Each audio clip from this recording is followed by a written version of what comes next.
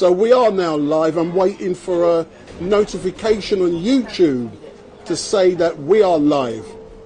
But for those of you who are watching, who will be joining us in a few moments, my name is Wendell Daniel and welcome to StreetMic, and we're currently on the Windrush bus making our way towards Windrush Square in Brixton. So we're now live on YouTube. So good afternoon all. My name is Wendell Daniel and welcome to StreetMic, and we're coming to you live and direct from the Windrush bus. And who would have believed it that we are now on our way to Windrush Square in Brixton, where many veterans will be getting on this bus.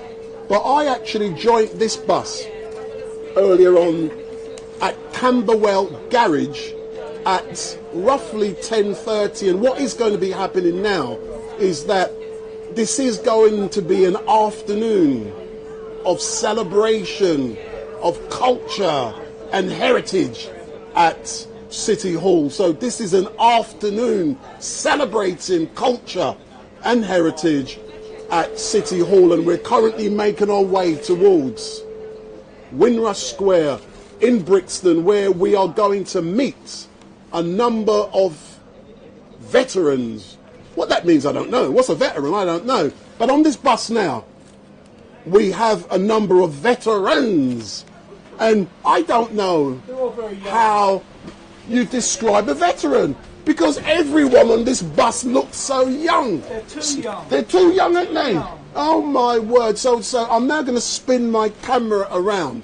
But just to let you know, we are going to be live from now till roughly 8:30 tonight, because we are going to end up at City Hall.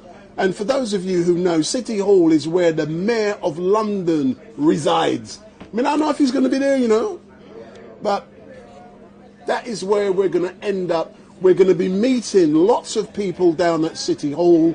And you know what is really great? This afternoon of celebration of culture and heritage means we're going to meet some great people. We're going to meet performers. And I was just looking on the event program, and I see a friend, Carol Thompson, the acclaimed singer. She's going to be singing some sweet tunes later on this evening down at City Hall. We're also going to be meeting some high commissioners from the various countries that permitted their people to come over to this great country back in the 50s and the 60s to help rebuild this great nation. But what I'm going to do now, I'm going to spin my camera, because I know I got so many great people and they all want to chat to StreetMic. So all I can say is big up, big up. But before I go to these people, I like the way you're looking at me. If you come in, can you come around here, my lady?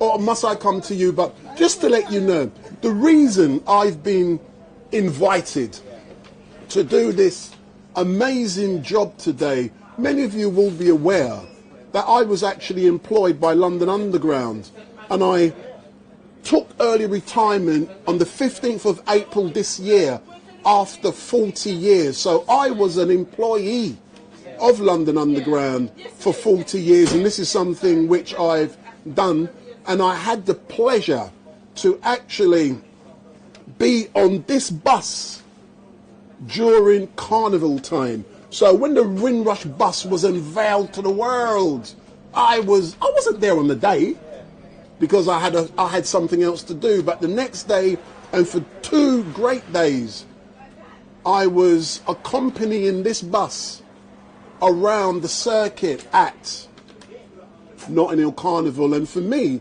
to be a former employee of London Underground, when I saw the bus, listen man, I'm a big man, and it brought tears to my eyes to see that our people, the people who came from the West Indies and from around the world, they were being recognised.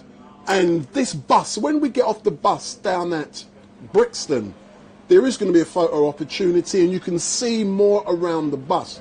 But the person who designed the bus, at some stage, her name is Barak, we're going to see her, and I've already had the opportunity to interview her, but we will be going until around 8:30 tonight. So it's going to be a long haul. It's going to be a testing live stream for me to see that I can do this for 7.5 hours. But do you know something? I've already had a near accident where my camera nearly fell over, but these beautiful ladies who I'm now going to interview were here to save the day. So I'm now going to spin my camera. And I'll tell you when to, So I'm now going to spin my camera around, and we can see some of the beautiful young ladies in the bus. So you know, the normal bus I would get on is a 192 going to Tottenham Hale, but this is a special chartered bus. And excuse me, you're meant to be looking at the camera, not at people. Hold on. You can see that wave. Give it the royal wave, like King Charles will do it. And let me zoom in. Hold on. Look at the young lady. Do that again. So, see all of these veterans on this bus today. Yeah, they love it. We are going to have some great fun, and already you can hear the laughter on the bus. Look, they say, Monday you want to get on the bus. Brrr, big up. So good afternoon. Let me introduce myself. My name is Wendell Daniel, and I've got the pleasure. Get over here, you're looking at, man. Yeah. See, that is really great. So good afternoon. So what's your name? My name is Faye Ruddock. Faye Ruddock. That's it. You sound famous, Faye. I am famous. You are famous? Yes. Yeah, where you from, Faye? I'm from Croydon now, but I lived in Jamaica. So you come from a small island. You come from Barbados. You come from Jamaica. No, I'm from Jamaica. But Jamaica's a small island. No, Jamaica is whatever. Yes, not small enough in comparison. Not as small as the others. Yes. My family springs from Westmoreland. So tell me, when did you make your journey to England? 1962 independence. Hold on, 62? But 3 years before I was born. Well, I'm glad that I'm able to meet you, and you're able to meet me as I've lived my years and yours now. But tell me something. What made you decide to come to England as part of that Windrush generation? Well, because I was under 5 feet, nurses had to be taller than the beds, and so I decided, since it's not the police force, or you have to have certain height, and I'm under 5 feet. And of course I came to England and applied to do my nurse training, and nobody asked me what height I was. And I was able to see the patient in the bed and rotate them and roll them in and out. So maybe that what was a blessing, that I was able to get a profession, and I've enjoyed working in the NHS for 40 plus years. So you worked in the NHS for 40 years, but what was it? I don't believe you actually worked there that long, because you look too young. Well, let's put it this way, it's a genetic thing. Big up. I had a mother who was as small as I was, and there were 8 children, and they couldn't decide which was the mother, because when the ladies came to sell the mangoes, they said, could you ask your mother if she wants any mangoes? And she said, well, I'm the mother. So it is a genetic thing from both parents, right? So that's what I call myself blessed. So you are blessed. So are you telling me in them days You didn't have social media to entertain yourself. You had to eat a mango. Is that what you're telling me? Yes. Well, I'm glad we didn't, because now that we've got common sense and all the things that goes with common sense, and not training online, because what is going to happen, a lot of the training, whatever it is done, some of it is done online. So we had hands-on. That is where our skills and our degree is. But tell me, what challenges did you face originally when you arrived here in England? You know, so many years ago, other than your toes being cold and you getting chilblains. I was just going to say the weather. But having said so, I was fortunate to have gone to a training school where all of us, nearly most of us, were from the West Indies. So we were able to form another family group. And because of that, it enabled me to, it was like from second home, because now we have quite a few of our friends who we're trained with, and we're now like a part of family. Some have gone away to the States, and some are still here. And we've met other nurses through the Nurses Association. Oh, all right then. But tell me a bit more about why you decided you wanted to be part of this amazing journey or this amazing celebration today. Why did you want to be part of it? Because it has given us full experience of daily living. And I have been able to travel backwards and forwards to Jamaica, and at the same time I have made my final home here, because most of the families have died off. Friends and families are gone, so you don't want to return to as a stranger back to where you were. Yeah. And here we are more now. The folks that we met, quite a few that we've met here, we've now, like, we've all bonded into a family group where we can support and help each other as well. Do you know something? It is so great to hear those amazing stories you are telling, because everything you've said so far has been positive. I know you've enriched our lives. Yeah. Traveling has enriched, and to meet other folks from other West Indian islands. We met everybody from Europe, people from Poland. You know, you meet people from everywhere in London. London is a melting pot, and also it opens up a wide range of experience for life. Like I said, it's great to hear that. And what are you looking forward to today? Like I say, we're on our way. I'm now going to spin the camera around. We're on our way on this beautiful bus towards Windrush Square.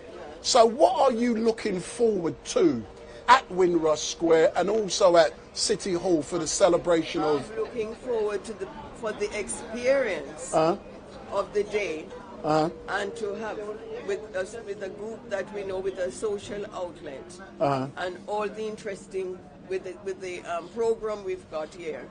We're out having fun. So you're having fun, but are you not looking forward to the curry goat, rice and peas, to the cuckoo and saltfish from Barbados? I'm looking forward to everything that is available. Right? We're going out for fun.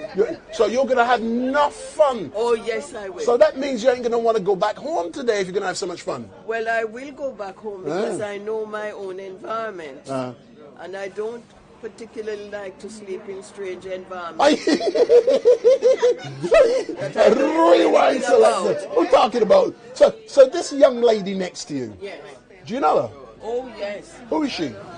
Her name is Bunty. Bunty. Bunty. I met. Where's she from? Jamaica. No. Is there anyone else not from Jamaica? Where's the Bajan? Aye, we can talk in a minute, man.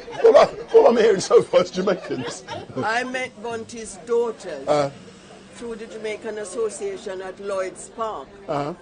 And the youngest daughter had two little boys in a pram and was toddling. And one thing led to another. We went back out. They came to the stall we had. But you know something? Are you her spokeswoman? Well, well, yes. Because me want free for chat. She will. So if you can, if it's possible, Yes. if you can swap places, it's purely for a sound issue. Yes. So if you can change over, then we can chat with her. You see. So she got shy now. Yes. She's shy. She not look shy. So I met the whole family. So you go and get the whole history. Aye. And then the daughter that lives around the corner said to the younger daughter, Faye looks so much like Mom. I think she's going to be Nanny Faye. And of course, the two boys are 30-odd-year-old now and married a couple of years ago. And the rest is history. And we're all very bonded and excellent stuff. Can I say thank you? well, yes. Can I say thank you very much for telling me those wonderful stories? I can tell today is going to be an amazing day. Yes. She will open up when we give her a little bit of Prosecco. Aye? Hold on, a Prosecco? What kind of cheap thing, man, is that? Well, you see, if you don't want rowdies to come back with you. You don't want roadies? No.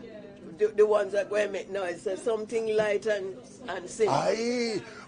Do you know something? I can tell you got class, man. Yes. Yes. So let me just talk to the beard, you know. So if you come forward, can you come to this one, please, Mom? Yes. It's purely a thing to do with sound. Yes. But thank you very much, and it's been amazing. So. Yes. See, I know I can get some amazing Bajan stories now, you know. So good afternoon, Mom, and what is your name? My name is Elsie. Elsie. So which part of Barbados you're from? I'm from St. Andrew, the country. You're from the country. Is that not where David Thompson used to? No, that was St. John. David Thompson. The late Prime Minister. The ex-Prime Minister. The late Prime Minister. Yeah. So what made you decide to come to this beautiful country to help? Because I recall when I come to England in 1973, the picture was painted that England was paved in gold. Well, it is. And hold on, when I get here, I see pure bronze on the floor, man, and snow. But what made you decide to come to England? Well, I always wanted to be a nurse. And I was inspired by a nurse who used to pass our house on a daily basis. And what was or is her name? Or his name? Her name was, her surname was Boyce, but I can't remember her Christian name. So I'm just going to cut in there for all of you who are watching. We are now arriving, I will come back to you, I promise so, but we are now arriving in Brixton, and we will soon be arriving at Windrush Square, hence the reason I've cut away from you. But I will come back and you can tell me more about this lovely nurse who inspired you. See, man, I listen, you know. That's why I've got on the earphones. Yeah, so for those of you who are watching, we are now arriving in Brixton. And on the right-hand side, that is we're going to be seeing in a few moments Windrush Square. So we're literally 100 yards away from Brixton Tube Station, but Windrush Square is renowned in Brixton. It's a beautiful place.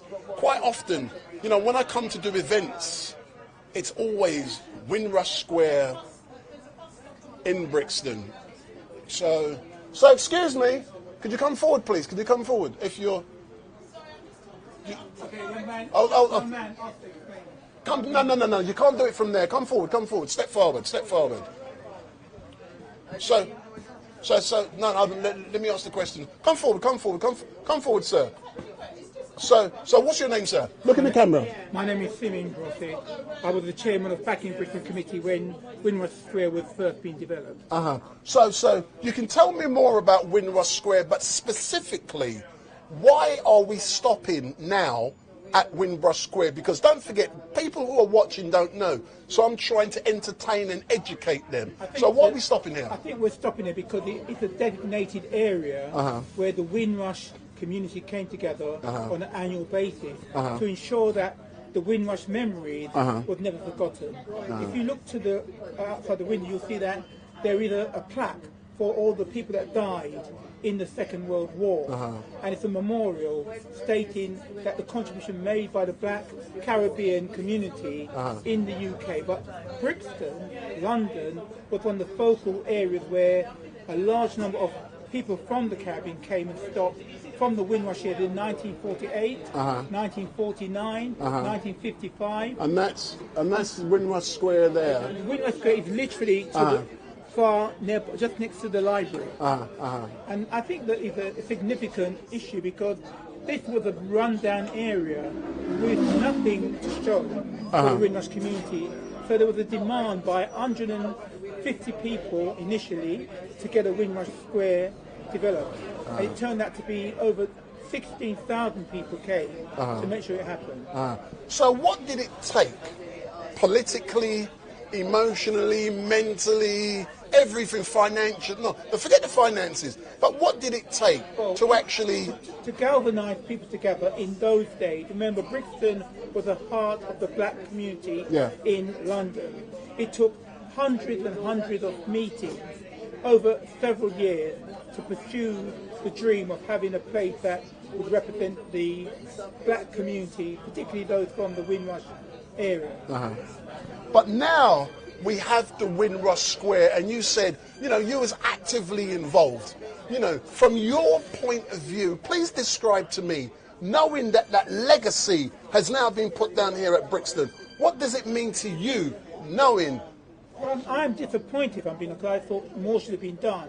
When you consider that Electric Avenue, Atlantic Square, you had all the people calling it, they used to call it Frontline, Brixton Frontline. Yeah, the Frontline, yeah. And we had a very negative connotation of what Brixton was about. But when Windrush Square came in, it was something to be proud of. It made sure that people in Brixton in the 1960s, 70s and 80s who'd done things, and some of them were working at the time, as you say yourself, they were working for, you know, London Transport, British Rail, and they had no recognition, and we had to make sure they got some recognition. But now they have got that recognition. Can I be quite honest?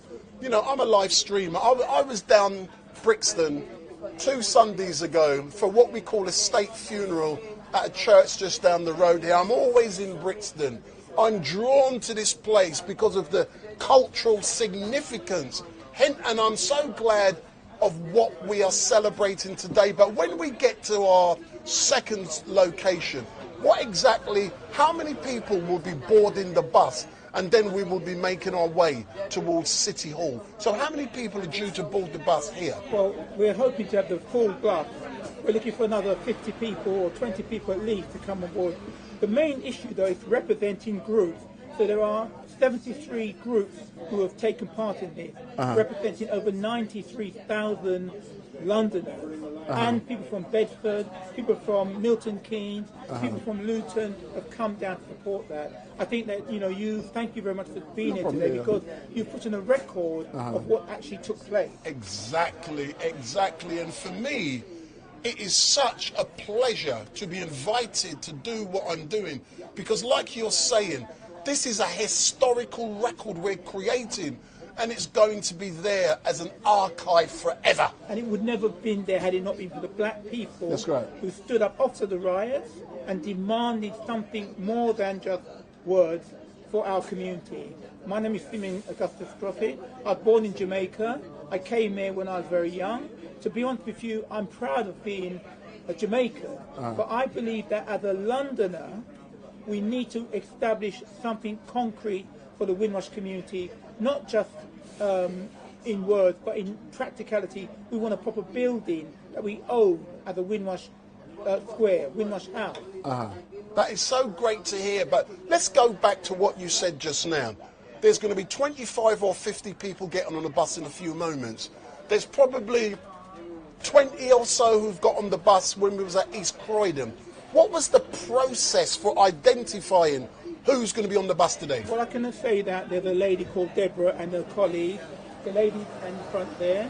They actually and other people, they work tirelessly to talk to some 100 members about coming today, and they had to be very selective.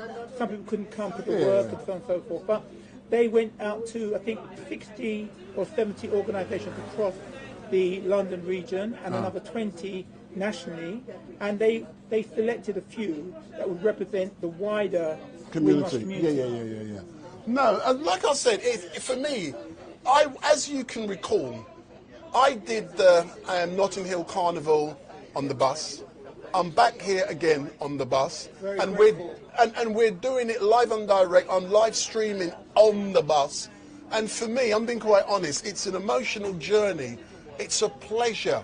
And the fact that I worked for London Underground for so long, and my dad, he joined this company, this great company, back in the 60s. So I've got, he was part of that Windrush generation, my late dad, so he's no longer with us. But for me, it is a pleasure to be part of this, and I'm doing it because I was an employee, so I can understand. Young man, you are a significant individual because not many people are willing to give their time and energy for what you're doing. And we need to recognise that when people put their effort and time in, you're not doing it for money. It's not for money. You're doing it for your family, for your ancestors, for your father, for your mother. That's correct. And I think that today we are making it clear one more time that Windrush community helped to rebuild Britain, and in particular London. We were working in the worst job. We got paid 30% less than the other community that were working here. You've done something which many people wouldn't have done, so we're very grateful to yourself. No, like I said, it's a pleasure for me to be here capturing this moment, and I put it down to Chris and all of the other great people who have put a plan together, and I'm just doing my little part to capture what everyone else has done. The young women that you're seeing behind you today, I have to say, they have been the backbone behind in making sure that Windrush is not forgotten. And I hope at some point the women will be recognised for what they did. My mother worked 3 jobs. Many people will tell you here they worked for NHS and so on. They worked tirelessly to make sure that their children and their grandchildren made sure they had somewhere to live decently. And I'm very proud to be a... But when you say recognise, what exactly do you mean by recognition? How, in what form should that recognition take? Well, recognition, we went to the Gleaner Recognition Award, Honours Award, last month, during Black History Month. And there was just over 250 people that came to the event. And I think they had about 30 people that were recognised and honoured, including Neville Lawrence, Stephen Lawrence's father, including Tessa Sanderson, including the National Windrush Organisation. And I think that we need to recognise the London Transport, we need to recognise the NHS, but we need to recognise specific people in that group who put themselves out.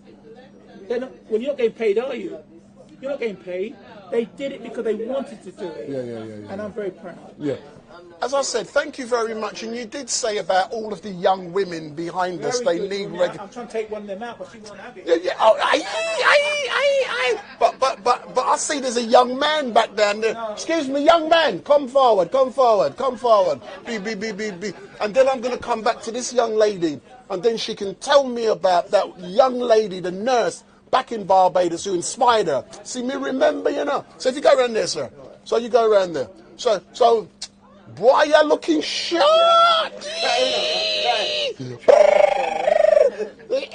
So how come you're looking so sharp today, sir? Well, I'm a politician, so I have to be... You're a politician? Yeah, man. What's your name, Suala Braverman? Oh, really? No, I'm independent. I'm not with the cabal at all. Yeah. So tell me... United Nations ambassador. So tell me more. We can have a political debate at another occasion, but let's talk specifically about you being on the bus today. Why did you decide? If you look in the camera, people want to see you fierce, and don't break my camera. It's all about heritage, isn't it? Yeah. It's all about what happened before and what's happening now. And we have to embrace who we are as a people, and somehow, I don't know how we're going to do it, unite. We have to unite as a people. When all communication breaks down, then the demons come in. They come in and take us away. So without communication and unity, things will get worse. So if I spin the camera around historically, what is that building behind us on the, on that side? Do you know that building? The Advent Centre. The what? The Advent Centre. No, I'm not talking about that one. I'm talking about the other one. Oh, the police station. The Babylon station. The police station. Yeah, police. So I'm just pointing out some historical locations here. Yeah. I'm not saying anything bad, but behind us we got the police station. In a moment we're going to come up to some famous roads like Electric Avenue. And what else? What else we got down here? Well, the Brixton Town Hall. The station's been there a long time, hasn't it? And you know something? My favourite takeaways down there, Refill. You know it just over the road. Exactly, yeah. And Refill, for those of you who are watching, is the only takeaway I know in this country that's open up 24 hours a day, 7 days a week. Yes. It's and the market is on the rise now.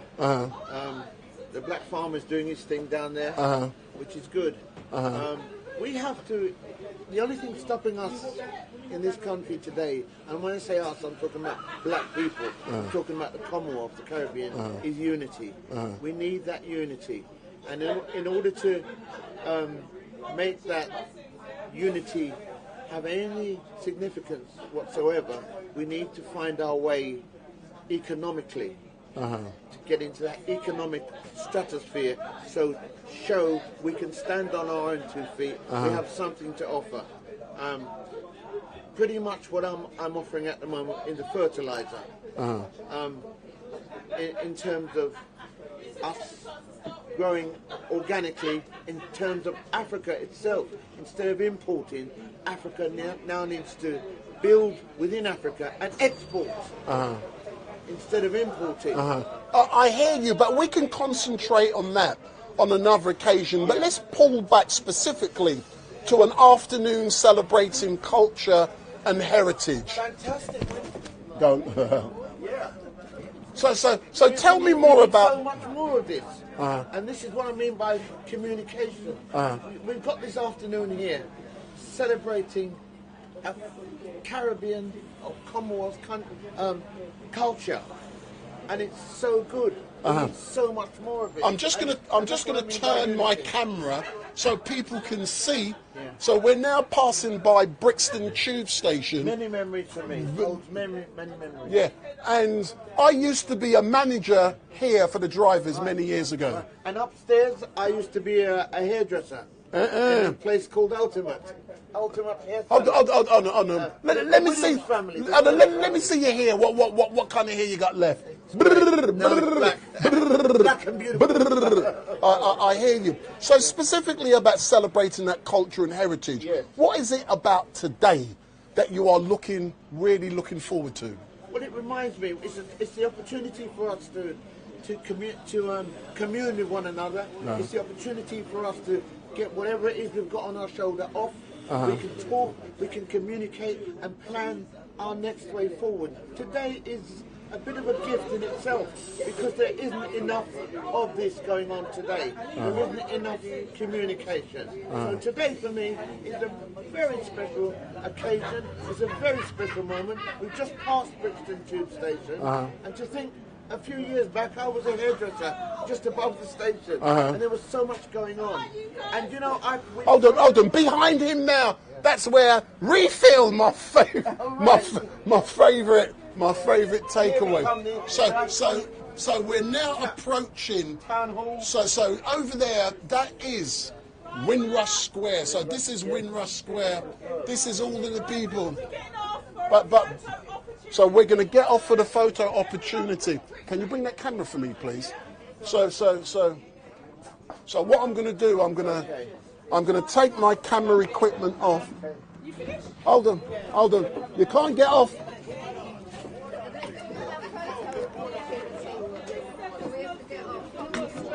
Say that again? No, we have. We need a photograph.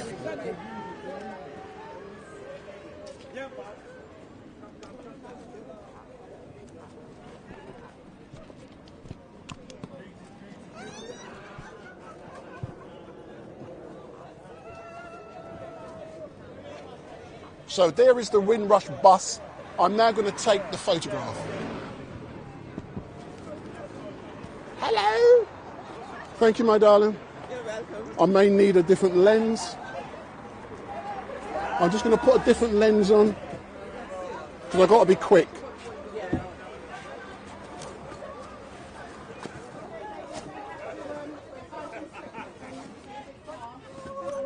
I didn't bring it. No, it's all right. It's all right. This will do. Excuse me. Can you all stay? I want the bus in the background. So everybody face that way. So all go back. That way. All of you go back.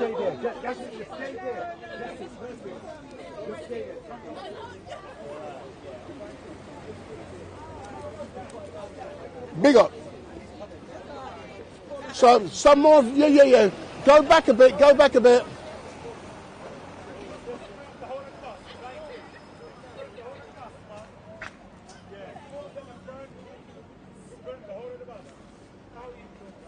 Oh, you know what's a great picture? Come this way. Yes. No. I didn't. Oh, we can do both. We can do both. Oh. Well, I can get you all in. That's beautiful. Can some of you come here? Some of you come here. That's beautiful. So I don't.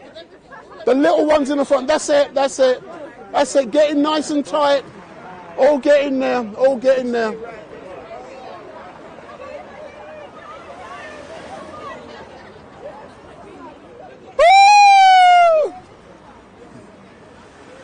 Beautiful. Anyone else? No. No. You got to look at me. That's it. You don't want to be in. I am in. Yeah. Good. Thank you. So all of you, if you look at the camera, hold on. I can see it. Beautiful. I got you all in. So all of you, go around. If you look at the bus, look at the camera. No, look at the camera. Look at the camera. Beautiful. Look at the camera. Thank you. Boo. Big up. Yeah. No, I haven't got time to that.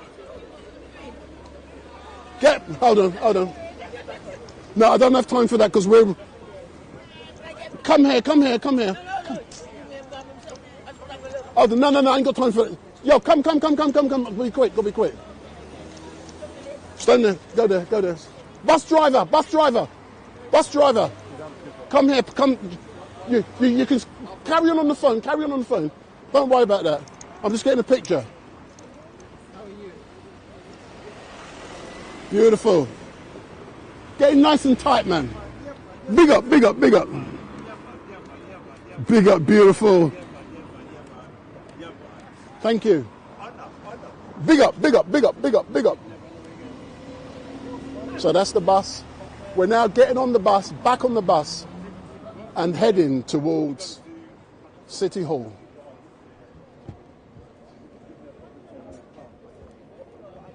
For an afternoon of culture and heritage. So we're now getting back on the bus for an afternoon. Excuse me, I've got to get in there. Sorry. I don't know, I'm sitting here because I'm waiting. Excuse me. Come this way. Go.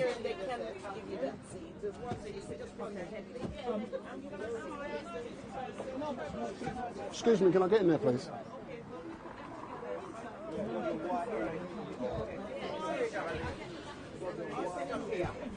Sorry. Go, let her go in there. Let her go in there. Yeah.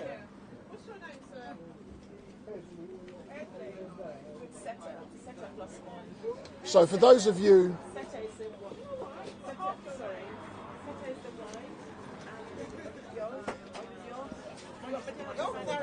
So as you can see, it's very busy down here. And in a few moments, we're going to be making our way towards City Hall. Did it? Is this all yours? Is that a pen or that's a pen? No, it's not mine. That's not mine. Yeah, that's mine. There. That's right. Leave. That's it there.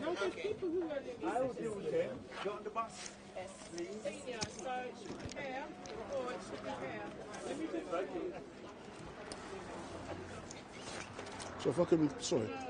Oh.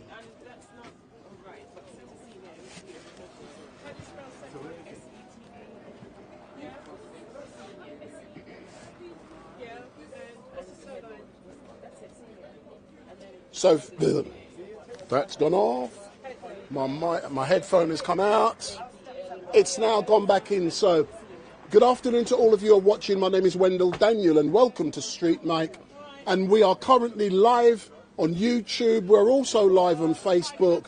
And we're also live around TFL privately.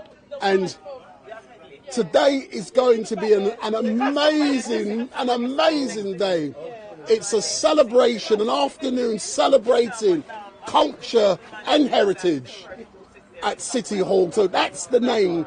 So an afternoon celebrating culture and heritage at City Hall. So this geezer here, introduce yourself. And don't mash up my camera. What's your name? What's your name? Yeah, I'm Chris, a.k.a. Mr. B. So Chris, a.k.a. Hold on, let me get this here. Yeah. So, hold on. It's all about good sound, but I can hear. So what is your involvement, Chris? Mine? Let me do my question, man. Let me set the excited like you said. Let me know you're excited. So what is your involvement in this afternoon celebrating culture and heritage at City Hall? What is your involvement? Our involvement with the WGLA is to make sure... Hold on. Rewind selector. For the people watching, what's WGLA? Windrush Generation Legacy Association. Yeah, go on now. Right. And I'm a descendant. I'm not from them, but, you know, I'm the new generation. So as the WGLA, as the new generation from me and behind, we are here to support and encourage and make everybody have a wonderful time today, because today is going to be epic. If people just realize and stay focused, all will be well. Simple things, because not before the divine time is. Kaboom! Bam! So tell me something, since you discovered that this has, this is going to be taking place today, have you been able, did you sleep last night? Well, I'm going to need to sleep, but it's ready for this. And if you look at the program today, I'm really happy that Carol Thompson is going to be singing some sweet tune. You might even see me whining. Yeah, man. I'm on. I'm have to calm down. Calm down. I'm working. But what is going to be the highlight from the program that you have seen thus far? Thus far, you know the English language, Okay, right there. It's going to be very impeccable and very informative. I can see Shakespeare has educated you, sir. Yeah, man. But yeah, it's going to be amazing. But tell me something, we left East Croydon Station and made our way here. We got here about 20 minutes late or so. What was going through your mind waiting here at this famous location, knowing that the bus is going to be turning up? What's going through your mind, Brixton is my ends. Every loud and clear. Let's put that in there. They're on camera. It's on record. It was an honour to be at the Windrush Square waiting for this bus. Our bus. Us. The WGLA generation. Freeway bus. You understand? With collaboration with TFL. But it was wonderful. Honourable waiting, because it's all about patience. Once you've got the attitude and patience, everything's for a reason. So no rush. Just keep it calm. But you know we was coming. Yeah, man. You know it. Yeah, but tell me, are you from the local area or close by? Yeah, I'm from this local area, but I'm in Maka land now. So yeah. What kind of thing, Maka, man? What that? I'm from Barbados, man. Okay. What Maka? Well, my dad's from Barbados. My mom's from Jamaica. But anyway, Brixton, Medea, and East Croydon. I'm resided up there now, but Brixton is my hometown. But you know something, I was telling people just now, there's one place that's more famous for me than Windrush Square in Brixton. Do you know where it is? Boy, help me. Refill. Oh! Refill. Yeah, but everybody knows Refill. Real talk. No, it's going to be really great, and we can tell already that it is going to be an afternoon celebrating culture. And it started. Celebration. Can we not stutter? Celebration of culture and what? Heritage. Yeah, man. Hey, that's an honor. Where that name come from? Who come up with a name like that? Boy, I'm learning, you know. Was it Chris? It might have been. Or was it you? The other Chris. Or was it for people from the WGLA? I think it's all of it. Collaboration, you know? Mind mapping. But you're an academic, you can mind map. But you know something? When people work together and they put their heads together, you can do anything. Anything, man. We have to, because again, together everybody achieves more. You know what I'm saying? And it's about just being authentic, staying in your lane. Authentic? Yeah, man, authentic and authentic. That sounds like KFC being authentic, just like in the corner they are for KFC.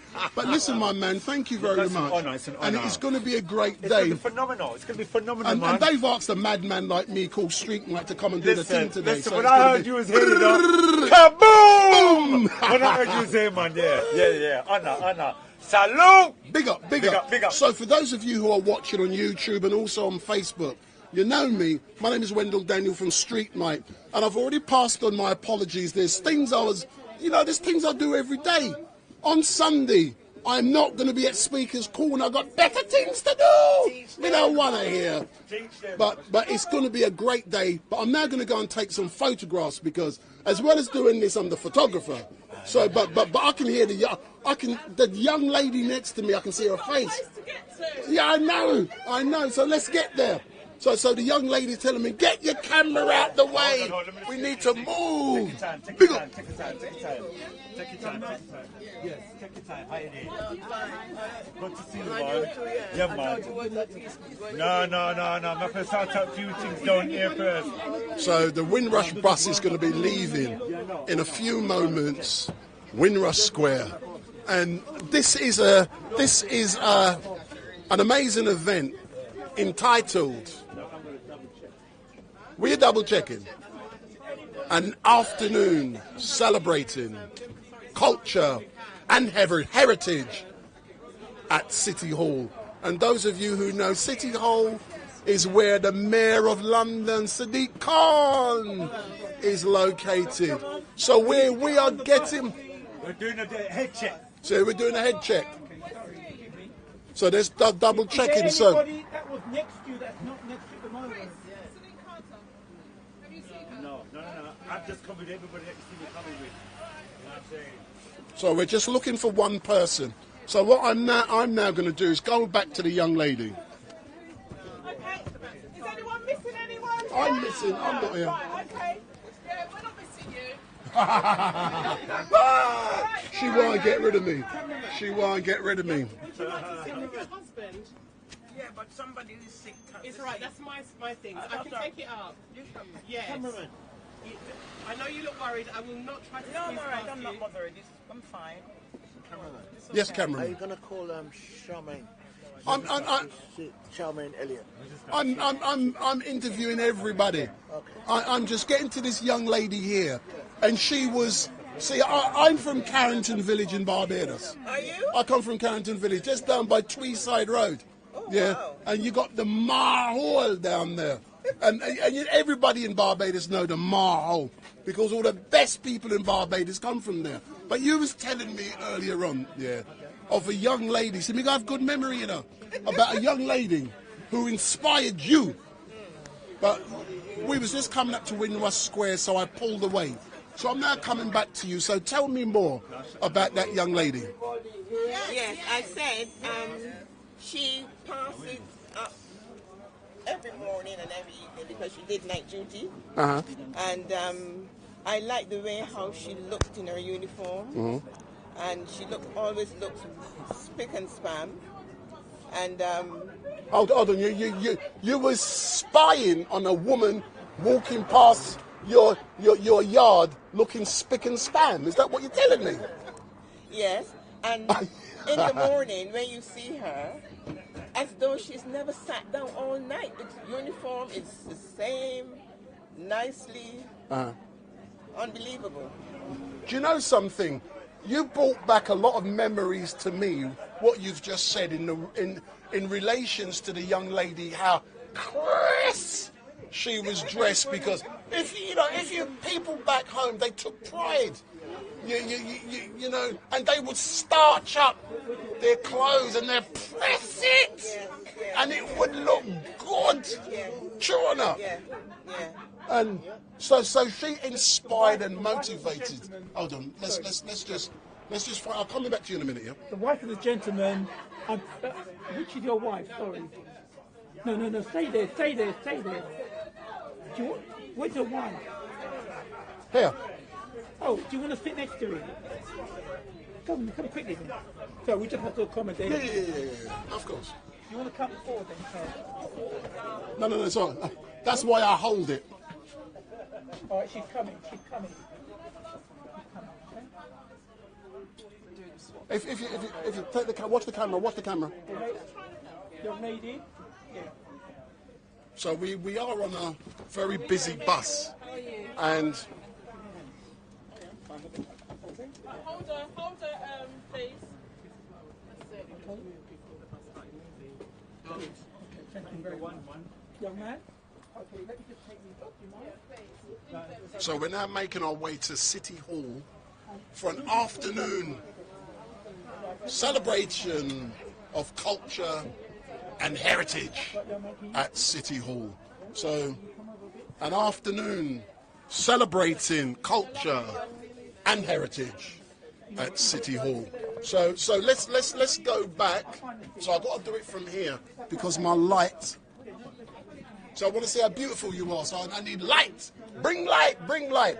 So you was telling me about the young lady. She was dressed crisp. Yeah. And she inspired you. Yeah. So what was the process you went through to actually be, what's the word to use, to be okay to come to England? What happened? I was young. I was very young then. And nursing was always in my mind. I always wanted to care for people. So obviously I had to wait until I was about 18. So I went Hold on, how old was you? 10 or something? Somewhere maybe 12, something Oh like my that. words, it was young. So obviously I had to wait until I was 18 when I could go to the recruitment center in Brixton to register. And I registered, and they said this kind of I didn't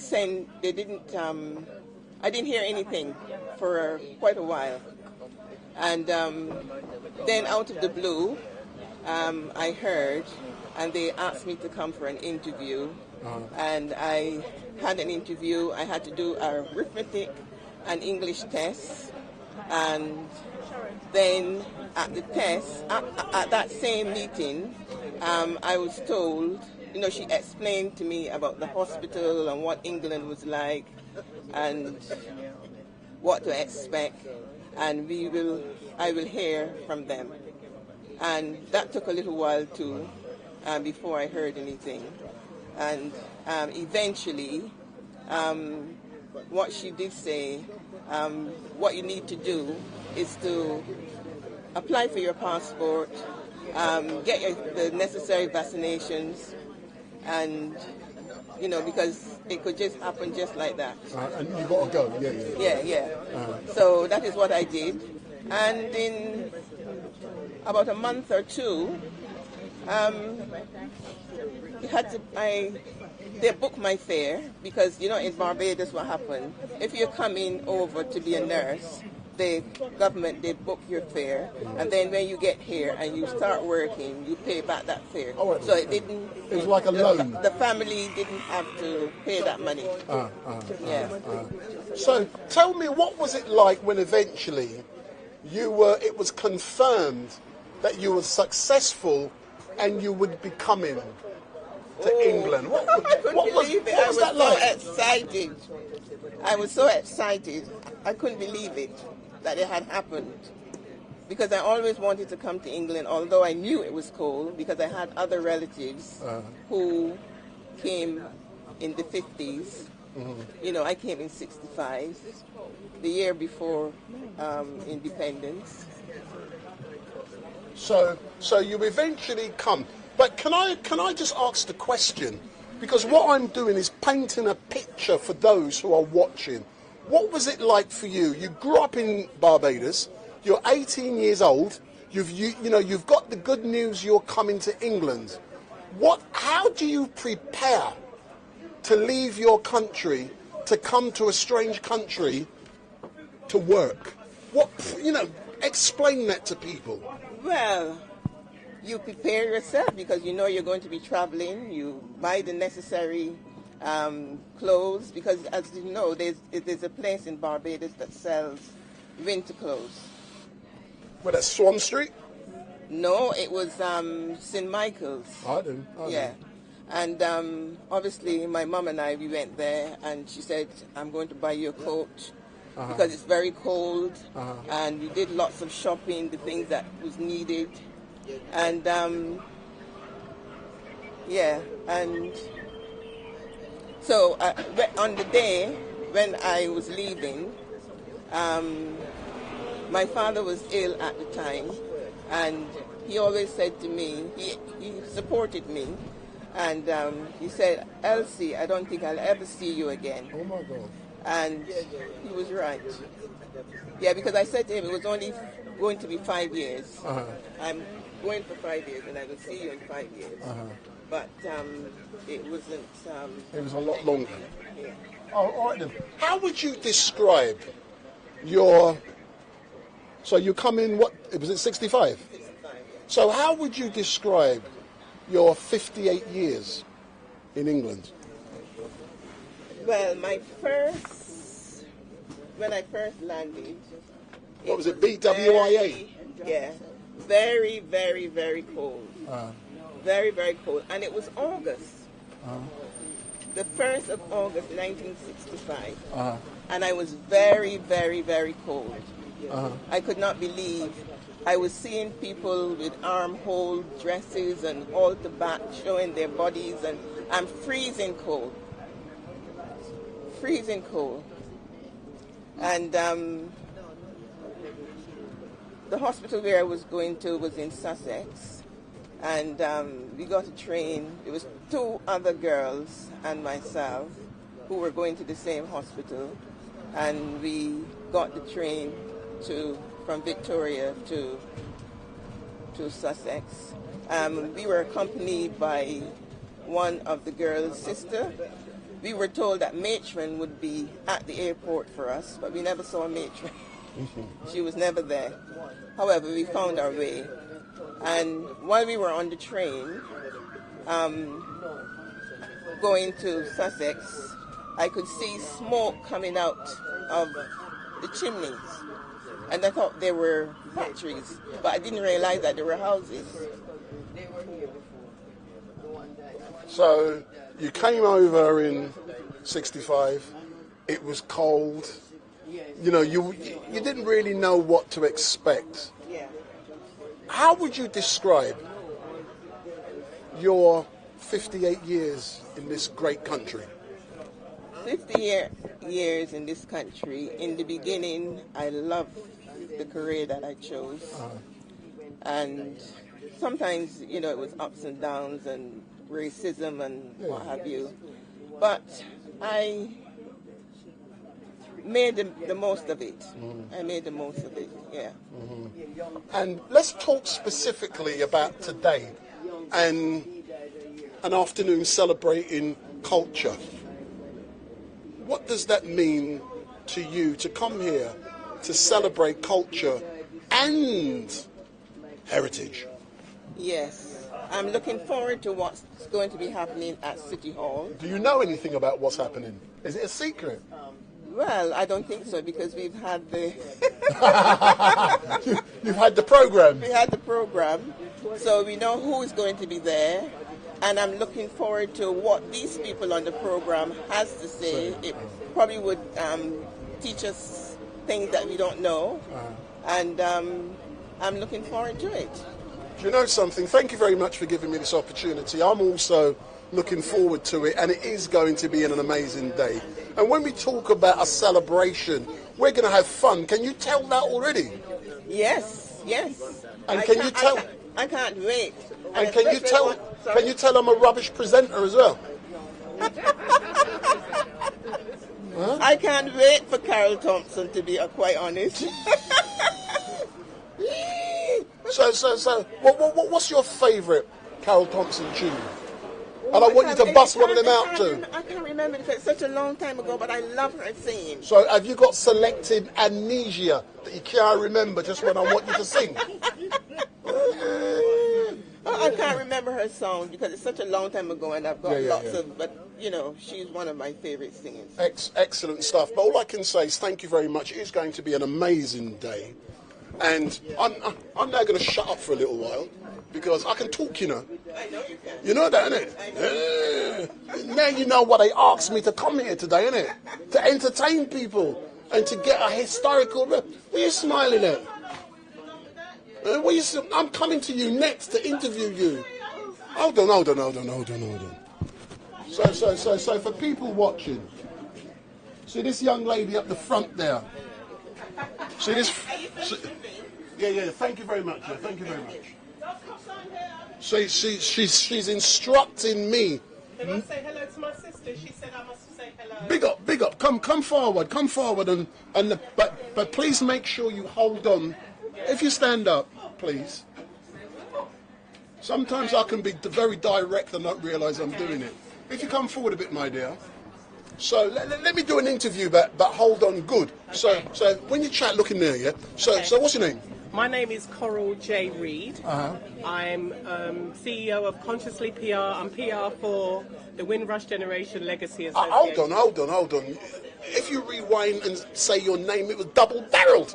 Coral J. Reid. Oh, that sounded posh. I am. Coral J. Reid. So my apologies just for clarifying.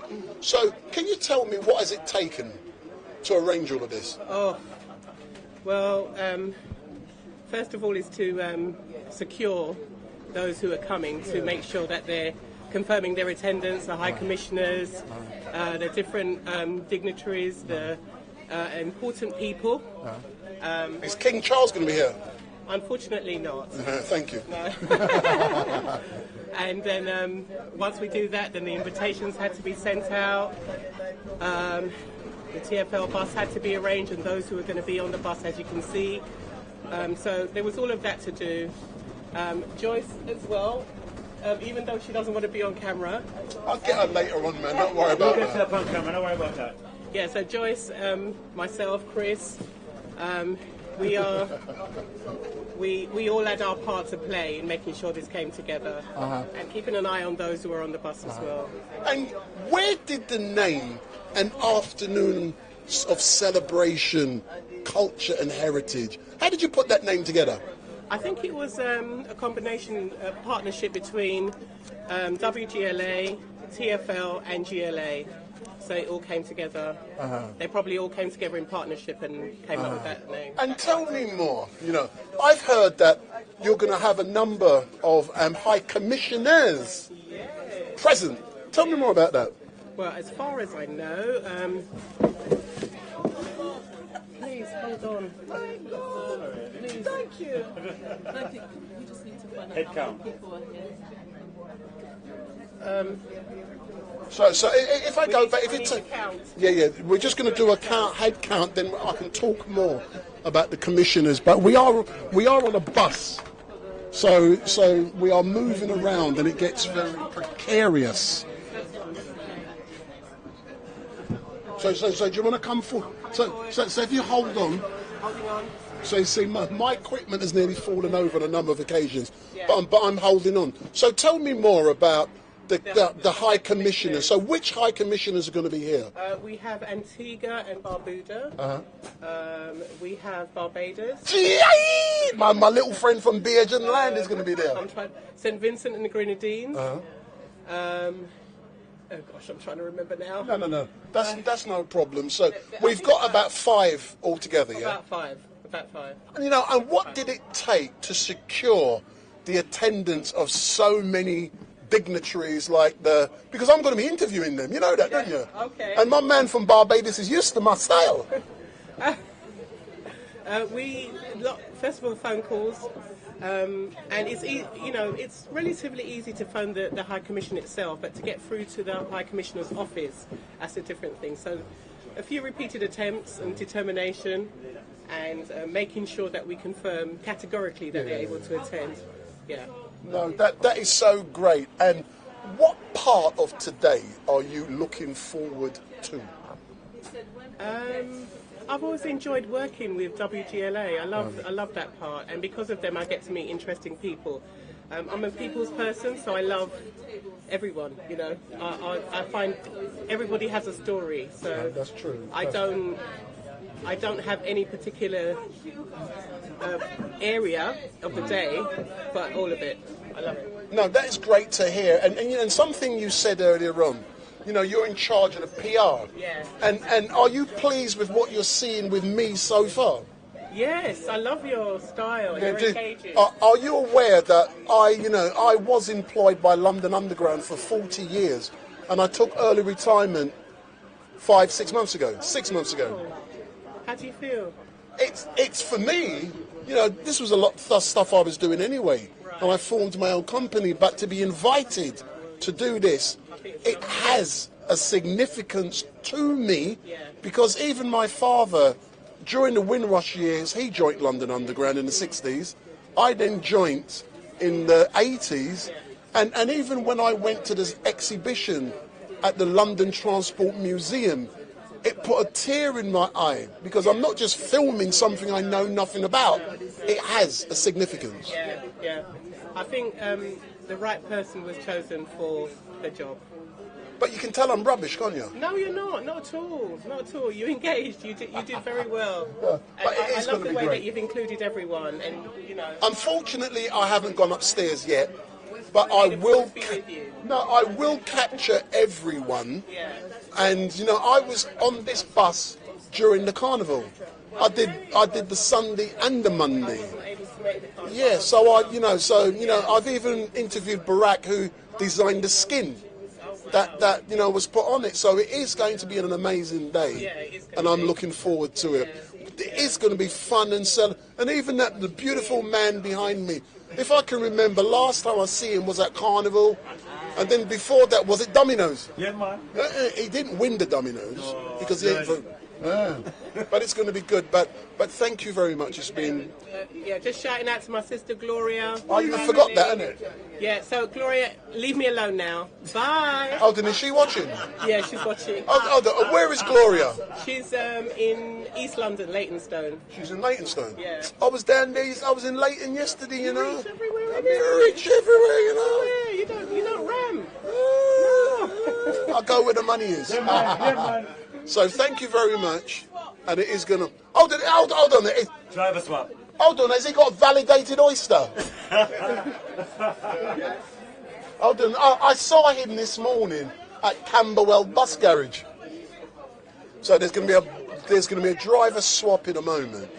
And I did join this bus originally around 10:30 this morning from Camberwell garage. And we are going to be live streaming for a total of 7.5 hours in 4K. Because, no, listen, man, this is what we do. And we're going to entertain people for that amount of time. But one thing I want is my cuckoo and saltfish. I'm hoping they have got oxtail. I don't think they have. No, I'm only making sport, man. But thanks a lot, yeah. It's going to be great. Thanks a lot. Good. So for those of you who want to know where we are, so where are we now, sir? It says up there. No. That used to be Colorado, but there's some technical, what do you call it? Glitch. That's not Colorado, but where are we? Going towards East Street. Is it East Street? L Street. East Street, like.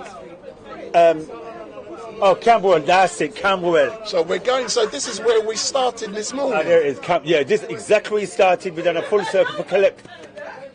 People like myself and others. Oh, hold on, but I could have get here later and joined the bus here. True, but you know the unforeseeable things, man. So when it's unforeseeable, you go with the flow. Aye, big up. And then when you go with the flow, don't go against the currency because it'll sweep you over. Work with the currency. I hear you, my man, but thanks a lot. So we are going to be making our way towards City Hall, and that is the location where the Mayor of London is located, and I'm led to believe that the Mayor of London is not in the house, but it is going to be an afternoon celebrating culture and heritage at City Hall. So it is going to be a great day. And all of these people on this bus are part of the Windrush generation.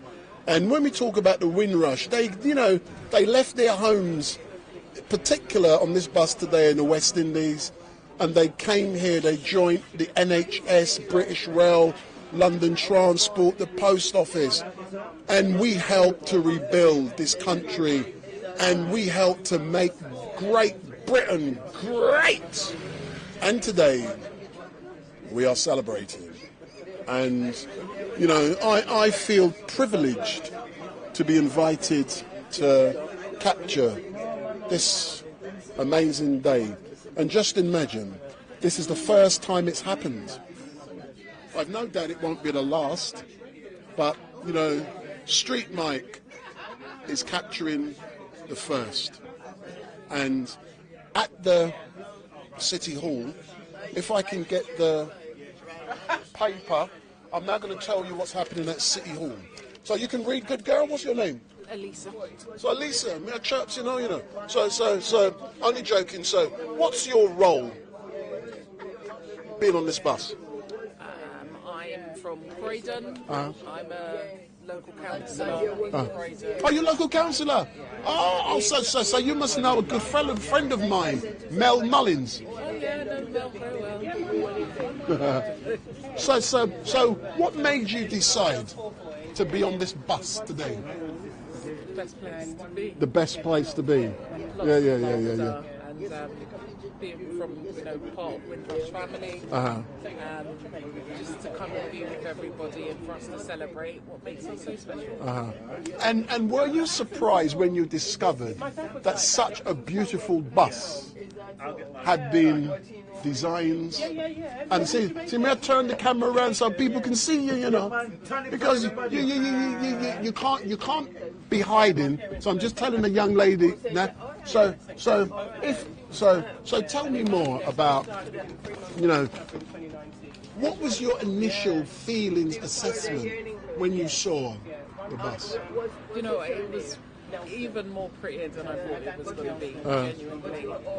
I didn't get on until Brixton, and so just seeing it coming towards us, I think it's a real fantastic opportunity for us to celebrate what makes it special.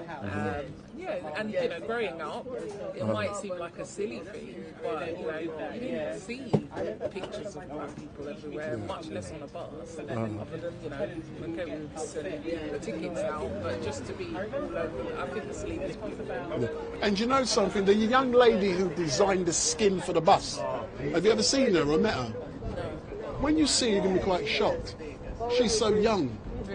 And she's so humble, and she's designed stamps, all kind of things, And it is going to be a great day, but what are you really looking forward to today in regards to the celebration of culture and heritage? What for me, genuinely, I don't think there's any one specific thing.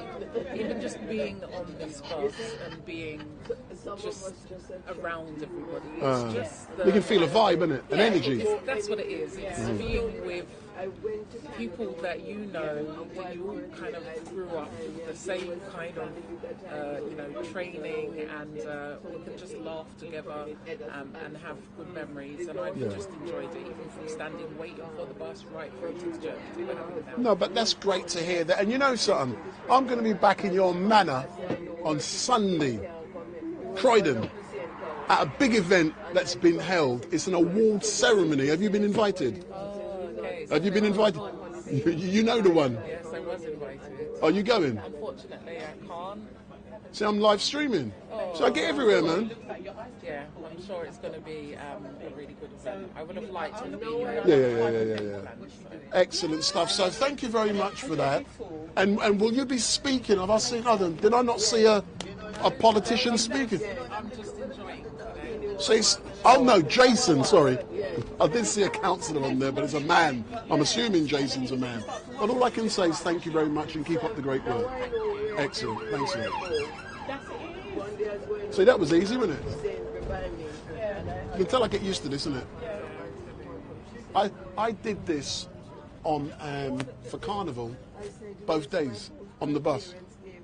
So that was amazing, man. I did Carnival with my kids in the parade. Oh, was you? Did you enjoy it? Yeah, it was fun. They enjoyed it. Yeah. No, excellent stuff. So I'm just going to let you see where we're going for a few moments. I've been chatting for over an hour, so I shut up now. But you're doing well, man. Yeah. You know, I'm going until 8:30, man. Wow. Looking forward to that, man. Yeah, man. And it's well, man. So listen, I'll let you take over. Say, in the microphone. In the microphone. What am I going to do with the microphone? You know what I'm saying? Just talk to the people. Oh, talk to the people. Oh, wow. Well, all I can say, you know what? Let me talk to the people then about being here. StreetMic. Don't worry about me. Talk about yourself, man. Don't worry about me. There's no need to talk about myself. Not to talk about StreetMic. Because when I met this brother here, I tell you, say, I wanted the most I know. I didn't like him when I first see him. Yeah, you see them thing there, he don't like me, but I don't like him either. Big up. You know? But it's wonderful, you know what I'm saying? And at the end of the day, today is an epic day. Remember me tell you, say, me not stutter. It is an epic, memorable. Yeah, memorable. I'm saying it correctly? Day. And yeah, just enjoy, full joy, relax, and just live life, man. Simple things, man. Because if it wasn't for the generation behind me, I wouldn't be standing here. You understand? So this is why it's more of an honor for me to hold it up, so I can continue for the next generation behind me, being a teacher, all right, and a teacher of many hats, master of all of them. You understand? Because I'm scared I'm a Leon. But yeah, man, it's wonderful. I'm speechless. You understand? Makes a change. The thing is, later I gotta be greater, you know.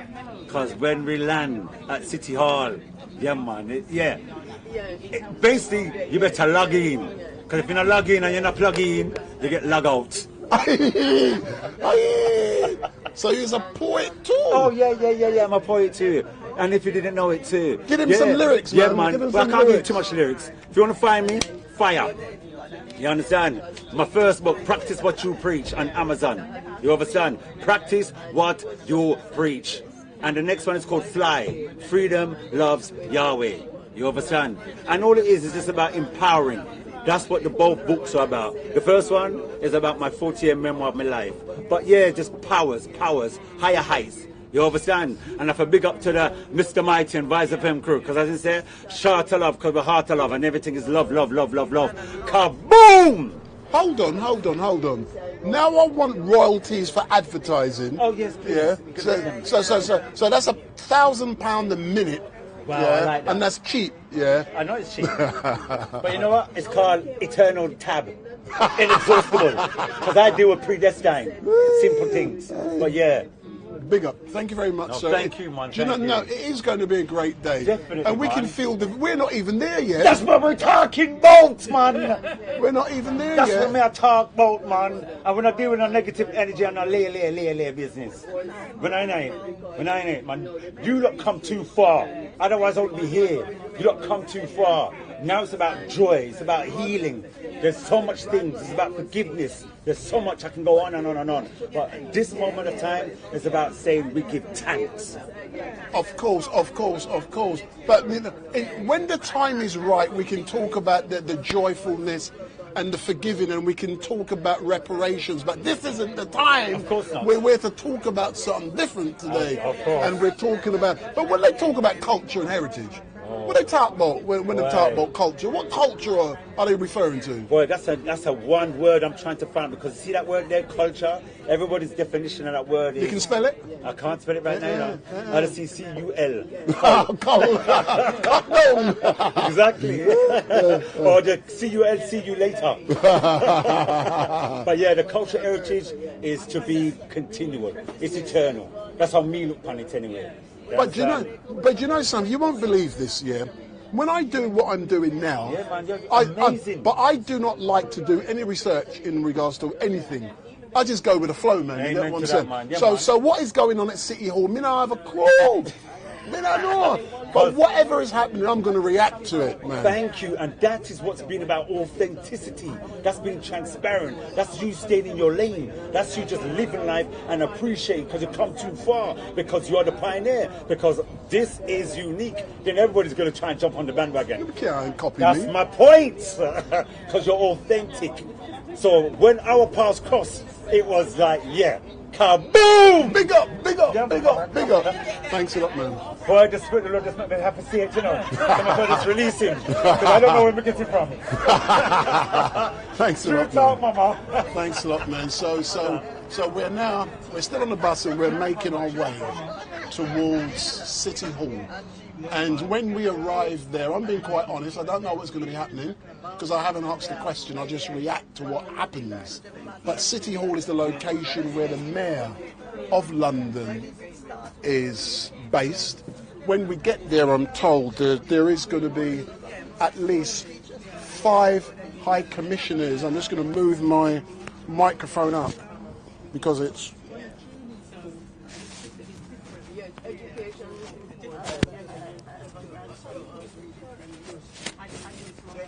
Yes, I've now moved my microphone up. So when we do get to City Hall, you know, there's going to be at least 5 High Commissioners, and you know, I will be engaging with them, and they can tell me some great stories also about, you know, people from their own country, St. Vincent and the Grenadines, Barbados, and you know, other locations. And that will be great to find out that story, those stories. But what is really great for me today is that we are capturing a record. At the moment, we're at the first floor of the bus, the ground floor, but there is an upstairs as well. And you know, I won't go up there yet. But when we get to City Hall, we will get the opportunity to engage with more people. And for those of you who are watching, all I can say is thank you very much for watching. It is going to be a long live stream. I've bought about 20 batteries with me because I've got lights, I've got all kind of different stuff that need replenishing in regards to power. So I'm now turning that light off, I've now turned it back on to see if it makes a difference. So it is going to be a great day today. Hopefully you are going to learn something and you will also be entertained. But you know, what we are doing now is live streaming all of the way towards City Hall. On occasion, the live stream may buffer. That's because we might not be picking up a strong signal. But in general, we should be good. So this is the bus we're on. It's the Windrush bus.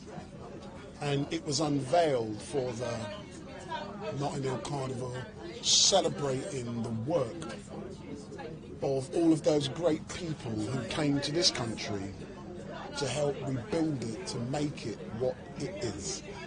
And I was invited to do so by a gentleman by the name of Chris Simpson, and he works for TFL, just like I did. But, you know, he called me again and said, would I do this today? And I agreed to do so because it's an opportunity for me to capture something unique. And all the photographs and footage I take will be donated to the WGLA and others. So this is a collaborative event for everyone. There are lots of partners who have worked to make sure that today happened and it's a success. And all I can say is that you know, it has been amazing thus far. And the time, I don't know what the time is. Let me have a quick look. Because we are going until 8:30 tonight. So I'm now going to have a quick look.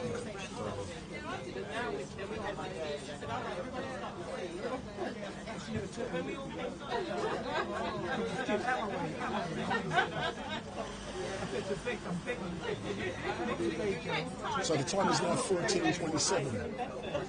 So it's 2:30. So we've got another 6 hours to live stream. So we're now, I don't know where we are. So let me try and find out to give you an...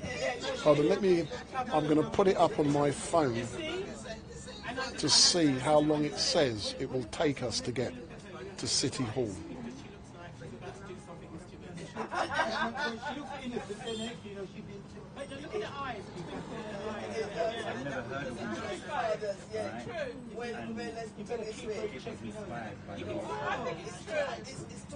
So I've just put it in the Google thing, and it's saying it's 5.9 miles away, and it's saying it's going to take about another 40 minutes for us to get to City Hall.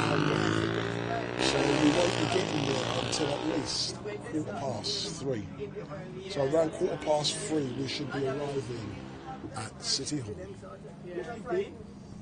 As a matter of fact, not they're preaching you that be careful, you can't plant peas and get corn, my father said. Right? No, what they say, they explain already, say you can read all right. Yes, Papa, well known. You can't plant peas and get corn, so we are on a double-decker bus, and the bus is full. There's an upstairs and a downstairs. But you see, because we're in the environment, you know exactly their movements, and the minute they look at you. And don't come back home because there's no room to come back, because you say you're watching anyway. And don't tell anybody anything. So we knew what was wrong and right from a very young age. Why CA has said StreetMic hasn't been upstairs on the bus. Whoops. So it's because I'm actually carrying a lot of equipment. To do this, I don't think you realise that. So what I'm going to do, I'm going to go upstairs. I asked her.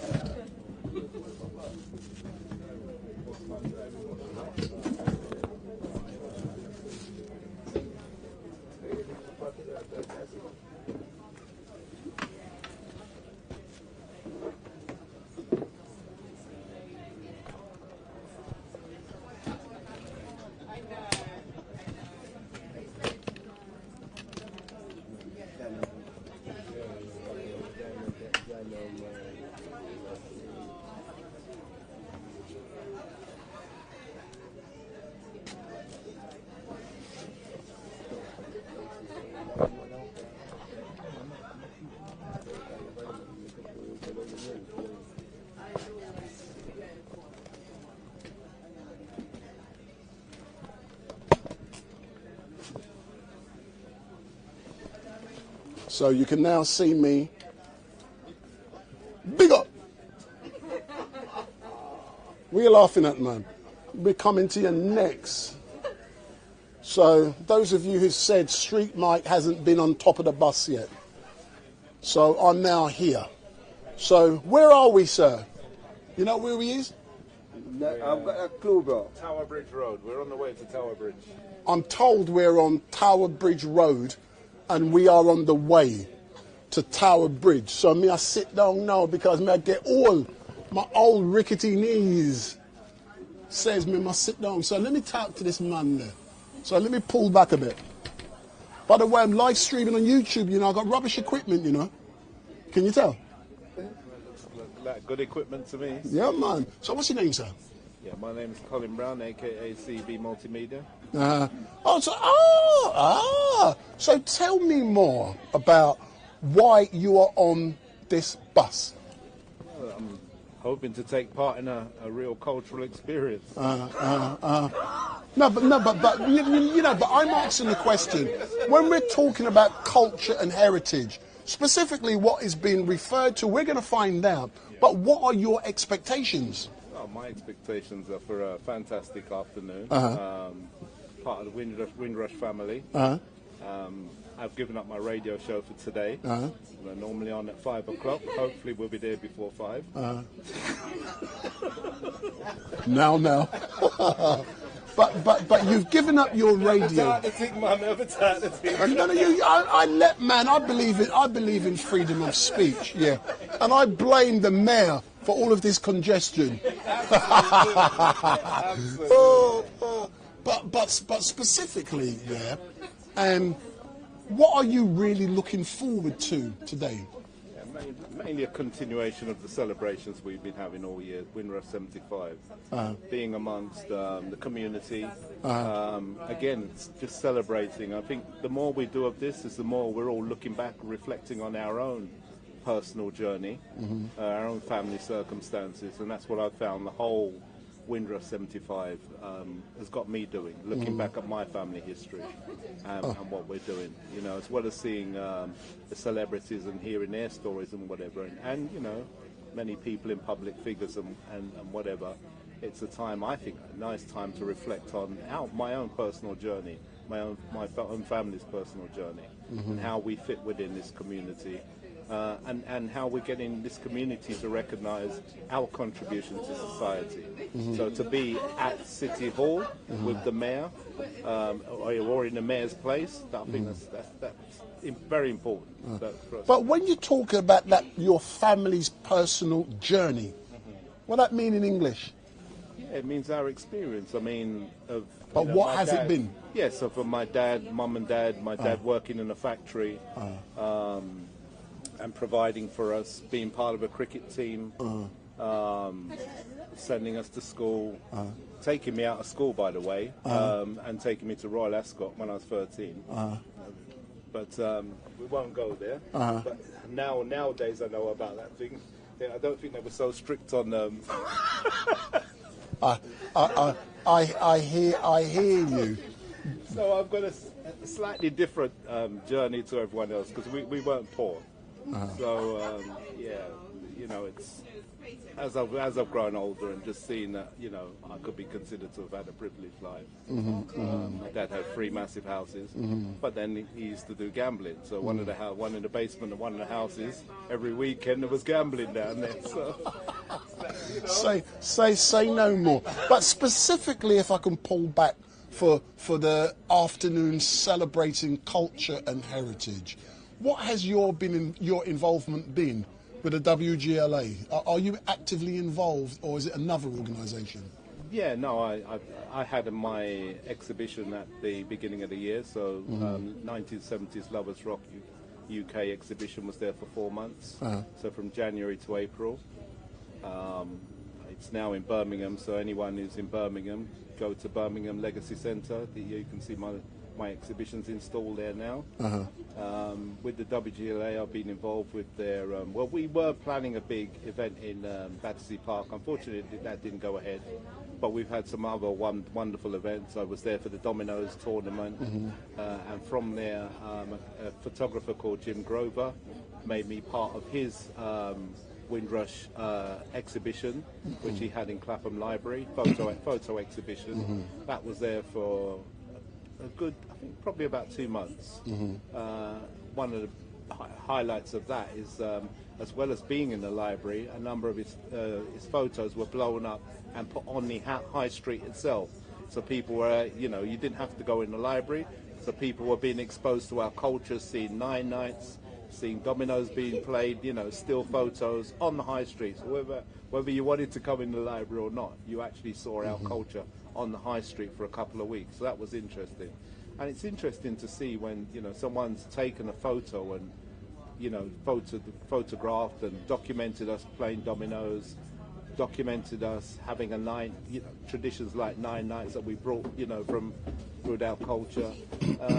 Yeah, just seeing how, as a culture, how we've, you know, against adversity in this society, we've achieved some amazing things.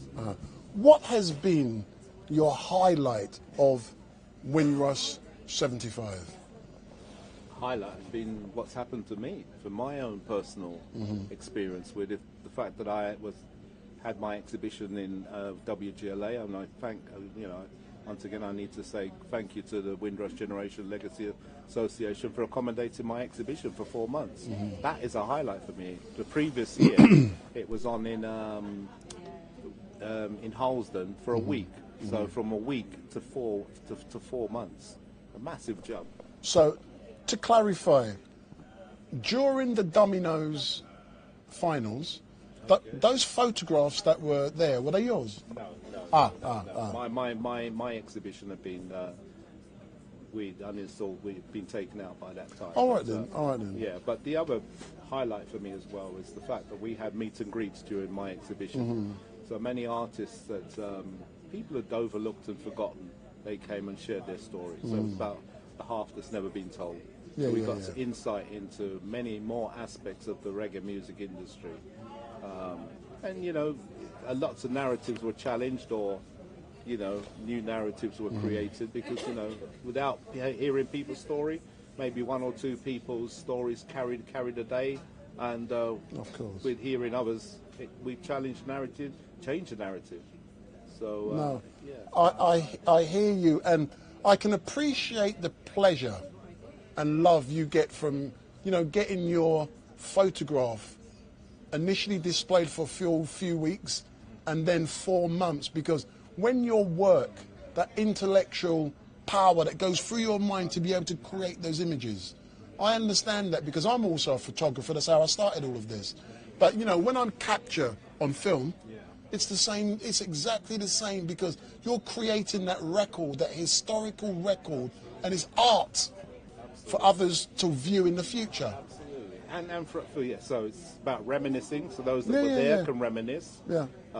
Who's here now, the present, the youngers, and having those intergenerational conversations. Because one of the things I realised with my exhibition, Lovers Rock, you know, you say to our age group, have you shared those stories with your children? You know, the fact that you were intimate in a dark space with a stranger. Rewind selector. You was what? How would you describe intimate? Oh, intimate. You're rubbing up. You get what I'm saying? And that's why we say, you know, rub off wallpaper. So because you were up close and personal. Yeah, but in them days, intimate meant different to what it does now. Well, so now is a whole different thing. It's a whole different. But I was going to ask you one final question. You're talking about Lovers Rock, and you've come back to it, and I was going to ask you there. And I see we got a great Lovers Rock singer later on today. Yeah, absolutely. Yeah, I think it's Carol Thompson. Carol Thompson. Yeah, Carol Thompson. Yeah. I think she lives around the corner from me, if I'm led to believe correctly. You get what I'm saying? She's a fantastic ambassador, and still doing it, and amazing, and still sounding as sweet. Amazing voice, absolutely, still amazing voice, and still wooing people of all generations and all around the world. She's a fantastic ambassador. Yeah. Really. When her child was born, I remember it was around the same time my son was born. Okay. And when we used to have to go to you know, you got taken to the clinic to get them weighed and do all them things. I used to see her there quite often, so they would be around the same age. But can I say it was fantastic to actually give me this opportunity to chat with you. You can probably hear me down there having a laugh and joking things. No, but you got to can't be all serious. We're tackling a serious subject, but I'm introducing a bit of fun and laughter into it. And it makes it more memorable. But it has been brilliant to chat with you. But you know, so you see this man named Quiet, you know. Oh, yourself, man. There's a camera there. You online? As you can see, we're experiencing some... all on selector. Rewind. We're experiencing some traffic. This is due to the Rotherhithe. One side of the Rotherhithe tunnel is closed, so now traffic is being diverted. So apologies, nothing we can do about it. So just hold tight and we'll get there eventually. Thank you for the update. That's okay. So as we can hear, we are stuck in a traffic jam due to issues connected with the Rotherhithe tunnel. So what that means in English, men are not, because I don't drive. If I go to A to B, I get on a tube and I go under the ground and I avoid all of these kind of problems. So, sir. Yes, my brother. You know around here, you're telling me you know everywhere. You know around here? I have an idea, but this looks like Maka side, and yeah, traffic. See, traffic as always. Traffic as always. All right, then we won't get political and blame the mayor. Oh no, absolutely not. Absolutely not. Far from. Because it's just patience. It's patient. But why don't you bust a couple of tunes whilst we're sitting on the bus waiting? Them type of lyrical tunes right now. Huh? You're not ready? Belly. I'm always ready. I'm tell you straight, I feel my belly first. You got to feel that, but that's an excuse. I'm assuming you can just ad-lib it and... Yeah, I could ad-lib it, but then it might sound a bit croaky, and I know my lane. So when you know your lane, you just fly and just cool. We need some rare nephew to loosen you up. Definitely, yes, man. Yes, man. You push a button, you see the trigger where you just push a button. You just push the button. Yeah, man, that would be helpful. That warm up the inside. Oh, don't do that again. Let people see you rub your belly. But yeah, thank you people for your patience. We're soon there, man. It's going to be a great time, man. It's going to be great. Have you checked their Oyster cards yet to see if it's been validated? I think they get, what's that one when you just get one from the system? They just give it to when you get a certain age. They give you the Oyster card. Was that freedom pass? That's the one with freedom. Yeah, it's the freedom passes on there. VIPs, not in freedom pass. Let me retract. VIP passes. Look on the bus with the fun. I want to win. A freedom, nah. We free. Big up. Kaboom! There's a pass before the freedom pass. True. Is there? There's a 60, yes. Yeah. Freedom pass is when you retire. Okay. 67? Something like that. Oh yeah, 67. Okay. Yeah. Oh, you want to see a freedom pass? Yes, that's what you call a freedom pass. Wow. See that there? See that there? See that there? Different colours too. What colours it is? That's called early retirement pass. Okay. Wow. Yeah, but I love that. You get that after 20 years. Okay. So I want two of them. I want two of them. So this is where we are. So I'm now showing. So we can look on traffic. Yeah, show them. Nothing moving. Not moving. The usual. So that is where we are. Flag it off. Touch the thing and Yes.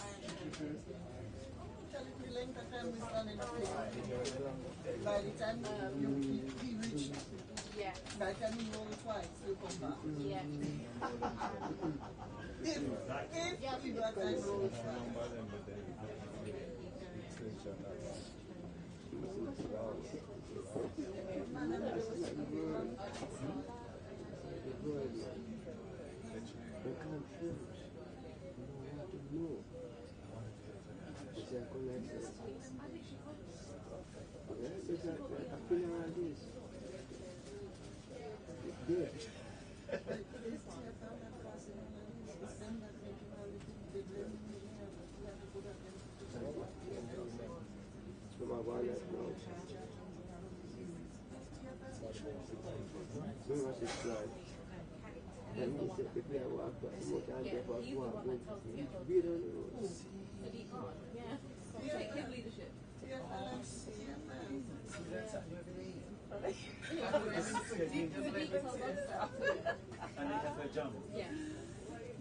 Not jump, but yeah.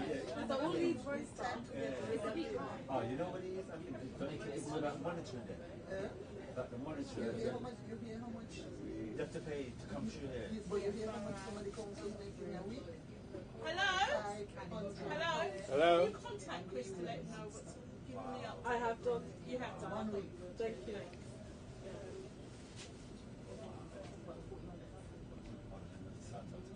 Do we have to go to the bridge? Yeah. Do we have to go to the bridge? Because run right is I know so. That's why. That's why I think it's yes.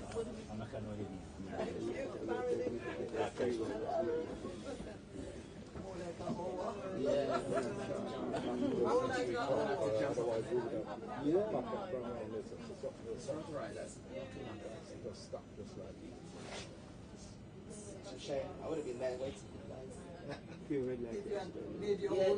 I was on the train. They said they'd come back to Brixton and get on the bus. I would have been there by now. I've been there. I've made a diversion. Oh dear. So we are stuck in the London traffic, and it seems like we're not moving very fast. I might jump with you. We're going to go to get to the train. To get to Barra. I'm going to join. Yeah, we'll join you. Can't just sit. Yeah. How far is Barra? Yeah, a little bit. Yeah. Because you're further from Barra here now. I'm just wondering. But then further down here might be better. Sorry, please. Would it be? It's easier to go straight. The literally not draw all the way. I just thought I left home at 12 to get to City Hall and I still. I don't think we're close to any tube station, I don't so think we would have to get the bus to get to. Are you guys coming? We're going to get the tube. Do you know, but where's the closest but you tube? know We're going to what? have to It's get the still bus. to go to. It's just as long going on the tube now to City Hall. Yeah, because you had to change. Yeah, it is. We're not close to a tube station, so you need to get the bus You're anyway. not going to beat us. London Bridge. You must be away. No. So if we buy, so it's saying we're 36 minutes away, and by tube 56, because you've got to get a bus 42 cents or walk. So we're going through Tower Gateway up this way, and then. No, let's go back. So it looks like it's longer. But we don't know how long we're going to be stuck here. Yeah, it's starting to move. It's starting to clear this area. Yeah. But the problem is not clearing this area here. In the tunnel, there's only one lane. And with the bridge. Do we have to go know what that's like? Are we going to the tunnel through the tunnel? Or we just going to find a different way to go? Let's not decide. I'll see where he's going. If he's going through the tunnel, I'm walking with you guys.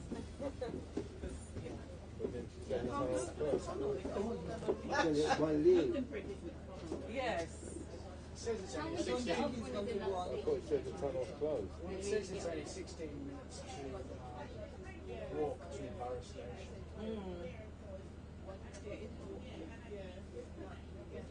But then it is literally going to be a 20-minute tube ride. Yes. And a 10-minute walk. And 10-minute walk. Yeah. Actually, it's not that far to walk when you get to. So you have to go to Royal Victoria. Which line is it? Royal Victoria on DLR. Yeah. The Victoria line? No, the Docklands Light Railway. And it's called Royal Victoria to get off. Yes, yeah. And it's 4 minutes from there. Did they get off? I said to them to wait. No, they haven't got off yet. No. Do you think that'll be a benefit? Yes, if they find out from the driver which way he's going. If he's going through the tunnel, then we get off.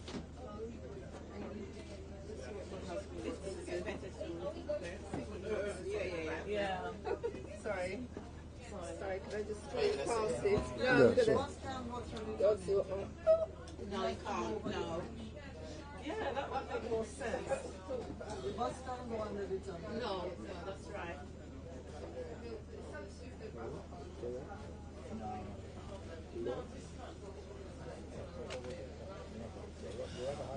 But then look at the, are we going to go straight up?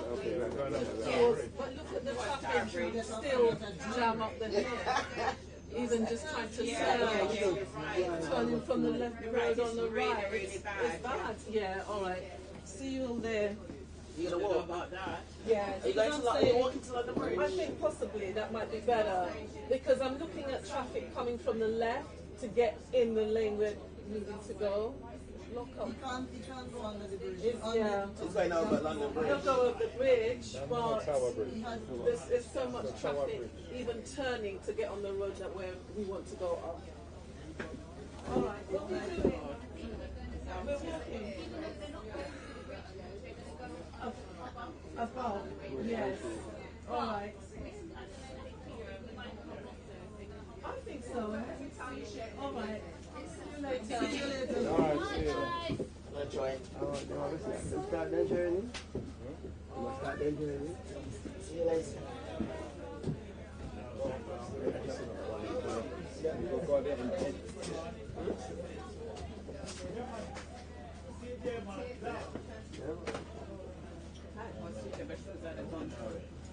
Sorry? I said if I had suitable walking shoes, I'd have gone through. This is ugly, man. It's jammed properly. So what is happening at the moment is some people are actually getting off the bus and they've decided to start walking and getting trains to City Hall because it's likely to be quicker for them to get there. But I'm live streaming on a bus. My emphasis is the journey on the bus. So, you know, when we get there, we get there. So I'll leave the camera on here so you get a feel of where we are and exactly what's going on. And you know, in a little while I'll then go back downstairs and start engaging with people. So I'm just leaving you a shot to let you know where we are. And I'm bursting to the bathroom. They want to get the whole group together. So don't bother with that one. Just wait till we get to the place. We're not an hour in Brixton. I mean, and look how much we lost in Croydon as well. Half an hour. Yeah. I didn't know it was that long. Oh, you mean by the time we go around and in Brixton, we're not starting out. Yeah. Not including the pickup. Yeah. 20 minutes to go around the roundabout and come back.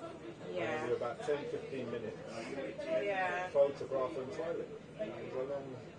And that's that toilet business. Go before, while we were waiting, even when the coach was going around. I just don't understand it. I just don't understand that at all. If you live in a house, you go, you know, you make sure you go a certain time. And the coach was going around. So you had enough time to quickly go. Yeah, but I think some people, even on our bus, they came from Croydon. It was a Croydon people. So some from Croydon. Jesus, I forget the same things we have to factor in when you get to the when we get to the stage. Oh, Jesus. It's a reality, you know? Yeah. And that's why you give yourself more time. If someone put the AC on, the car, I got No, I can't. I can't. It's getting cold, isn't it? Oh no, if it doesn't no man. I need heat. I started to feel cold from there. No, I need heat. I was sitting here thinking that I don't it's blowing cold. That I can't manage this cold. It's blowing cold. I was regretting bringing my time. Dear Jesus.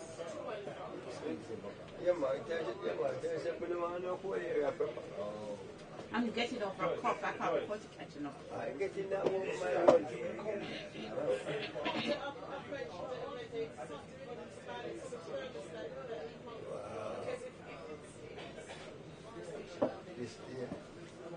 Was it dark? Something you can't control.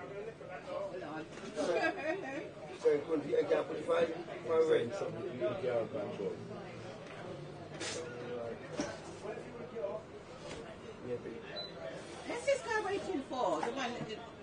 Oh yeah, the thingy. I'm going to junction. I'm getting patient now. I'm going to junction. So people observe the boss. I observe the boss. We up to them, man. We up to them. They're celebrity. All right. They're on the Windrush bus. Yeah. The same thing I just get up and get that place at 3. Yeah. You have time because it's not going anywhere far to the on it. Yeah, I suggestion. You should never make people come without food and drink. I should have had some snacks. I'll tell people, remind to bring your snacks.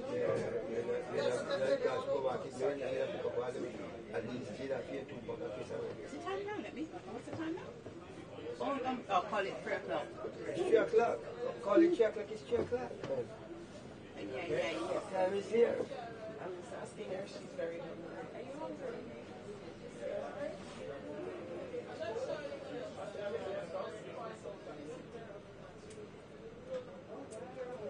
How do people go by road these days, you know? I forget how bad it can be. It's getting worse. Yeah, it is definitely worse. There are so many roadworks about, right? Yeah, So lots of things going on. Yeah. Which is why, you know, time to come at 7 o'clock, you're going to take that long to go across London. Yeah. She was saying this, that's what I said, church. Till 4.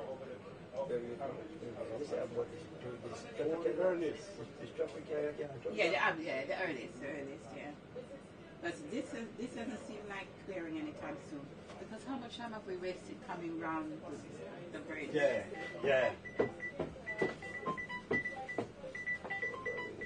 You know, football.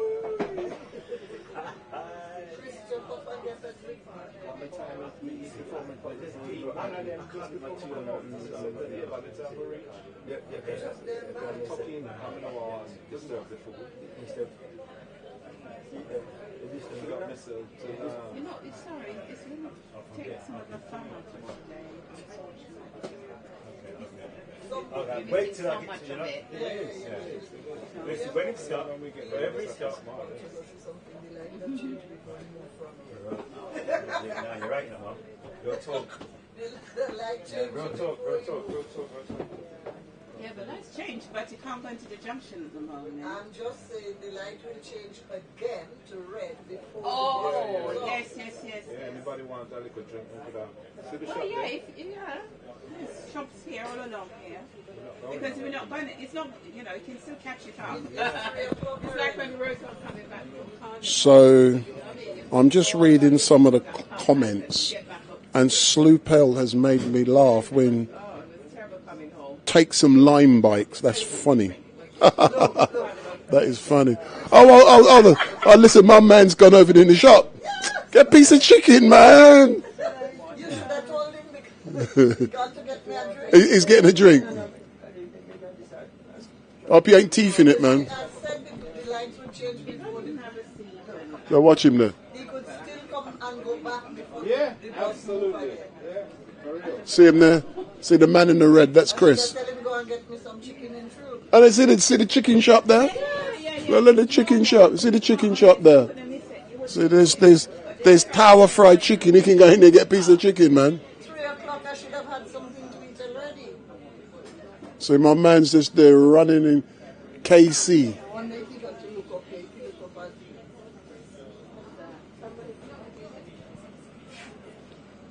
So the traffic down here isn't moving, but I am laughing at the comments. And that said it's quicker to get a lime bike.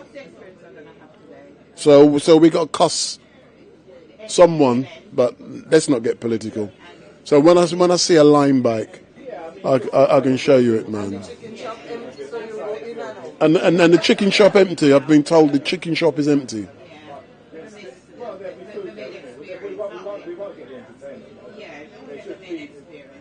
So regardless, it's taken a little bit of time. When we do get to City Hall, it is going to be a celebration of culture and heritage. So it is going to be a great celebration. We are going to get some good food. The food is there. I hope the food is there. I'm hungry, man. I've already lost a stone just waiting, man. Look, the light changed twice. And when I move. So you see, I'm just waiting for Chris to come out the shop. Let me see what he's buying. He's in there chirping, man. Yeah, as usual. He ain't in there buying a drink, buying a soft drink. You look as though you're buying half the shop. No, he's got Yes, an order. I have. Has he got an order? He only gone to get me a drink. No, he's got orders. He probably have orders from He's not going to buy for you. I mean, the four Jersey Royal Sniffer. My man has said on the YouTube chat, get out and buy a patty. Look at the chicken shop right there. You can get fried chicken. So you want fried chicken? What, a KFC? So you see Tower fried chicken. Piri piri chicken. Hey, we could have got enough portions by now, man. Yeah. Look. Hey, leave him. Leave him behind. Leave him behind. Let him got a big bag. Him got a. Somebody. We're not moving. We should have moved, man. We're not moving. The light gonna have to change again. God. And we want to go Box Junction. You know, see Box Junction? No, there was a car in front of us. Wouldn't move. Yeah. And he's going to make us lose the light. See, there's the lights. We can see the light. See, you guys on the YouTube chat, we're getting a commentary. Exactly. You're not sitting on the phone. And then some of them, they're in the wrong lane for where they want to turn. Look, you see, look. You're gone, look, him gone. He managed to go ahead quite a bit. But my man never blew him. By the time he realized about it, I think he must have been on his phone or something. Because he just stood there. Yeah, but our man should have blown him in it. Wow. Nothing is as it Our should. driver needs to go back for his driving test. Nothing. No, listen to the man now move and we look the space. I go black up again. No business. The one time we get a little space. Yeah, true. I never. Oh Lord. The one time. No further. He would have been further down. Because see him over there saying him gone. The man that was dropping us gone. Please. Hey, big up. God. And there's a Hey, bus where's lane, Chris, so we man? just Has he go. got back on the bus We are yet? going through. He should have. No, he was walking. Yeah, he crossed the road. Oh, did he cross? He crossed the road. I forget part in the bus lane. What's on, man? Where's the bus lane? Is Chris back on now? He's supposed to. Yeah, you can hear him. Yeah, it should be better now. And for my mum. Hold on. Oh, Chris, come. Stay there. Let me put on the light, man. Let me get an interview. They should have gone and get chicken. I couldn't get that too, but you never ordered it. You never ordered it. So hold on. Yeah, so you jump off the bus. Hold on. But you keeping him back from bringing what he went to get for me. But don't worry about that, man. No, but hold on. I want to find out what's in the bag. No, not for you. Hey, my mum. Aye. Camera, no camera. Oi, I can tell why you're so strong, man. Audience. Short time. Audience. No. This is private. See, there's Mummy. So there's Mummy there. Mummy, send him. That's Yeah, right. but I noticed when you sent him, even though there's a chicken shop next door, I didn't tell him you, so much chicken. you didn't tell, but you should have told him go and get a StreetMic piece of peri peri. Alright, no foul. No foul. We get that later. No foul. No foul. We get that later. You know, chicken back foul. We get that later. And when I do no scratches. You understand, sir? People them not gonna start up my mother. Alright, big up. Even though, as you can hear, we're stuck on this bus, it's not moving, but there's still fun going on the bus, man. And I blame someone I shouldn't blame, but we're going to his office now. And when we get to his office, we're going to complain that it took too long to go through the traffic. So let me turn off the light and save some power.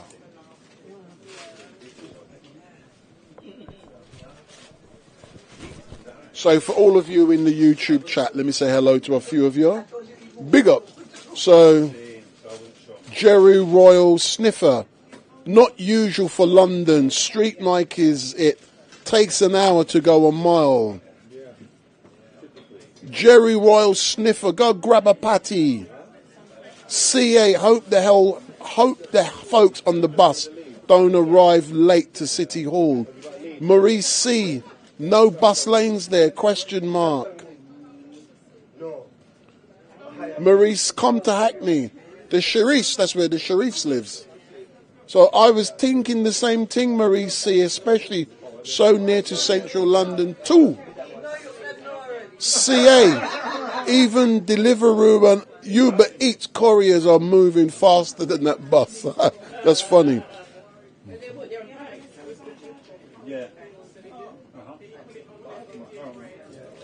So, but even though we are stuck on this bus, when we get to City Hall, we are going to get some fun. It is going to be a great afternoon of celebration of culture and heritage at City Hall. So that's what we're waiting for now, a celebration of culture and history at City Hall. So I'm now going to go back downstairs in a minute just to see what go on. And then I'll come back up.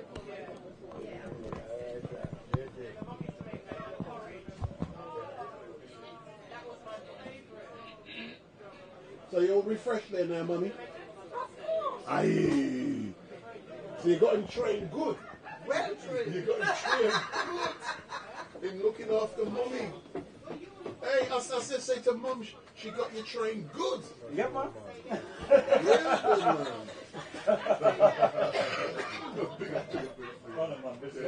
I'm coming back, man. I'm coming back.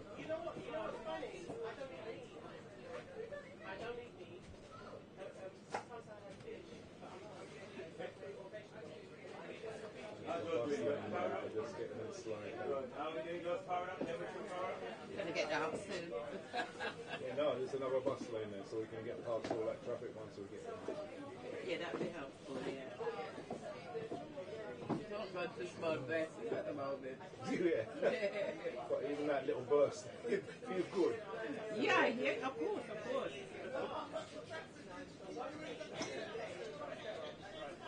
I just see him down shop van where I don't think it's the same one. Because that one, no man. Well, look how my man's edging himself on the side so we can't go through. Move over. You think it's the same one? I'm coming back, mate. You are like him. Because remember, we had the bus lane to get this far. Yeah, yeah, yeah. Huh? Oh, yeah, And true. you see him one. Yeah, yeah, you're right. You're right. You're right.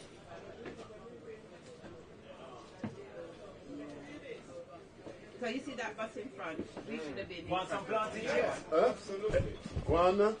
Thank you, sir. They can't go wrong with planting. Hold on. Let people see. The sharing is caring, man. The job is done. Planting, man. Aye, see it there. Yeah, man. Yeah, man, of course, man. It's multiply it and spread it out, man. You understand? Whoa.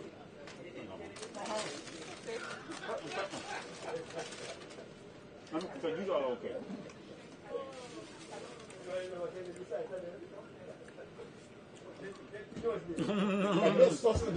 Yeah, man.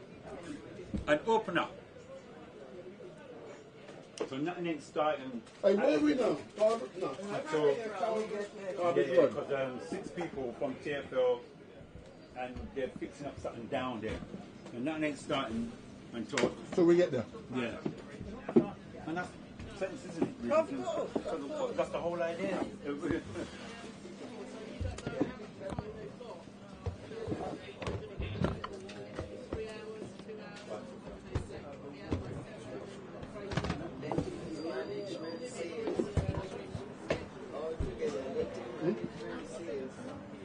I'm cool, man.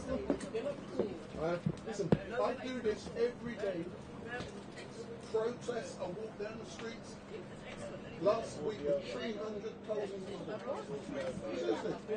Yeah.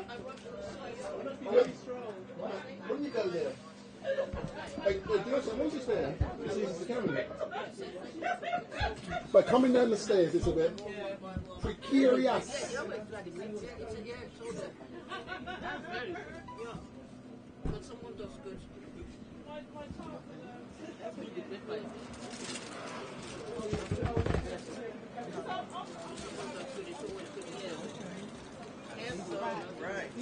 So me back now. Me back for war.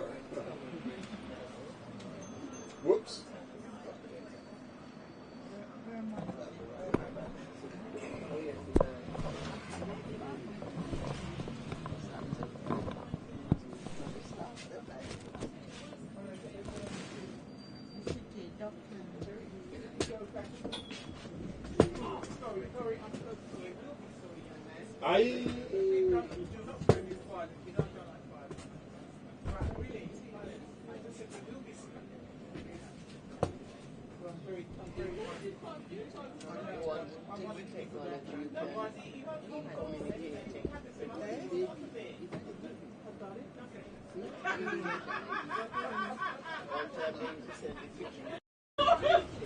So let me. So for those of you on YouTube who are watching, just to give you a little where we are. So we're currently in Tower Bridge Road. Let me just make sure everything will work good. So we're currently in Tower Bridge Road, and this is taking a lot longer than what we were expecting. But when we eventually get to City Hall, it is going to be an amazing celebration of culture and heritage at City Hall. And unfortunately, Mayor Khan won't be in attendance. He had a previously arranged event, but it is going to be an amazing celebration. A lot of the people who were on the bus, because we were literally not moving, they got off the bus and they've decided to take a train to City Hall, because apparently that may or may not have been quicker. But with me, I'm here on the bus, so there's no getting off, switching the live stream off. I will stream all of the way, and we're actually going to be doing that until 8:30 tonight. And even next door, I can actually see that there's people who are on, you know, they're workers, they can see us and they're wondering, oh, there are people on the bus now. But what I'm going to do now, because when I wasn't here, these young ladies, they missed me. They missed me so much, they were crying. And there was a nursery. So is that true? Yes, where just as I said it, you came down the stairs. You was missing me? Yeah, yes. Huh? I thought, where did he go and didn't tell us he was leaving? So hold on. Did you notice earlier on, that Chris got off the bus, and he went and get some drinks? Yes. Huh? Yes. But did you see also next door there was a chicken shop? Is that so? I didn't, because I had porridge this morning. Yeah, porridge this morning. So you get oats porridge.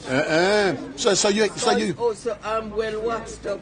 So you're well what? I'm well waxed up. Oh my God! Ready for the day's activity. The job I was in, you don't go there hungry, because if not, you can't be there to look after who is not well. Do you know something? Looking at you, I can tell that you were trouble. Is that? No. Amen. Amen. Hallelujah. Amen. Amen.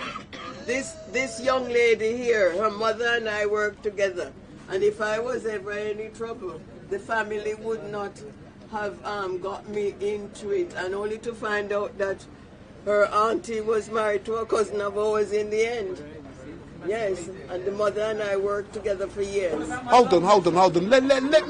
Let me go to this young lady. Yes. I've already spoken to her, but my apologies, I forget your name. But you did say you were a counsellor for Croydon, and I said you know someone that I knew, and we mentioned a name. But is it true what this young lady next to you has just said? She grew up with under my influence. Hold on. When I was interviewing the young lady next to you, Yes. you become her spokesperson.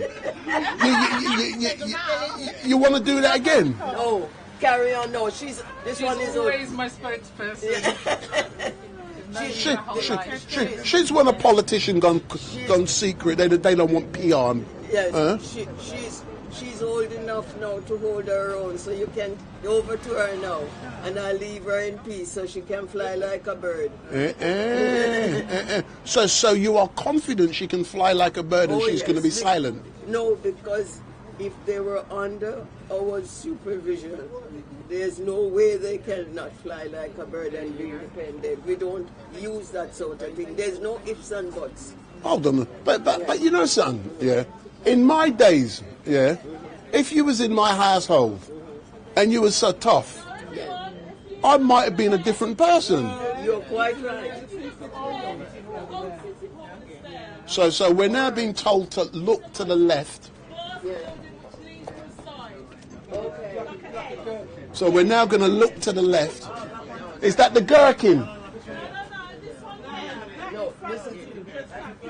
So that's the old City Hall. We're now passing it. You can't really see it, but it looks like... So that's the old City Hall. So we're now on Tower Bridge now. So let's get a better look of London. Yes. This is the city. How beautiful it is. So we're now going across... Is this Tower Bridge? Yeah. So it better not lift when we're going across it, you know. So we're now going across the bridge.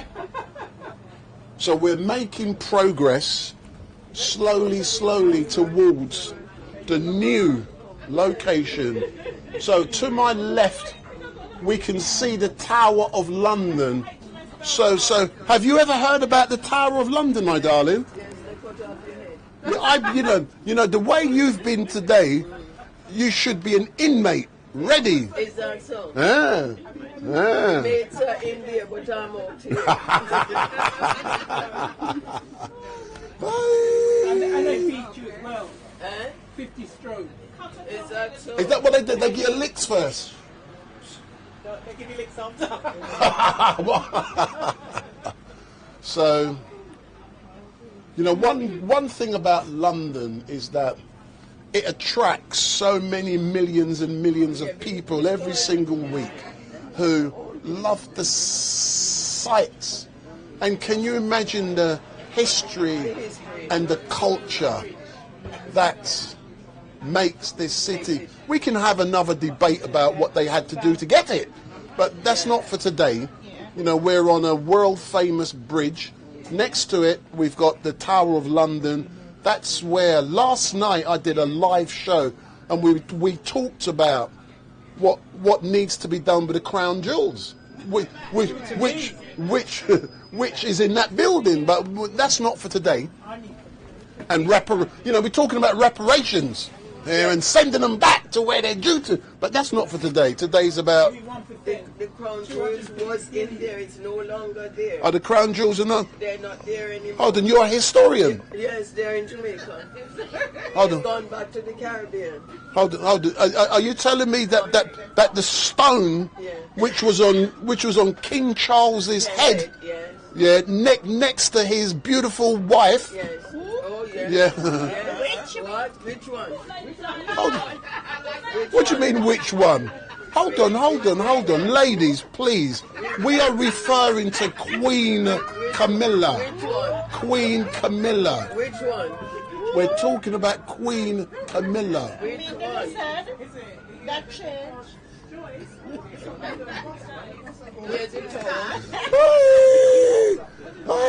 Now this bus is coming alive, man. We're hearing some very beautiful things being said about Queen. about Queen Camilla and how great she was. How great she is, and what a brilliant consort she is for the king.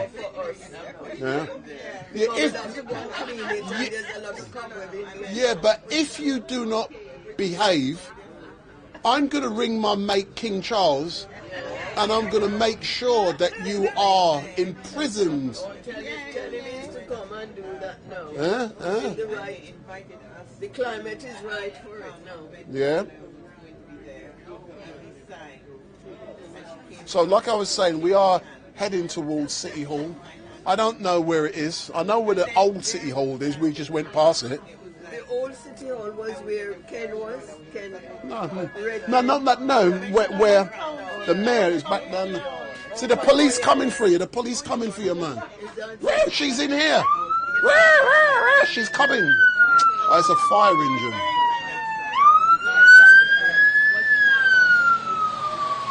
No, that's fire. That's fire. You're lucky it's fire, because some of them things you said, I thought Charles sent the police to arrest you. SO19, the armed police was coming. Is it safekeeping for us? So this is where we are. I hope, when we get past these traffic lights here, things start to move a bit quicker. But for those of you who are watching, my name is Wendell Daniel and welcome to StreetMic, and we're coming to you live and direct, live and direct from on top. Or, sorry, not on top, on the Windrush bus.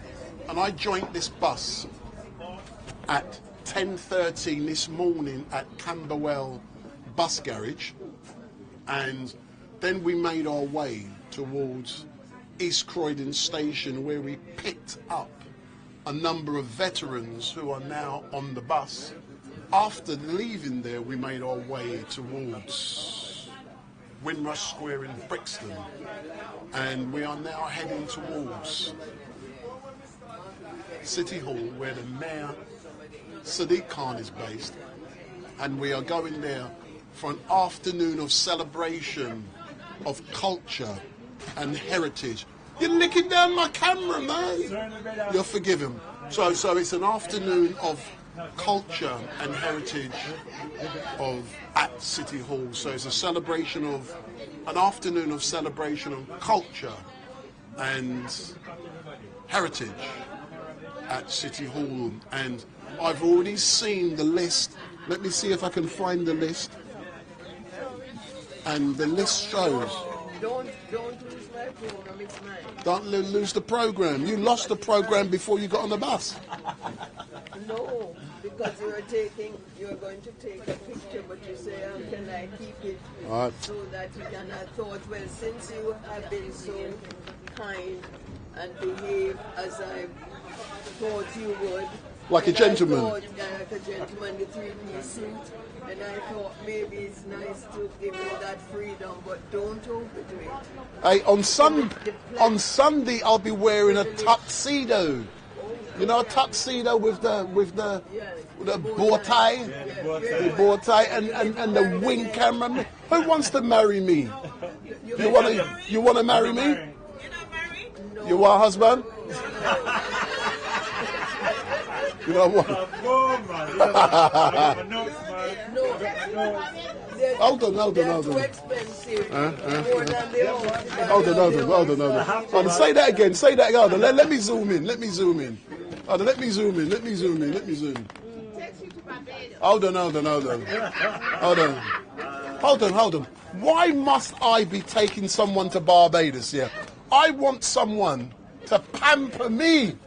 You should be taking me. But I thought at your age, you would have been married. I'm only 18. Hold on, I'm only young. How many times?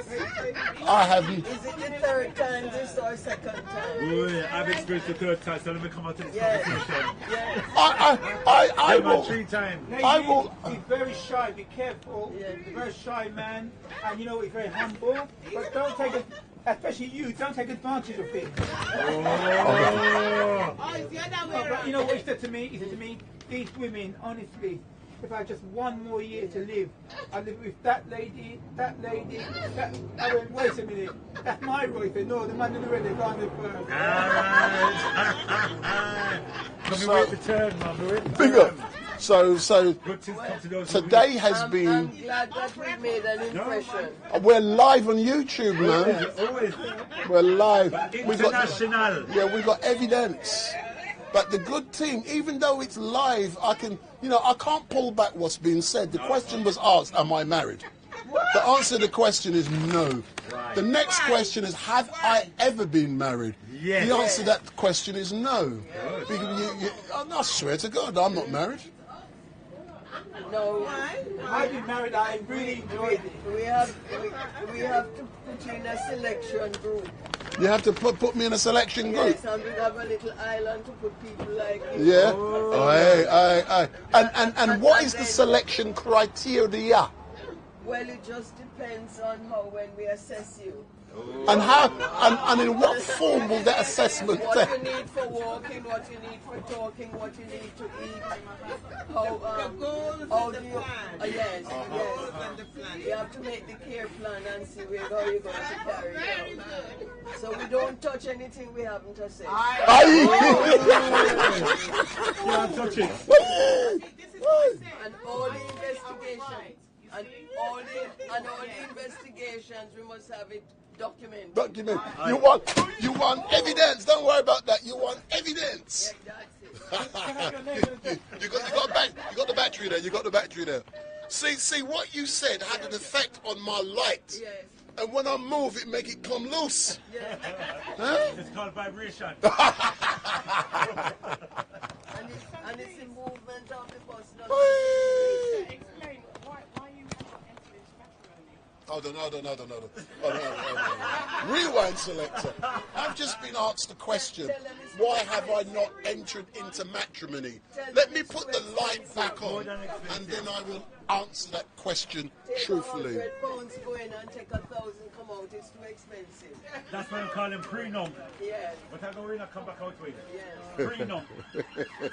I wish I was married to you. Is that so? Well, maybe, yeah. Well, you carried on. Yes, you see, there you are. Hold on, let me tighten this. It's come loose. Anyway, look, you've probably been the greatest woman entertaining yesterday, but remember, he's very gentle and he needs to be looked after. He knows that. He knows, but do you know that? Yes, the discipline he had and the discipline that he's showing, you know that he knows that. What's your name? You're married? Yes. No. What's your name? Faith. I've got faith in you. And you know, for that reason, Faith, I'm imagining that if I'm very, very good, my faith will come to fruition. If you do good will follow you. I'm not sure. I don't want I want badness to follow me. I want a bad woman to follow me. I don't know where you're going to get that. No, what he's trying to say, he wants a strong woman. Oh, see, linguistics. A strong woman. Like a light, linguistics. I want a versatile lady. Okay. Oh, okay. But please remember, I'm coming in there. We are live and direct on YouTube and Facebook, and whatever you say cannot be pulled back. I take the Fifth Amendment. We are asking the cameraman. Ask me the question. He has not yet entered into matrimony. Because I don't want to. And no. Let me elaborate. Yeah. I'm a decent person, I believe.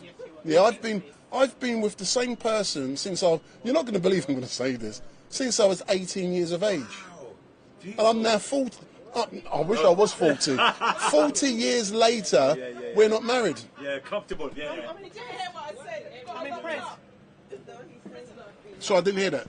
Have you got her locked up as a prisoner? She said. No. She's free to come and go.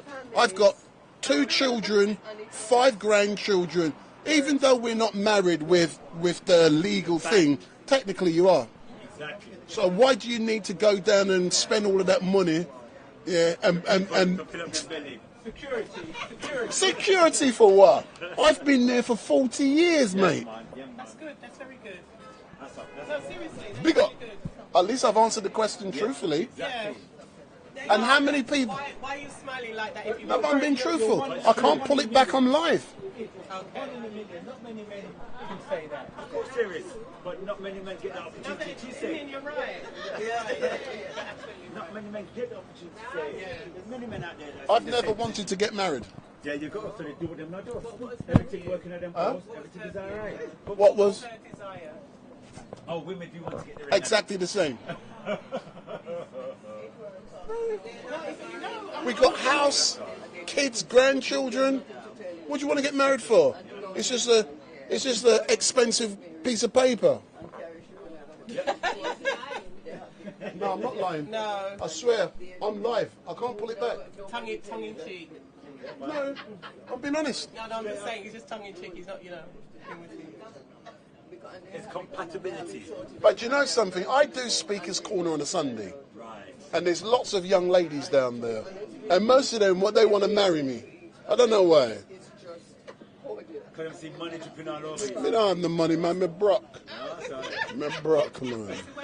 You can see it.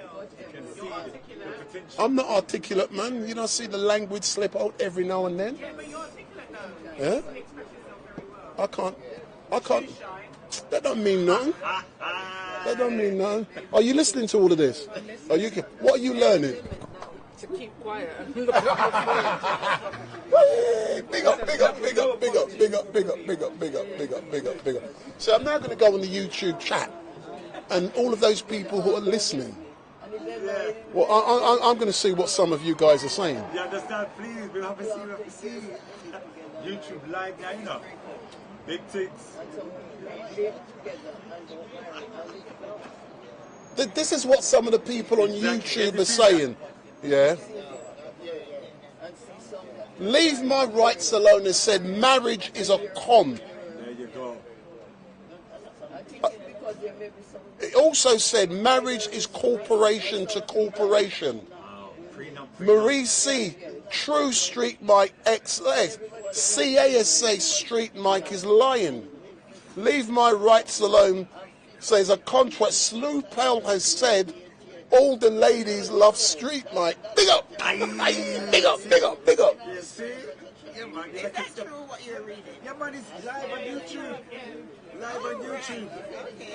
YouTube, that's technology. That's the media thing now. Instant. Big up, man. You can't lie. Can I be honest? If you go on YouTube, yeah, and you tell people a lie, there's someone who knows you. And they come in the chat and expose you. And they expose you. That's what I'm saying. Don't be no awful frightened. So you know what? Let's be transparent all the way. So when you talk your talk, Una can angle it and fit in business. Simple. Like the things I find out from the chat, you know. Yeah, man. There's people. Now that's not his name. His real name. This is where he lives. Yeah. It's all there, man. Yeah. That's the technology and the era that we're living in now. Digital world.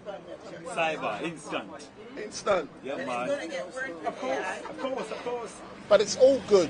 If you tell the truth, yeah. If you listen, I'll take a laugh and joke with these people in the chat. Yeah, man. They don't know me. Precisely. You know what I'm saying? And you give them life because they never had nothing doing before then. I tell them I'm their heroine. You know, they love me. There you go. They love me. Man. He's their fix.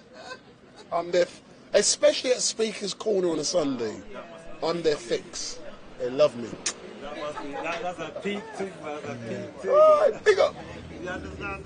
Big up. See, my light has gone off. I now got to put a next light on. Oh, Lord. Oh, Lord. Brighten up. Everybody all right down here? I got enough, man. I got enough. Everybody all right? Everybody all right? Yes. All right. And thank you for your patience. See, go and look after mummy. Yeah, man. You're done now. Don't leave her alone, man. For real.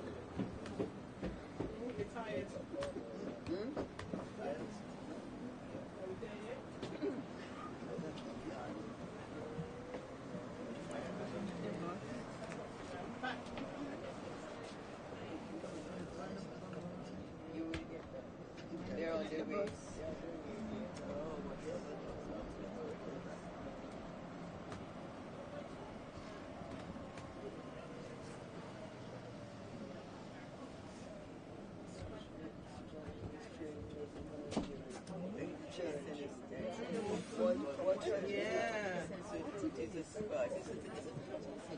Yes, it says up here.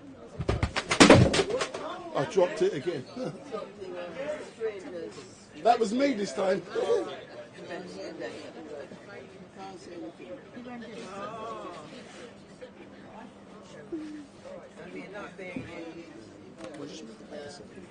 Thanks.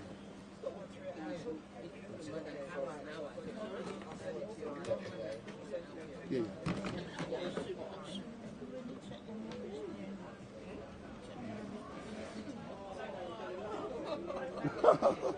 When I get married, no, never. Never. Never. I was at, yeah, thanks for it. Yes, we're just going to get up to hand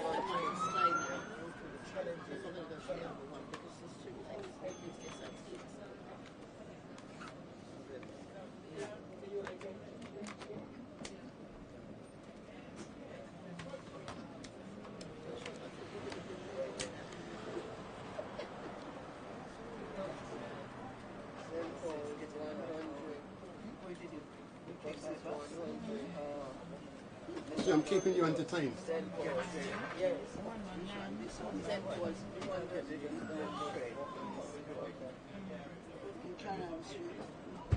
was further down. It's a great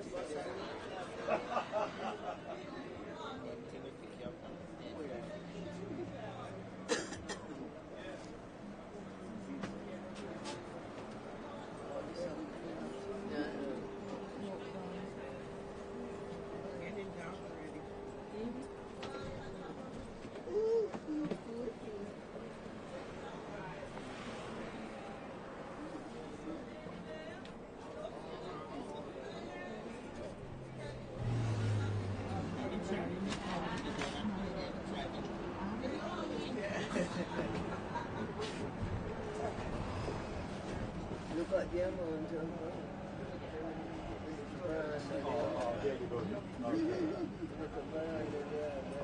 12 minutes ago, 12 minutes ago, 12 minutes. Oh, we're close? Yeah, we're close, 12 minutes. So I've just been told we are closing in on City Hall and it's 12 minutes away. So City Hall is 12 minutes away.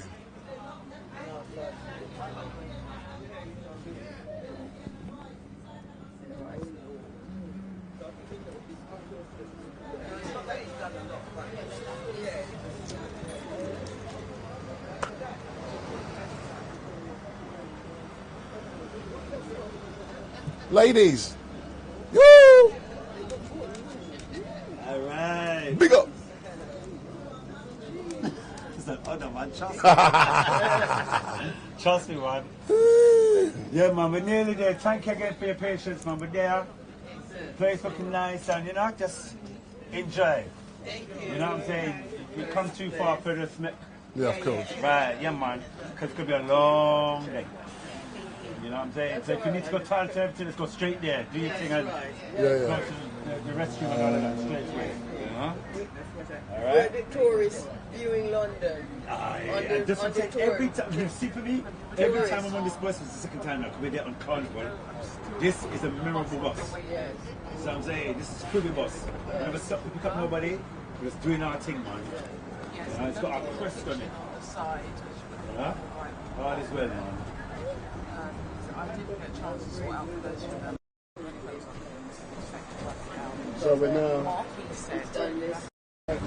So we're now closing it in on City Hall. Apparently it's 12 minutes away. So that is really great. It has been a long journey, but I do hope that I've been able to entertain you. And during that time, my light from my battery has fallen off a couple of times. But in general, things have been going very well, but we're slowly making our way towards City Hall. So we should be there very soon. Coral. It's a group from the Windrush group. They've come. They're going to City Hall. And they're really very entertaining, very pleasant people. We're very lucky to be around them.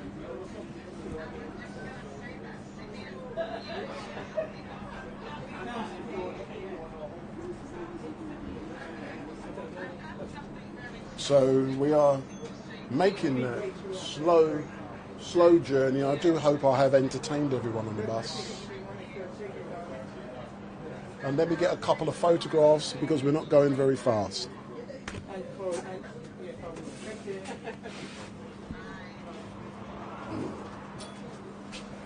Can I get a few photographs there, ladies? That's it. Well, no. But look at the camera, look at the camera. Smile, smile, smile. Beautiful smile. See, I'm watching this every time you move. Because no, I won't take none, that's right. If you look here, my darling, hold on. Smile. Thank you. So I'm coming at the back in a minute. I'll wait till it stops.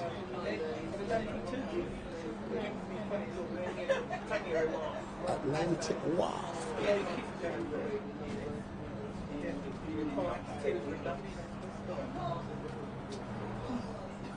So I'm coming now, because we're now going to stop. I'm going to do it quick. So if you look here, ladies and gentlemen, beautiful, beautiful. If you look here, sir, if you look here. Look here, look beautiful. Beautiful, thank you. No, I'm in our show, no. I ain't got time to show.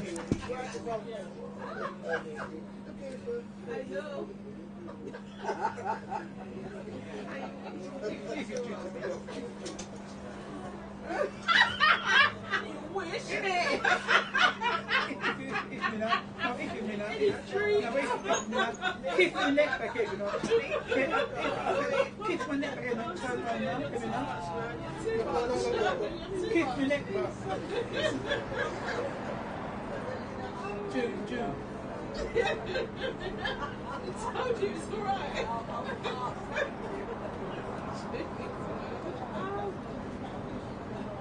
June, you know what? It's so interesting. Today.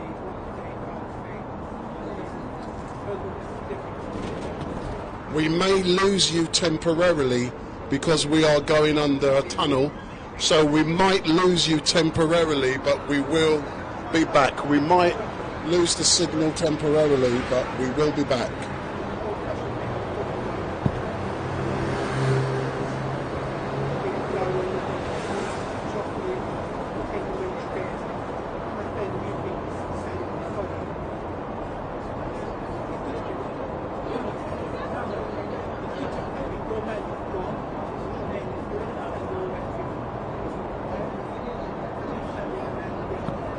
So we're in a tunnel, so the signal strength is dropping, but hopefully it will continue.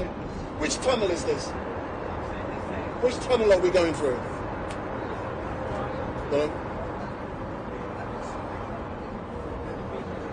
But we've still got good, strong signal strength, so that's really good. Which tunnel is this? Tell me. Where? Tell me. Tell me which tunnel. No. That's what I'm asking. Is it Blackwall? No, this ain't Blackwall, is it? So I'm told that. So I might lose you. If I lose you, we will be back. So if I lose you in this tunnel, I will be back. What tunnel is it, please?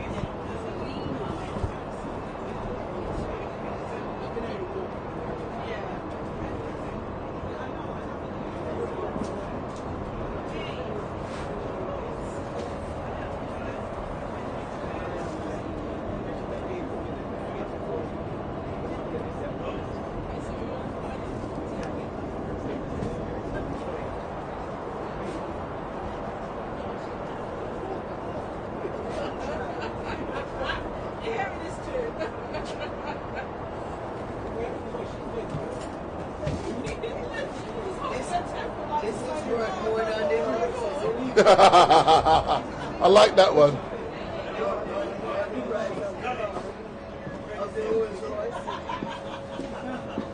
I wish. See, we're back.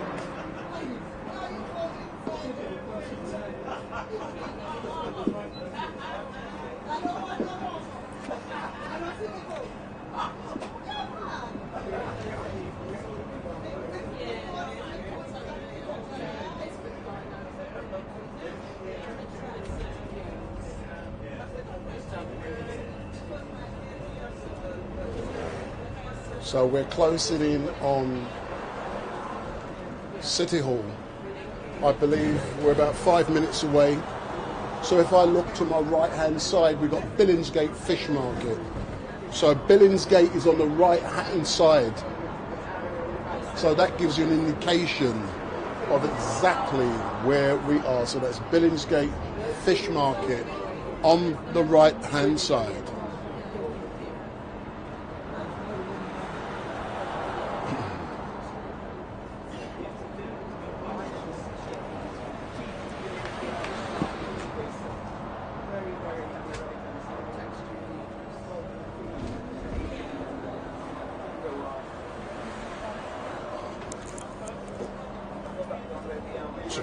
Oh, sorry. Sorry. To know you come to my house soon.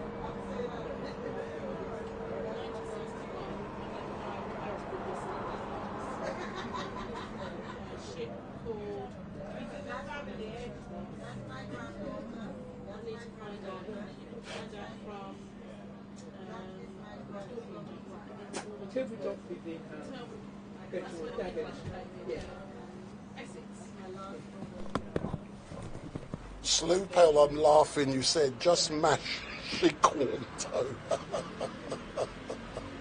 Someone on YouTube noticed that I stepped on your toe.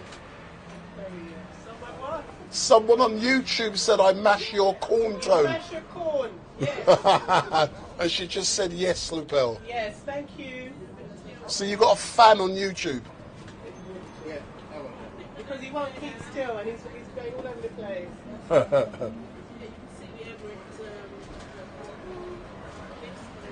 So don't forget, my name is Wendell Daly from StreetMic, and we are coming to you live and direct from the Windrush bus. And on the right hand side, just look, don't you recognise those towers? Those, last time I was there, the Millennium Dome was when the sleeving had blown off. So when it blew off, I was there. Oh, sorry, I came there after it blew off. So that's Millennium Dome on the right-hand side. So you are getting a tour of London. So you guys in the YouTube chat, how far are we from City Hall? So we've just gone past the Millennium Dome. So how far? So we're now in Stratford. So how far are we from City Hall? So you should be able to tell me because you know everything.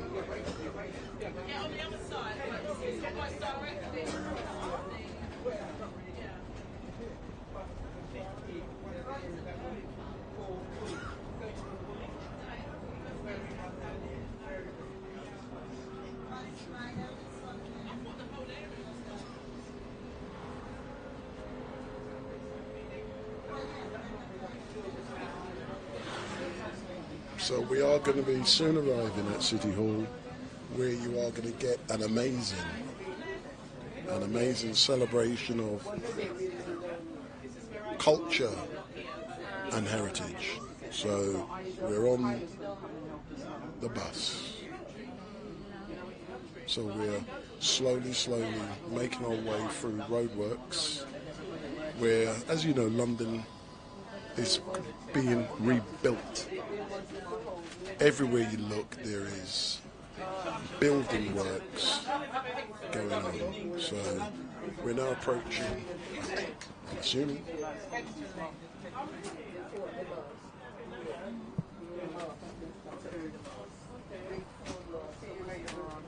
So we are live until about 8:30 tonight. No Speaker's Corner on Sunday. There will be no Speaker's Corner on Sunday because I will be doing an event in Croydon on Sunday evening. So there's no Speaker's Corner on Sunday for StreetMic. You might see me tomorrow. I believe there's a protest taking place. There's two. There's Just Stop Oil. They start off at 12 p.m. underneath the Big Eye or the London Eye. So that's at 12 o'clock tomorrow. But also we've got the pro-Palestinian protests taking place. So more people will be interested in the pro-Palestinian protest. So I'll probably do that. So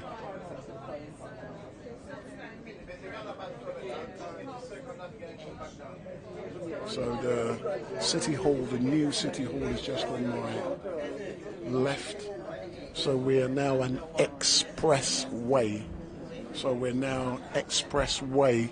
To my right, I can also see the Millennium Dome.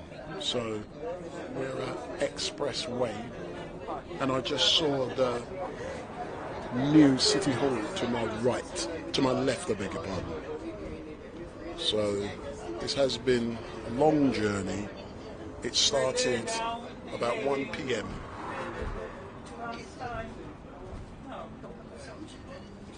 No, it started, no, so for me it started 10:30. But I started live streaming, was about 12:30, I think, prior to arriving at Windrush Square in Brixton, and it's been pure jokes making our way down to this location. But this is the place where a celebration of culture and heritage for the Windrush generation will be taking place at City Hall. So it is a pleasure for me to be here to do this. I've got to put on my deepest voice. I've got on my three-piece suit. I'm not in my jeans and my slagginger today.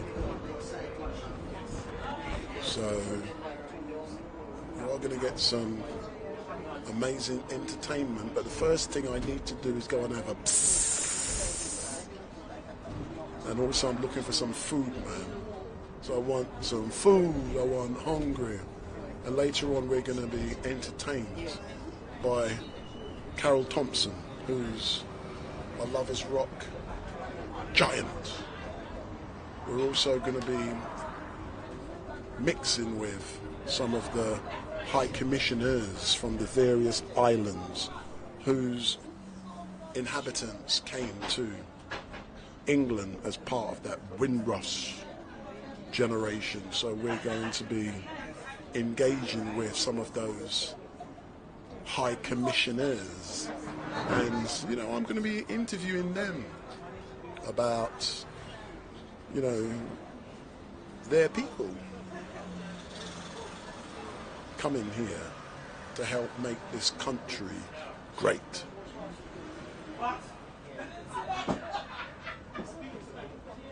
So we're now in Royal Wharf. So we are in Royal Wharf.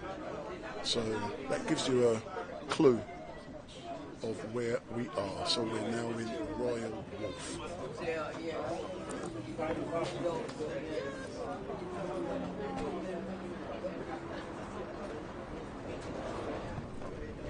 We will be arriving at our destination very soon. How's the journey been for you? Almost like a tourist tour for the day.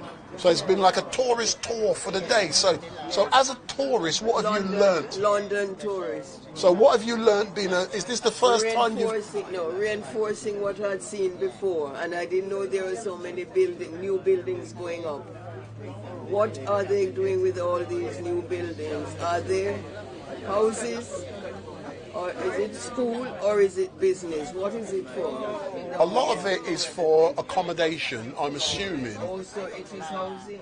So it's housing, Yes.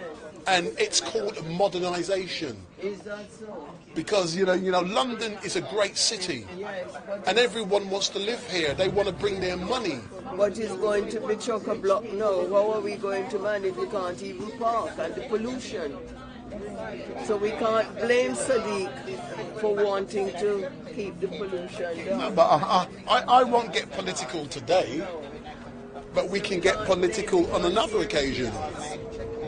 All these fumes and stuff, everybody's allergic to this and allergic to that at one time. So is there no positives that you found from this great development in this great city? Oh yes, there is. For example? Well, I suppose we're going to we're in City Hall. City Hall. To have fun. What else can I ask? That's part of the journey. You know, I can't wait. Hold on. See, I'm a photographer, you know. Is that so? So me as a photographer, me can take picture, you know. Yes. You know that. Do that. Let me want to capture that, man. You know, give me that look again. You know that look you do.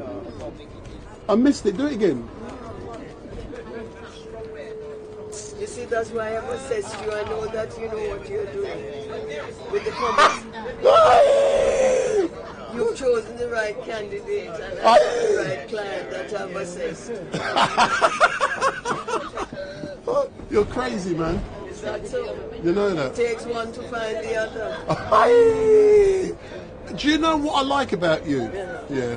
You know, when I first met you, I thought, this lady is sharp like a razor. Is that so? But you are sharper. Don't you know razor rod up the boxer guy? All the products are related to one gene passing through. I haven't heard much of him recently. All right then. And they call him Razor. Razor. Yes, here the baskets. Where they going? Switzerland? Oh, then did we just come past here? I know. But are they on to Switzerland? It's because it's people in it, isn't it? It's people in it. But if those who I ever snap can help you, or transport them from one place to the other. Oh, yeah. Hold on. It's people going across and Yo, come. Think of the people watching, yeah. So look into the camera. So if you look in the camera, yeah, and don't mash up my lens, yeah. So we've been on a beautiful journey since Windrush Square. So where are we arriving now? Well, I don't know already there. So we try to find out, don't. We're not from these neighbourhoods, you understand? But wherever we are in the east side of London, we've arrived safely. That's what I'm concerned about. You understand? We've arrived safely, and I pray that everybody's spirit stays maturely to continue enjoying this memorable moment. Because why? Dumping all for frightened. So just come and have fun, and we're just here now. And we're just about to park up now, you know? So all is well, man, all is well. So I don't want to give you misinformation about location, which I'm not familiar with. Okay? But it's a nice location. I was going to argue that you never answered my question. I didn't. But you qualified it at the end by saying, you don't know. Me no know. I'm not familiar. I can't say literally where we're there. But City Hall, there you go. Now have ears for here. We're near City Hall. London E16 City Hall, but literally where in City Hall? Because City Hall's very big. Like we said, Medina, Brixton. Which part of Brixton are you there? But do you know something? What I'm realising with you? Yeah, but you never go to Brixton. Exactly. But you don't know nowhere. I don't want to know nowhere. I want to know international. I want to come out of this country and know international places. England, I don't really need to know it now. I've outgrown it. It's not going to benefit me anyway. It's all London, it's all England, it's all Great Britain. Don't make no difference, mate. It's cold, but lovely people with smoke, fog. Big up. Kaboom! Boom! So we're now approaching City Hall, the new City Hall. So we are literally entering the building, entering the grounds of City Hall. And at the moment, the bollards, the big bollards protecting City Hall is preventing us from getting in. Let's listen. Chris Sampson's number. Can you please? I have. I'll ring him. I'll ring him. Give him a call and tell him we're at the entrance. Thank you. I'll ring him. Because there's bollards that need to be taken, that need to automatically come down so we can get through. Thank you. He's a hungry now. I'm ringing him.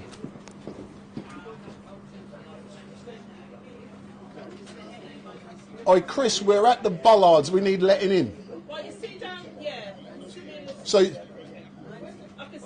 he's coming. He says he's coming. He says he's coming.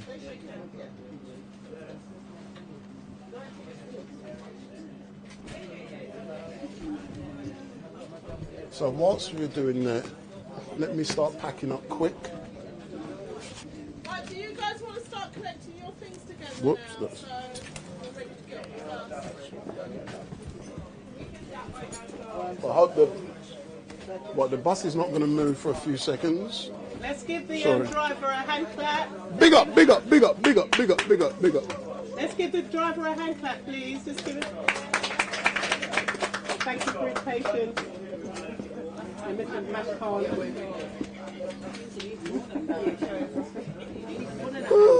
Let me take my thing down. I need someone to help me to get this in.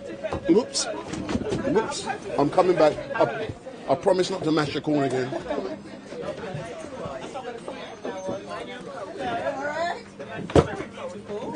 Thank you.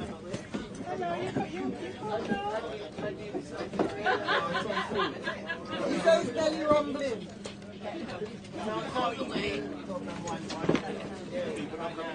I won't be a second, ladies. I won't be a hope second. you took pictures of how many times you passed where we're supposed to go. Huh? I can see your trouble, you know. But earlier on, your son was really good.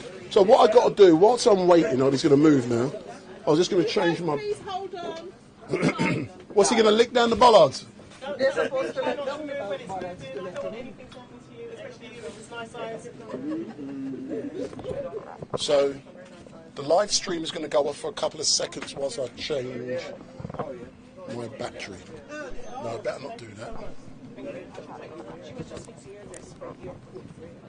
Oh, she gave me some cookies as well. Did she? Oh, that's good. You had little cookies.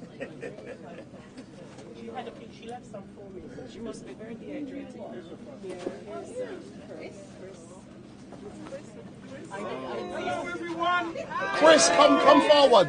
Chris, come here. For you. Don't worry, you haven't missed anything. We've been waiting for you. Chris, come forward. Come closer. It's getting to start now. You lot are here. Chris, come forward. Chris. I'm gonna let you in. So that's the man who's been arranging all of this. He's now arrived and he's going to let us in. So I'm just going to change a battery whilst we are doing this so that my power doesn't cut off. So if the power goes off, we'll be back.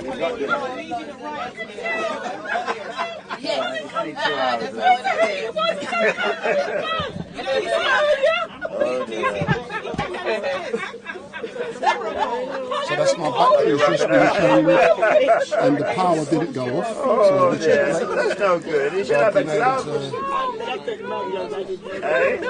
When I get into City Hall, there's some technical things I need to do to make sure that the power used to be like that. She was always because we have been live streaming for a very long time now. I told him, don't draw me, because I've got ears to hear. When it gets really cold, you must always have about 3 have a spare one in your bag. You know? My mum she always felt cold. Always. It's like my wife, she complains about cold all the time. Hence the bollards are going down. My husband said that too. I'm taking all his head.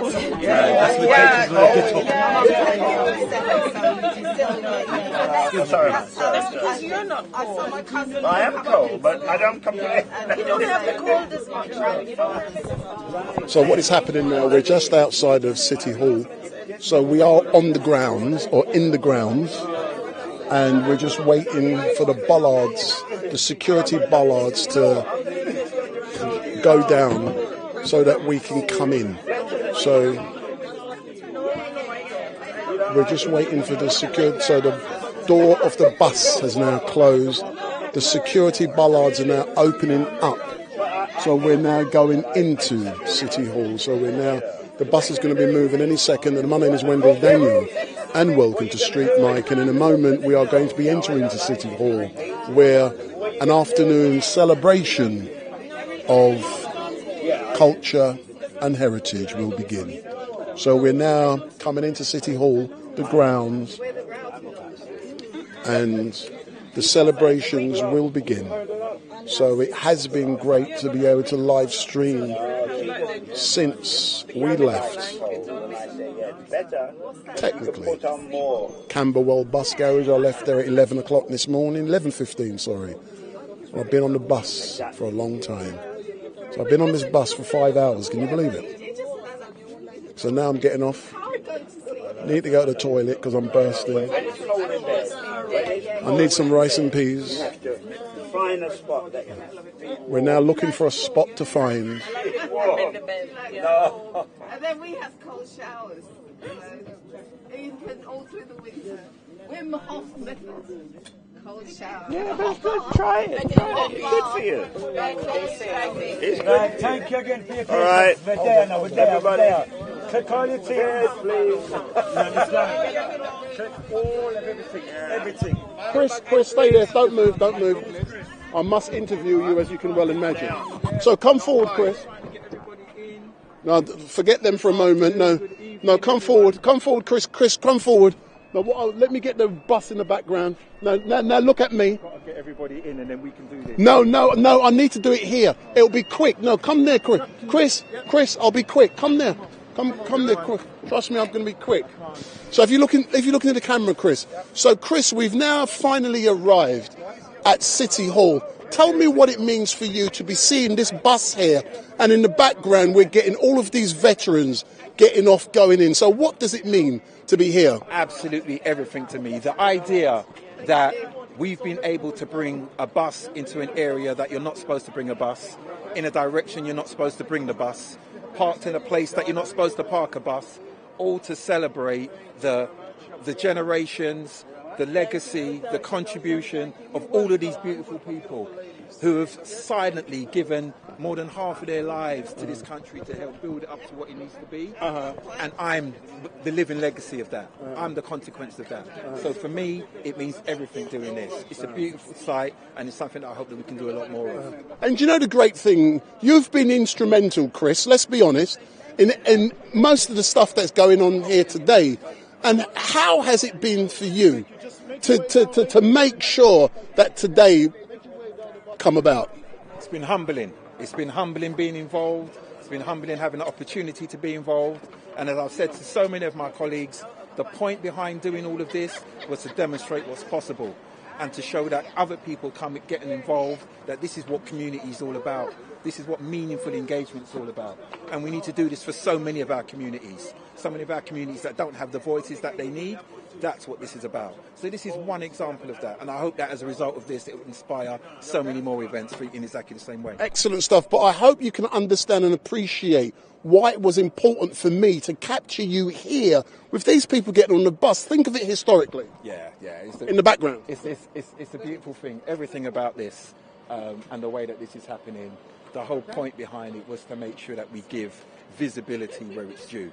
So the whole event is about honouring our Windrush veterans and the legacy that they leave behind. And this is the perfect opportunity to do that with the bus. Excellent stuff. Thank you very much. But the only thing I'm going to ask is if someone can carry something for me. Yeah, man. What do you need? Love, man. You're here, man. You're here, man. Come on. Man, you know how we do, man. Nice to see you.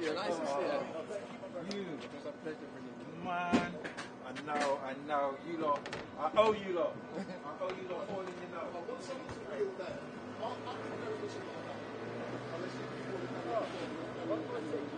Let's get this No, just stick it on your back, Chris. The DNA ends up from now. My father is another gentleman. Oh, no, let me. Oh, very good, man. Yeah, I know that, but we're just going to keep close to what you find the box. You know what I'm saying? And the car on the left. Yeah? Yeah, we're ready.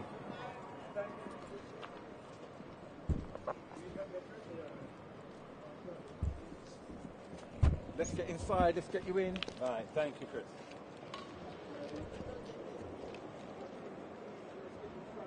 I know you're on. Do your thing. Yeah, man, it's good.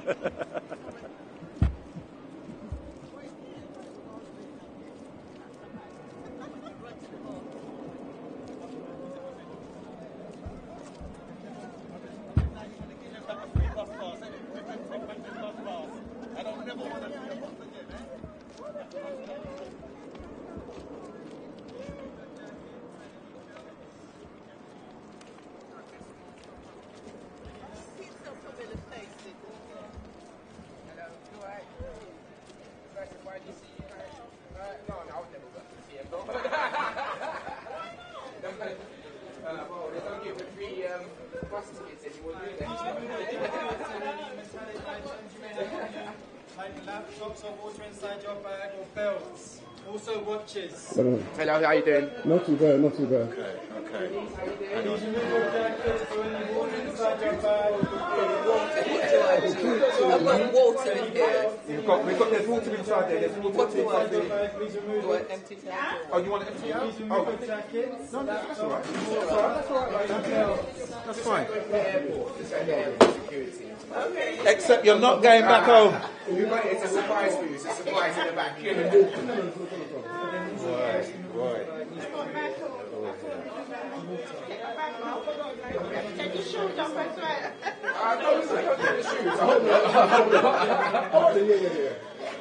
Please remove your laptops, your coats, your water, your keys, anything that's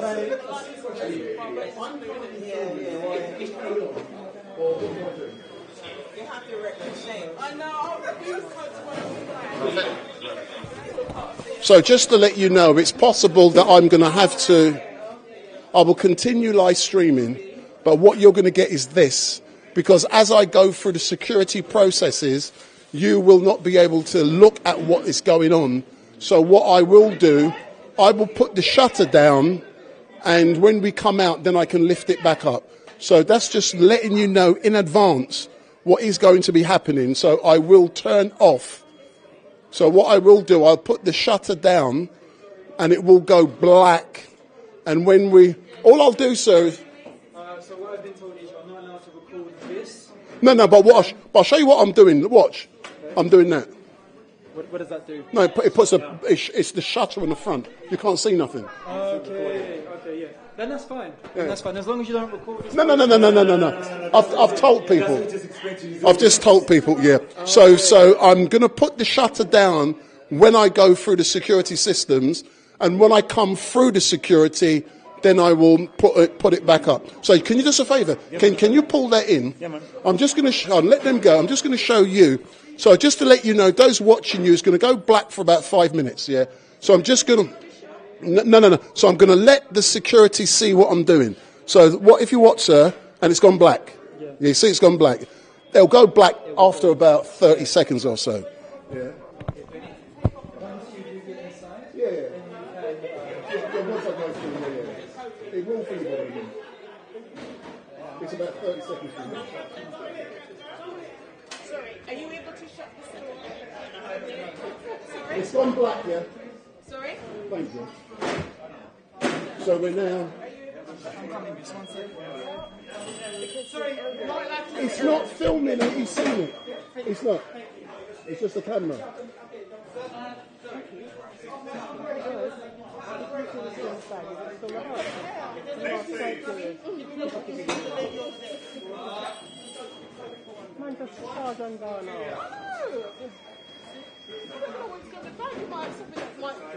Yeah. Get me in trouble.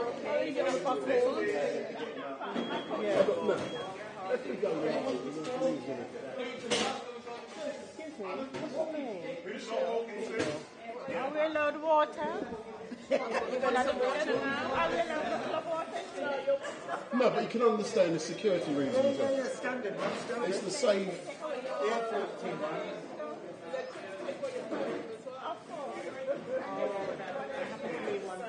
So.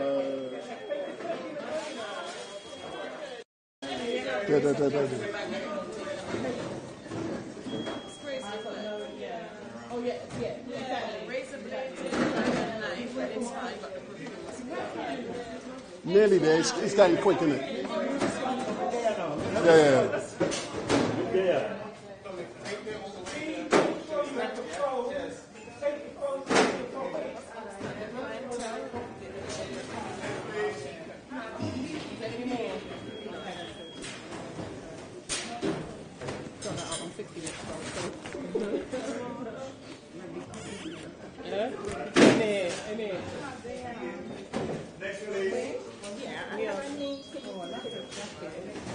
And let me take the. No, there's no drink in that one. It's in that one.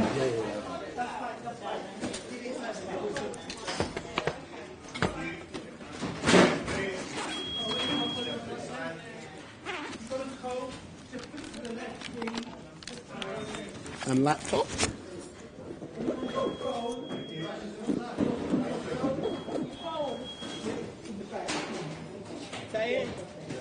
Okay. You know, next time, because you have an elderly people, you just shut the door because you're not allowed to get cold. And this is the whole time to shut them when the operation is coming in and out. When the what? When people are coming in and out, we're going to shut them. But because they were there, just get somebody, because they're elderly and I they've totally been on understand that, security. but this door cannot be shut when people are present for the fire safety procedure. Has to be done. All right, thanks. We only follow them through the procedures because we don't make it. There's nothing in there. I've got 2 drinks. I've got my. I've got to drink them, yeah? Yeah. Is it open? No. It's sealed, it's good. It's sealed. Yeah.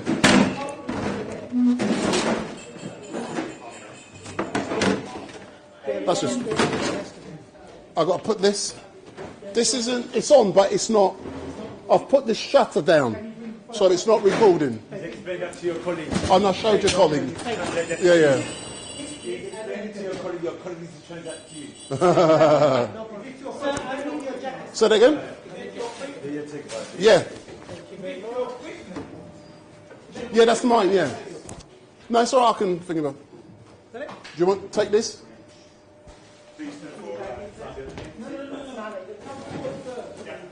I'll come first, sorry. You can take whatever. Oh, sorry. Turn around, please.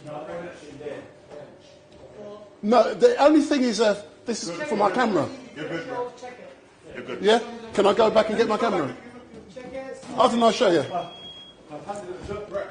Will that go through? What's in the cost? Okay. Huh? Go to the right. Hello? Can you go to the right? Okay, then. Do you want me to go in? Or, oh, then you can open it. I've got no problem. Jump in. Sir, I'm happy to open anything you want me to open up. Yeah, open it up. Open it up. I don't want to open it. Oh, sorry. Wrench. Yeah, I use that. Yeah, for this. But if it's no good, you can have it. But I use it for that, and I've got to tighten things. I'm happy with that. Okay. Yeah? Yeah. Thank you. Thank you so much. No problem. Thanks a lot. Let me put that back.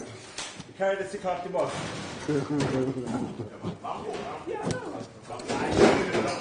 Why not? Thanks, old gentleman. Where's my other coat? Oh, it's there. Okay, we've got, Wilson Green. We've got to pay some Wilson Green. Where do we get this drink from? Huh? Oh, the drink is...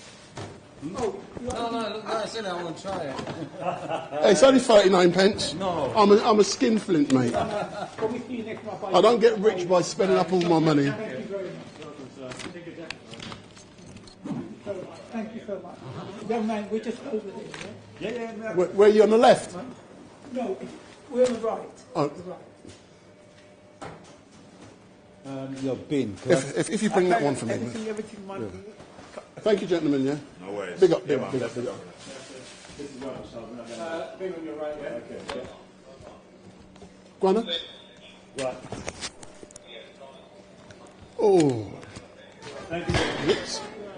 Thanks a lot, yeah.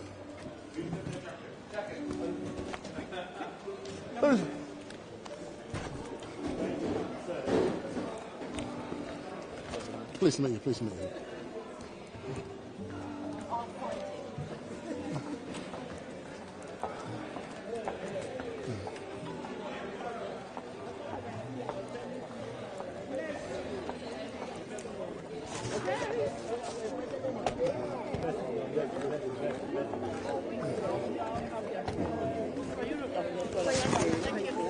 From who? We represent OK. Which one? I do so many. Oh, last week. Yeah, last week. Yeah. I do so many. Come back and get you drink. Hi, Windrush.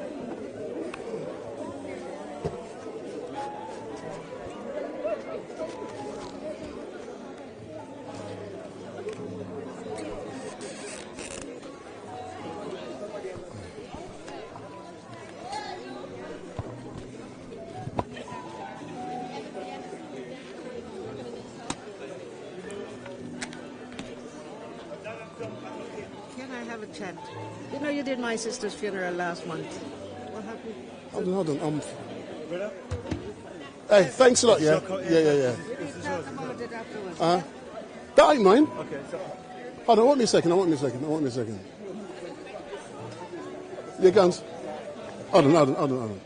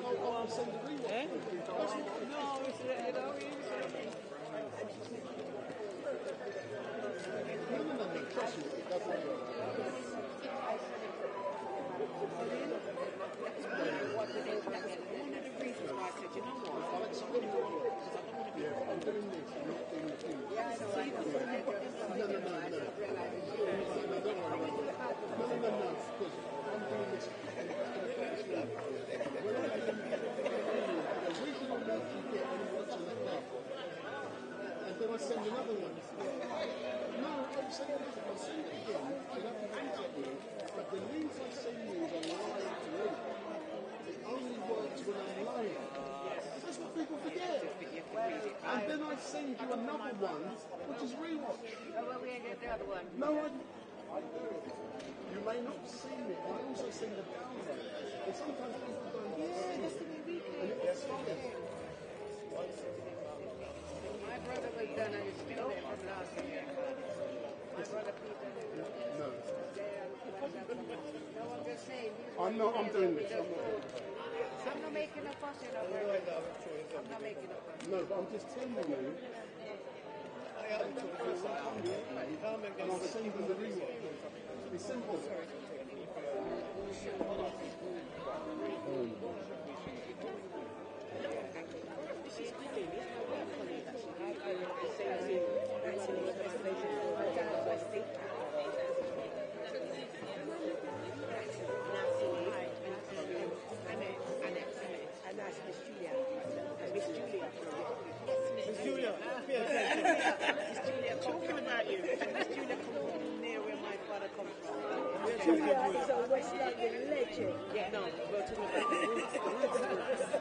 No, a brownstone legend. Yeah, brownstone legend, man. You know what I mean? Brownstone legend.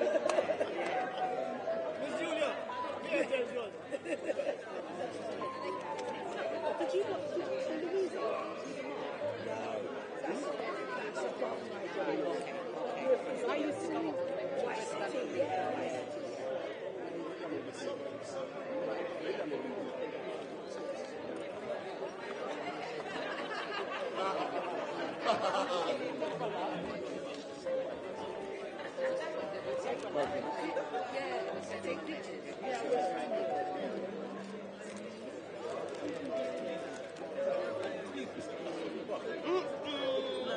That's what I noticed with him now because he's doing something else.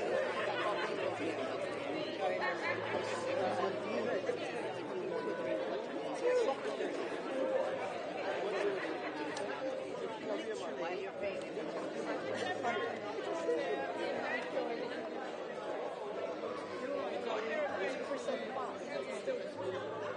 Yeah, that's exactly what I'm saying.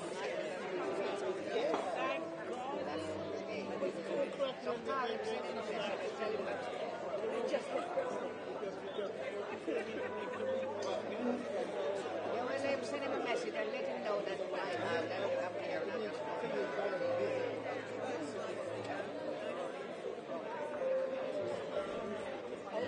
They can see us. That's if they can see us. Yeah.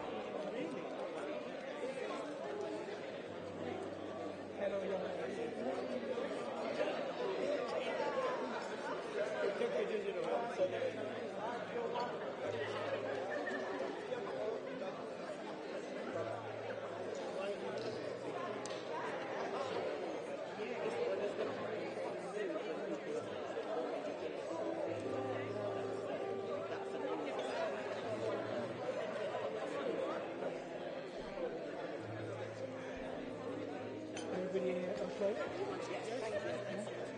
You paid the money?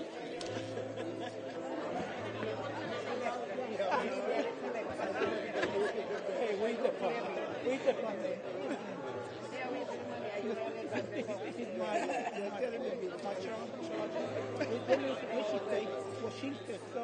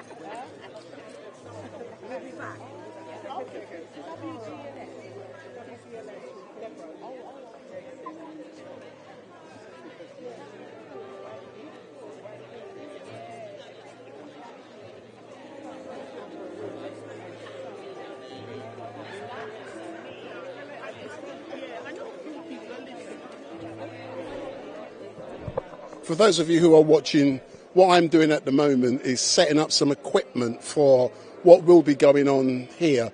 So I won't be operating the camera for about 10 minutes. So what I'm doing now is setting up equipment for what is going on here. And I won't be operating the camera, so you can just see what's going on in the background.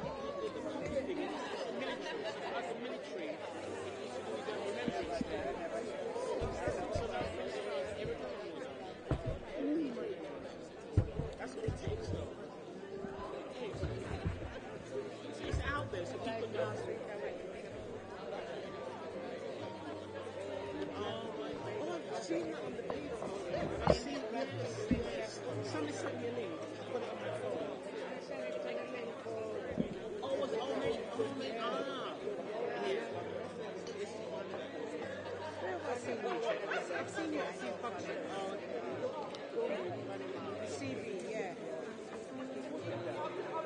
And you're a DJ also? What do you... Yeah, it's a stand.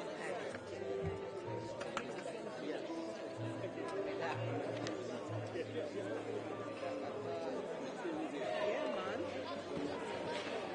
Good. Yeah, man, we have to give thanks. Our friend was drop off, man.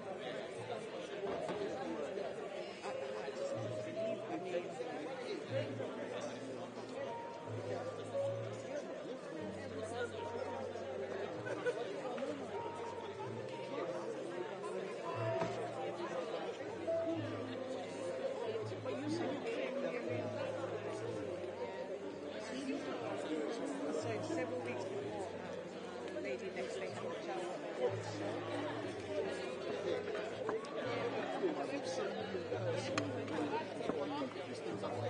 Yeah, that's fine. I'll send it to you, and then you can send it to your friends. All right.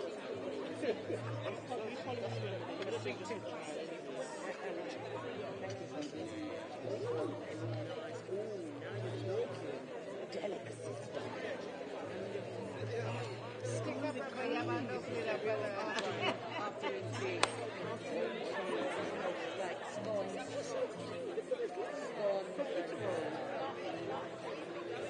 Yeah, much. Very cool. Huh? Yeah, that's cool.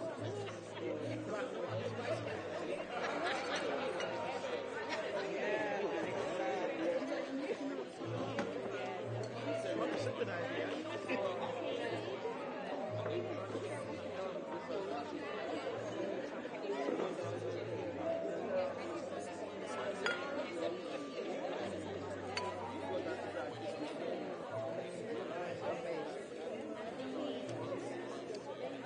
You know what? It's coming to all of us, and it's always going to be a shock.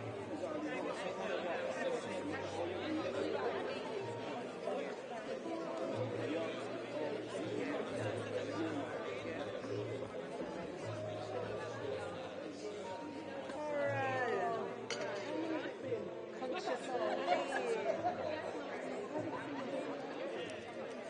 no, you did. You came to see me play. What day did you come? Did you come on the 23rd when we had the after show? No, when you had the DJ roll call. Okay, that was the 23rd.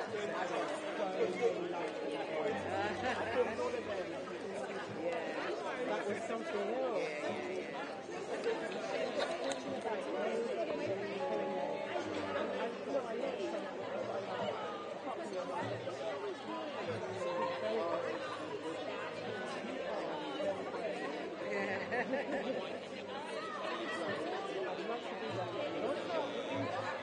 Okay, this is what you do, you're a writer. Yeah, right.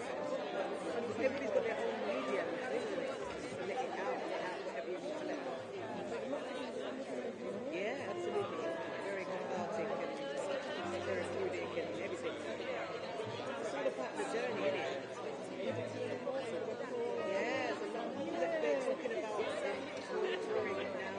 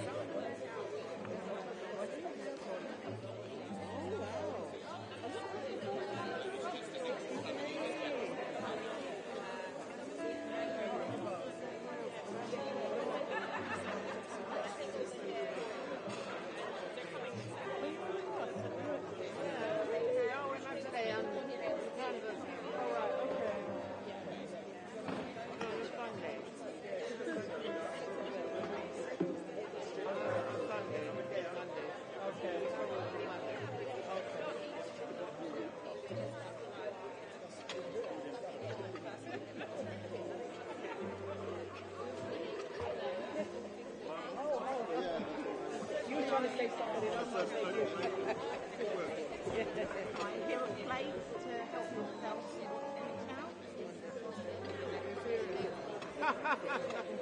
I don't need to write it.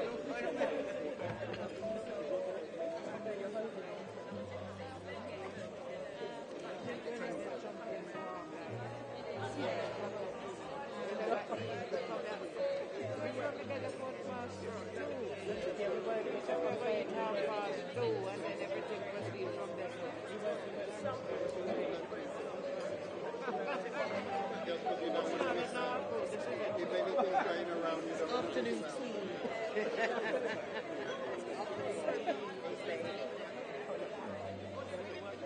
I mean, we could have got my brother, he won the record. We could have had some nice little, you know, little dumplings. I mean, some little I'll say that to him. Next time she's doing anything, this is what he does. He does it beautiful. So we're going to have it.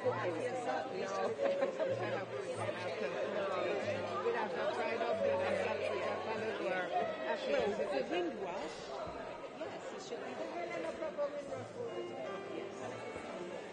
But it's something that we could feed back. We could feed back to. We could feed back to. Yeah, that's right. And we got a nice little gift where I can now put my Oyster card. You know they don't do anything like that outside of London. It's embarrassing.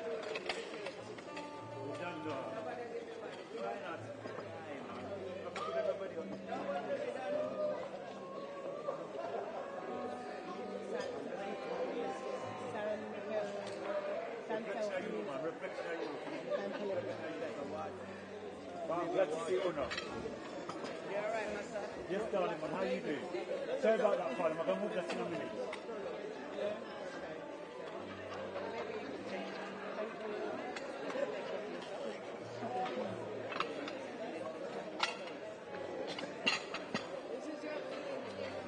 Perfect for me.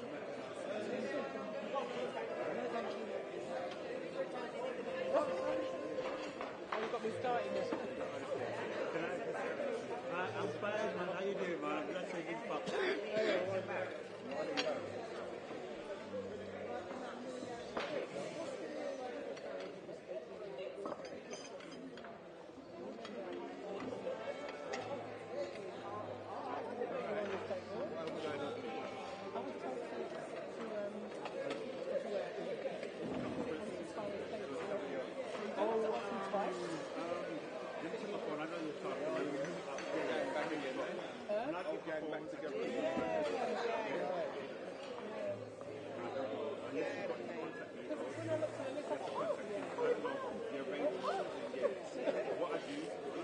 I didn't know none of you guys were going to be here. I was just like, they've been talking to me for a while about this, and I'm like, okay. But I did not have no idea what foods my diabetes is like really good. Thank you. I think I have one.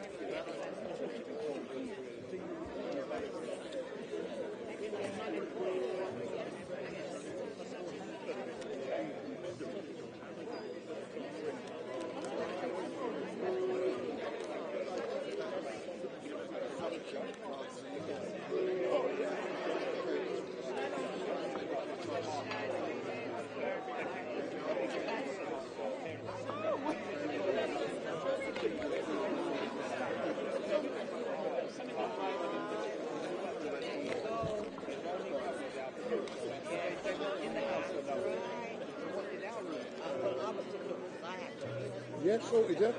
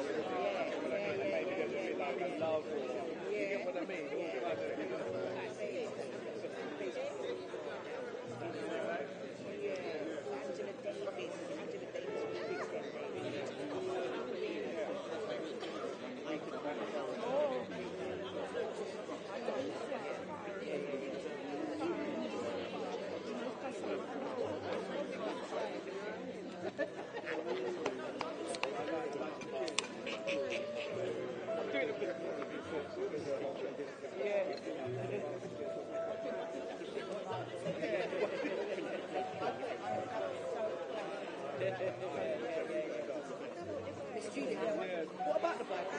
I don't have a scarf.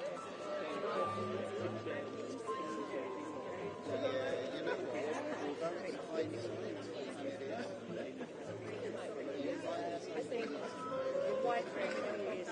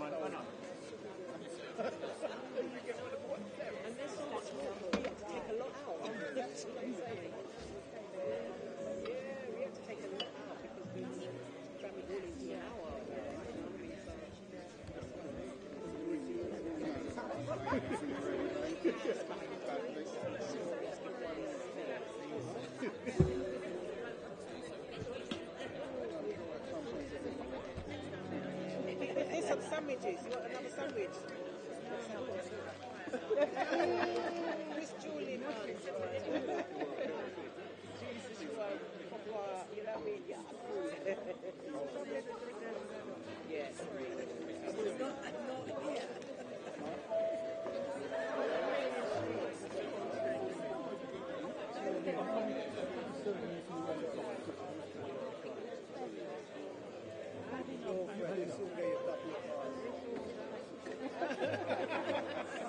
I wish I was coming with you, man. I tell you.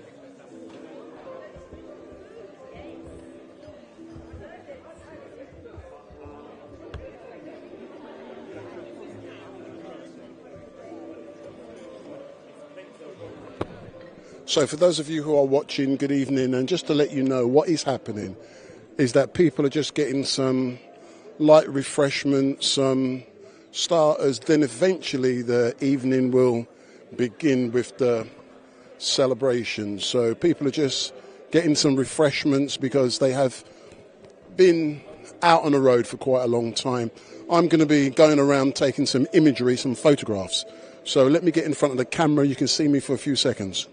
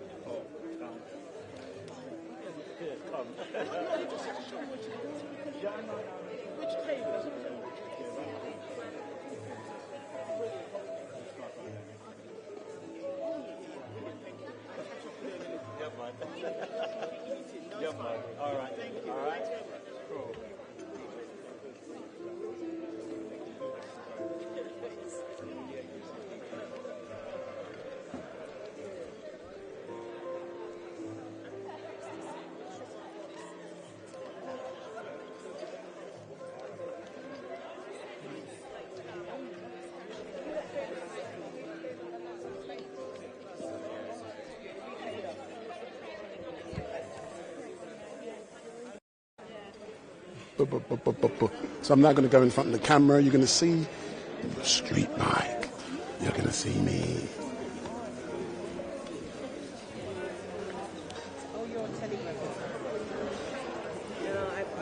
I did through the lockdown. Woo! Big up.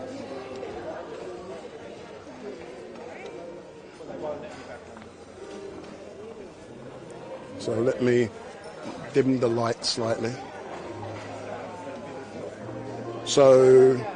So good evening all, my name is Wendell Daniel. You can see me all posh now, and welcome to StreetMic, and we're coming to you live and direct from City Hall for the Windrush 75, an afternoon of culture and heritage. And I was invited to do this event, and I started this morning at roughly 10:30 at Camberwell Garage. In Camberwell, I got on the Windrush bus and we stopped off at East Croydon, then we went to Windrush Square in Brixton, and then we made our way down here to City Hall, and this is the location where the Mayor of London offices are. So he's here. So what I'm going to be doing in a few moments is taking a few photographs. I'm going to show you my little camera I use when I take photographs. So this is the camera I use. It's how small it is. That's a Canon R3. Just Google it, Canon R3. That's just for that black bit there. Then I got lenses and flashes. So you'll see just that bit there, really cheap, about £6 grand. So this is what I do. This is photography I'm doing, and I'm also live streaming. And I can do it, interact and do it all in one. So I'm going to take a few photographs now, but the actual celebration as such, there's going to be performers, there's going to be well-known singers, and also we're going to have people making speeches. And that is going to be really great to capture that. But what I'm going to be doing for the next 10 minutes or so is doing some photography. But all I can say is thank you very much for watching. And my name is Wendell Daniel from StreetMic. This is some of the stuff I do. Some of you may only think I do Speaker's Corner. But like I say, that is one of many things that I do. This is the other. And on Sunday, yet again, I will be at another corporate event. And it is an award ceremony. And you will actually see StreetMic in a tuxedo, black tie, wing shirt, black. And it's going to be an amazing day. So I'm now going to be taking some imagery. You can probably see me flashing in the background. And I'll be using my little camera just here. So, love you lots. Oh, one second.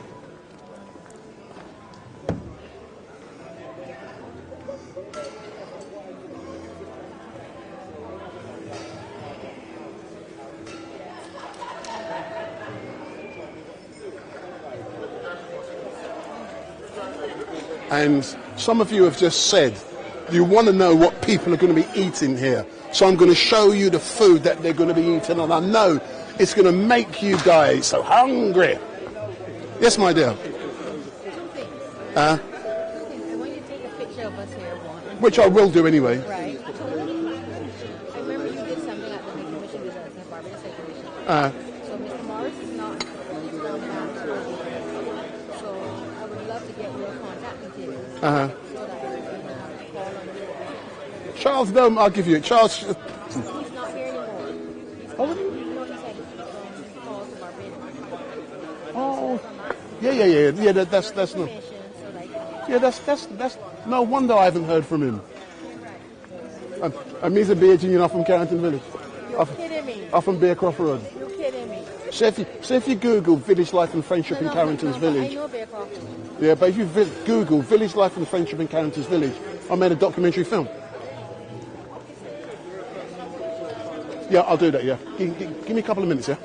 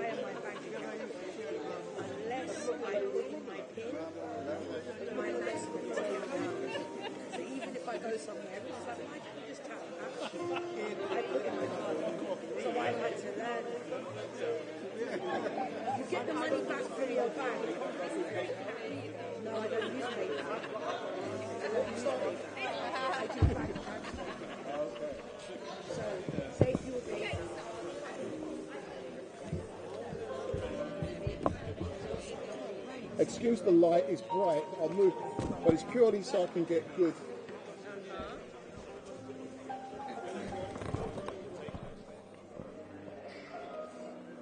So if you look into the camera, so let me bring it a bit closer. So it will only be for a few minutes. So good evening. If you look into the camera, can you introduce yourself?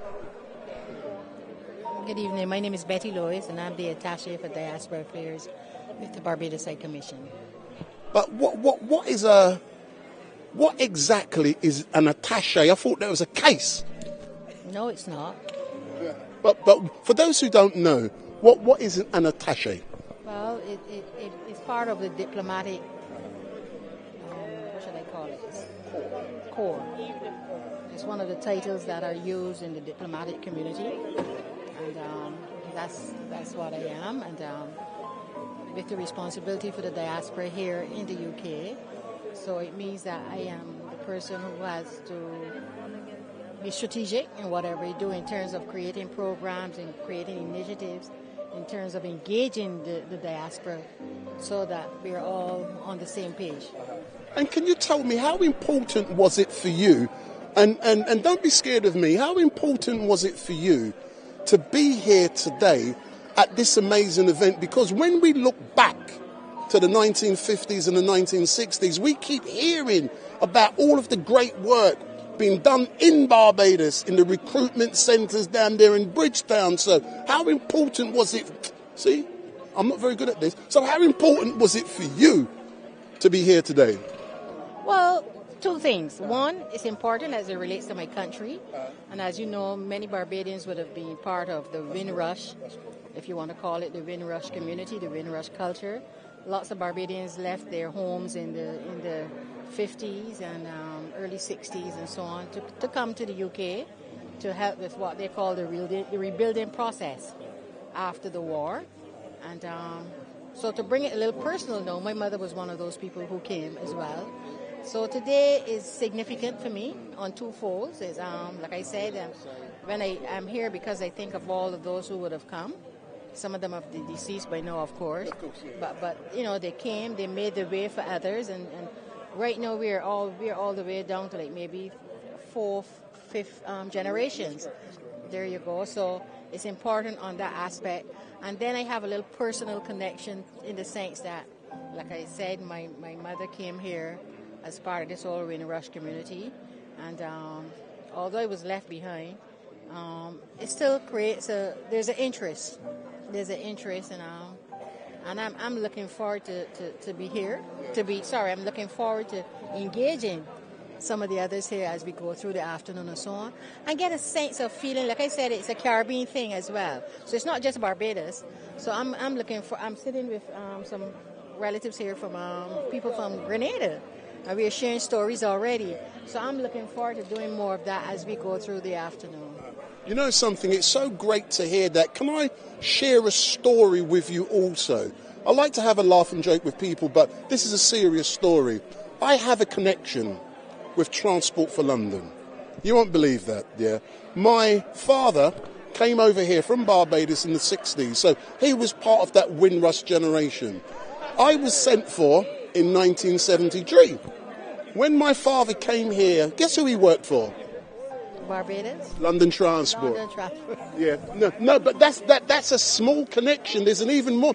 I retired on April the 15th of this year, took early retirement after 40 years. Guess which company I work for? London Transport.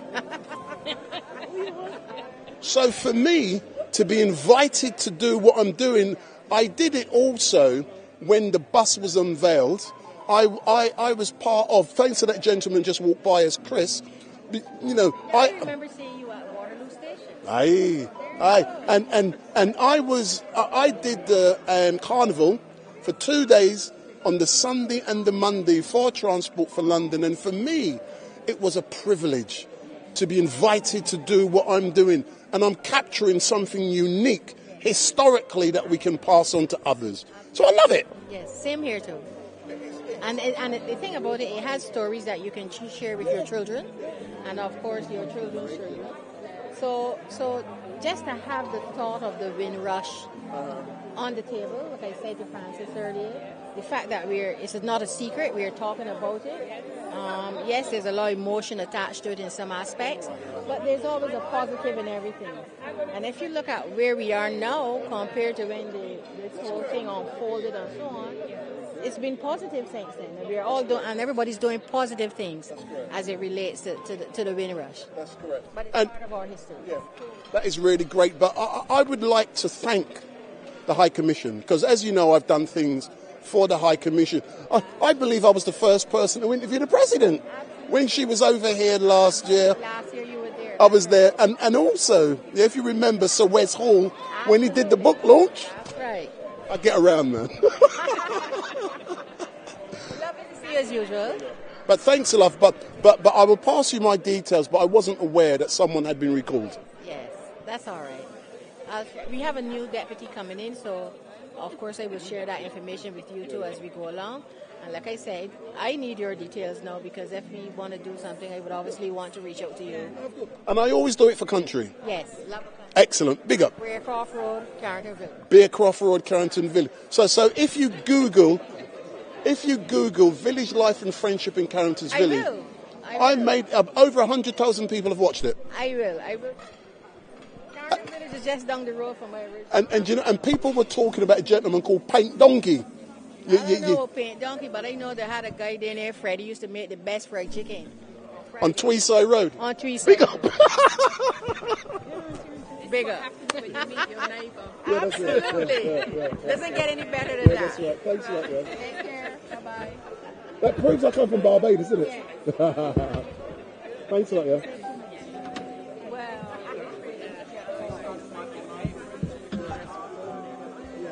I'm just showing people what's on the table. Of course, please. He says.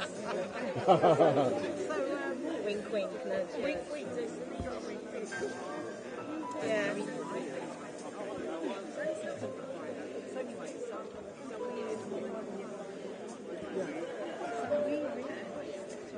Thank you, ladies. Gentlemen, thank you.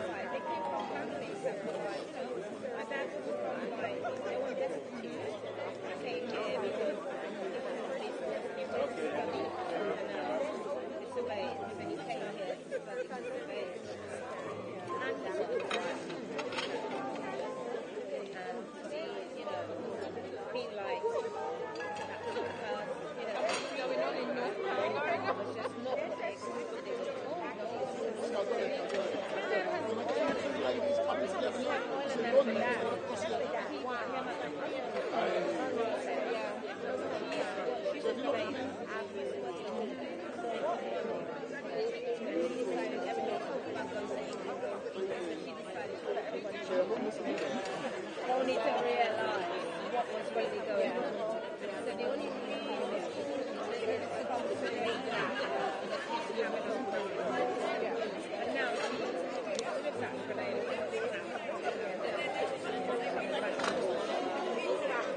yeah, I always said, but I was worried. That's right.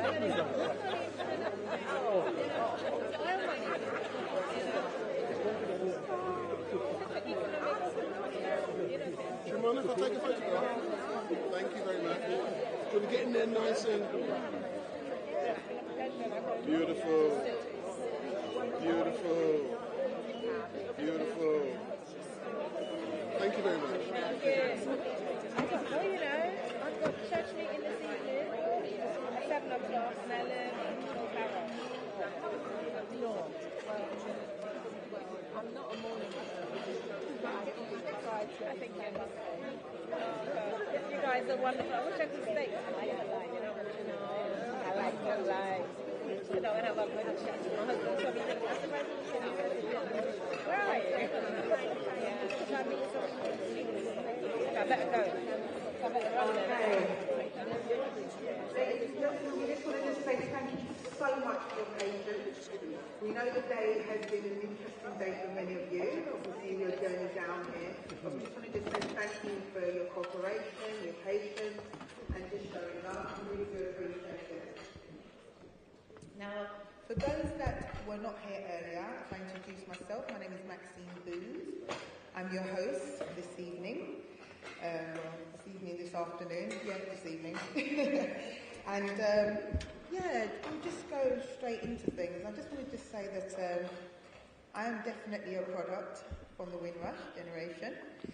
And I just want to just give gratitude to everyone at that time, because we know that it was a challenging time, but at the same time, such a beautiful time, because it was a time where we reaped the benefits. Myself, I'm one of the reasons of the benefits of what you guys went through, so I'm just very thankful for that. But as I say, ladies and cherished members of the Windrush 75th cultural and heritage event, that's what we're here for today. Welcome to the celebration of 75 years of Windrush Generation, a momentous occasion that fills our hearts with joy and gratitude. Today we gather here at the magnificent London City Hall, a place that symbolises unity, diversity, and the power of the community. Such an amazing venue, isn't it? Yes, well done to the venue, it's amazing. As we embark on this remarkable journey, I would like to expand a warm welcome to each and every one of you. Your presence here today is a testament of the significance and impact of the Windrush Generation. Those contributions have shaped and enriched our society in countless ways. Before I delve into the performances for today's best, I would like to take a moment to acknowledge and express our gratitude to some of our esteemed guests who have graced us with their presence. Among them, we are honoured to have the High Commissioners of Grenada, yeah, Carriacou and Petit Martinique, yes, Antigua and Bermuda, Trinidad and Tobago, Dominica, and the Minister of Foreign Affairs, Trade and Aspera of Barbados, who I had the pleasure of meeting. Beautiful woman, thank you. Their presence here today reflects the strength of our partnerships and shared commitment towards honouring the Windrush legacy. In addition, we are privileged to have the company of distinguished individuals who have played pivotal roles in championing equality, justice, and the recognition of our shared heritage. Patrick Vernon, OBE, Dawn Hill, CBE, Lee Jasper, Simeon Gossett, Jim Grover, who is an esteemed photographer, and Selena CTI, founder of the Black Poppy Rose, are among the extraordinary souls who grace this event with their presence. We encourage you to take the opportunity to connect with them, although there won't be any breaks, but connect with them later. Okay. And now, let us not forget the captivating performances that awaits us today. We are fortunate to have the talented Adoa, who has sang for us already. And I'm sure you enjoyed that. Didn't you enjoy that? Absolutely beautiful. Well done for her. She's had to go early. We're going to be having Carol Thompson, our Lovers Rock legend, Satara Gale, an accomplished actress and singer, as well as Amina Joy, a remarkable flute musician, preparing to mesmerise and immerse in the beauty of their artistry. And I believe that she will be coming up first. It's our great pleasure today that I introduced our first act, who will set the stage for an incredible performance for today. We embark on a journey of celebration, remembrance and unity. Let us embrace this extraordinary opportunity to honour the Windrush Generation and rejoice in the riches of our collective heritage. Once again, a heartfelt welcome to the Windrush 75th Culture and Heritage event. Ooh. May this event be filled with joy and inspiration and deep appreciation for an extraordinary contributions of the Windrush Generation. Thank you.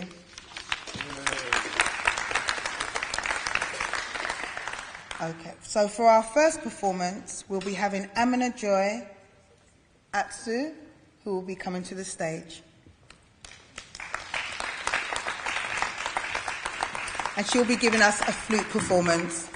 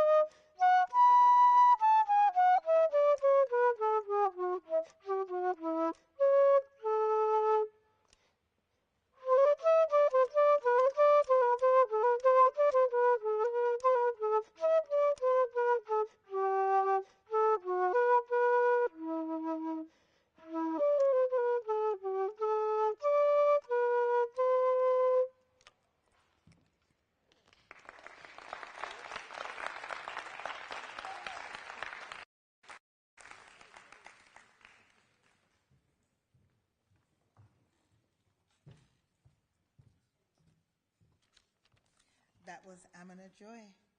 Give her another warm welcome.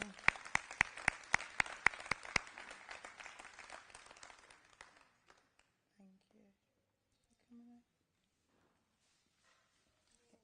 you. Right, so we have our next performance, which is Dawn Hill, and she'll be giving us her Windrush story. Welcome, Dawn Hill.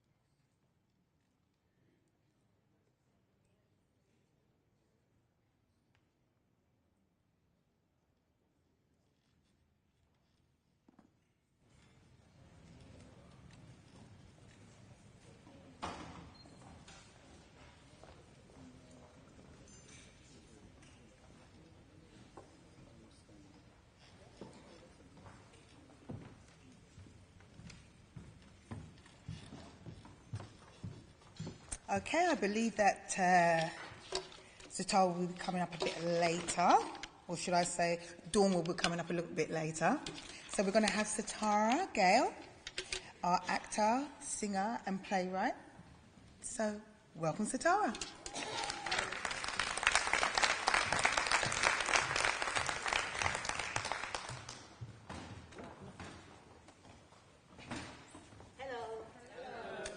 Right, so let's put this here, yeah, so I can just remember what I'm going to do.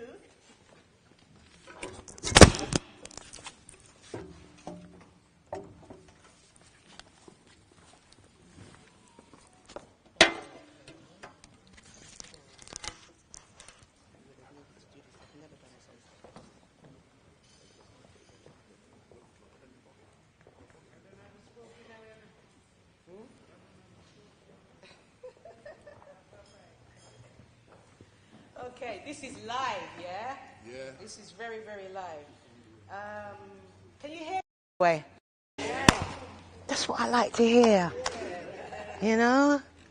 I'm glad that you can hear me, people. So, Deborah, that lady over there, she's responsible for this. I've just, not too long ago, finished doing a performance, a one-woman play that I wrote and performed at the Brixton House. It was called The Legends of Them. And she's been adamant that I come and do an excerpt of that play. So I'm going to endeavour to do a piece of it. So let's just see how it goes. Can I get the chair, please? No, that one, yeah.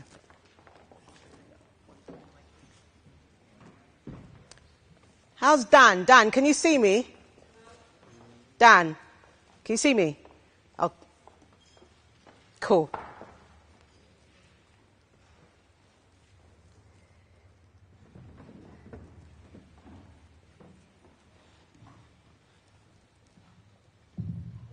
Is there any way this can move?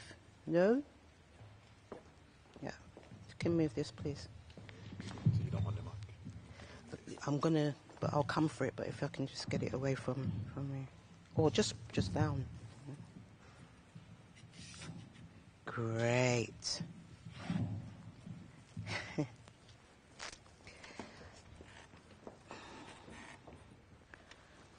The Legends of Them.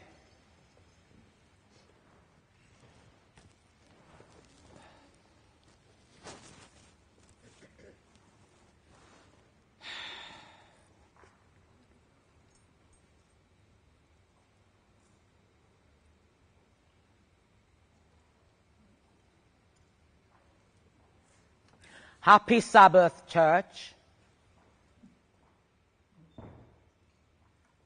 I want somebody to sing other than Miss Lana. Oh, hang me down, hang me down. Oh, hang me down, hang me down. Hang me down, my silver trumpet, Gabriel. Hang me down, throw me down. Any old way, just get me down. Hang me down, my silver trumpet, Lord. Why you don't sing the song properly before me pinch off your lip? Why you have to be so extra? Remember the Sabbath day to keep it holy. 6 days shalt thou labor and do all thy work, but the seventh day is the Sabbath of the Lord thy God. In it thou shalt not do any work. And that means none whatsoever. No singing, no shopping, no music. You can read, but only the Bible. Or better still, an Ellen G. White pamphlet.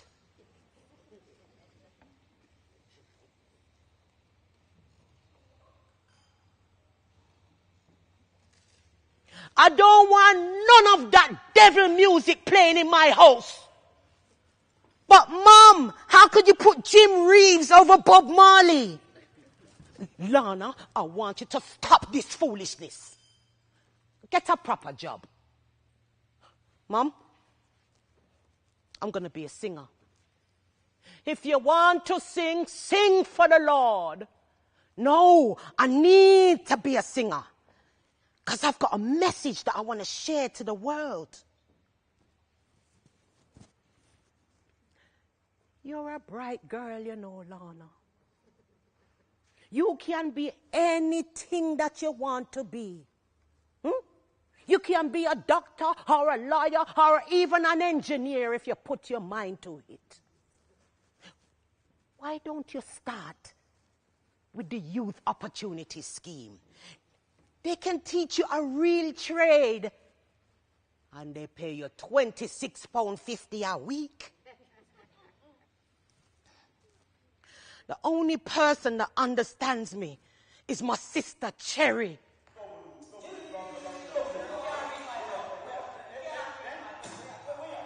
Cherry! Uno stop the noise. Me say, uno stop the noise. Why you can't play dominoes quietly? Listen, man. No, sir. No, sir. You better turn up the music, you know. Turn it up. You can come to my house and you can play dominoes, but you must turn up the music, please, Dan. All right. But make sure when you come to my house, you don't turn no fluff. Hear me now.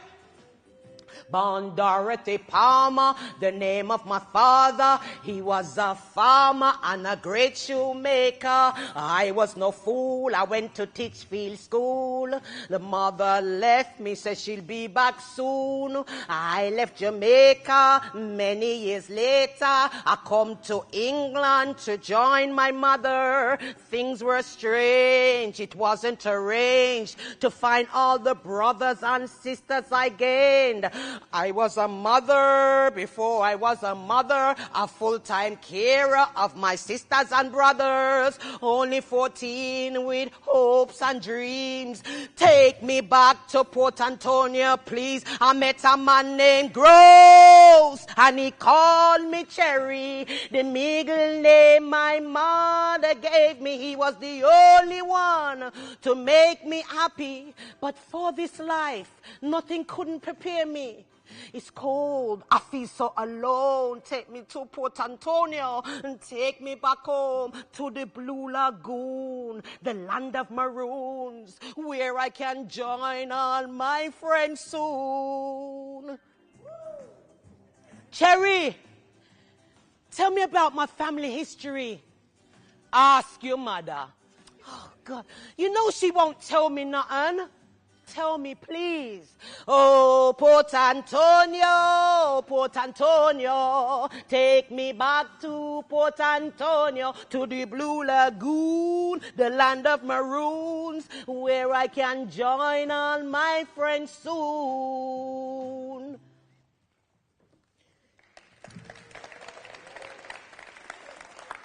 Mommy never tell you about Mommy never tell you about Nanny of the Maroons. No. Well, Nanny, sir.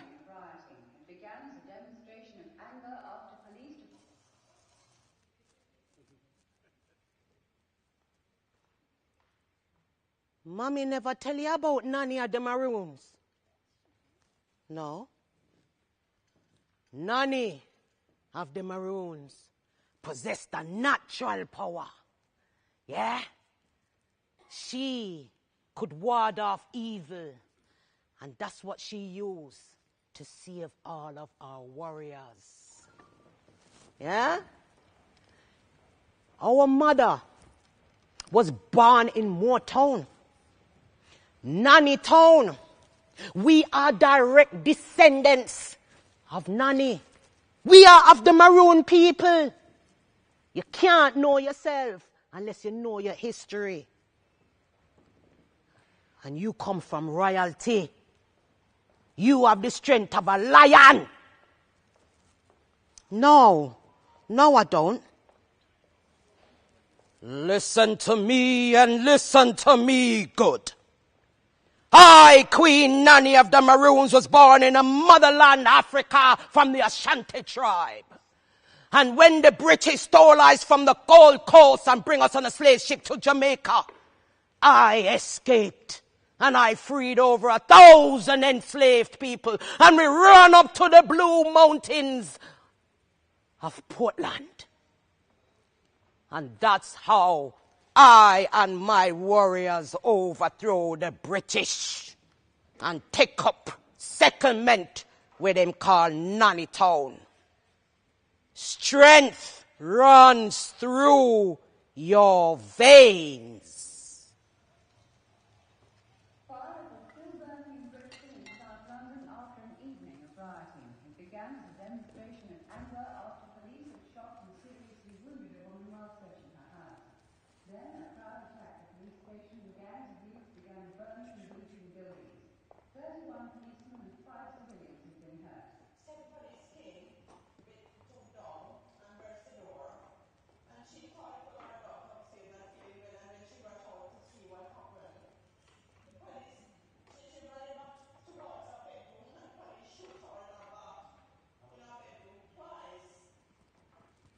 I don't want the attention.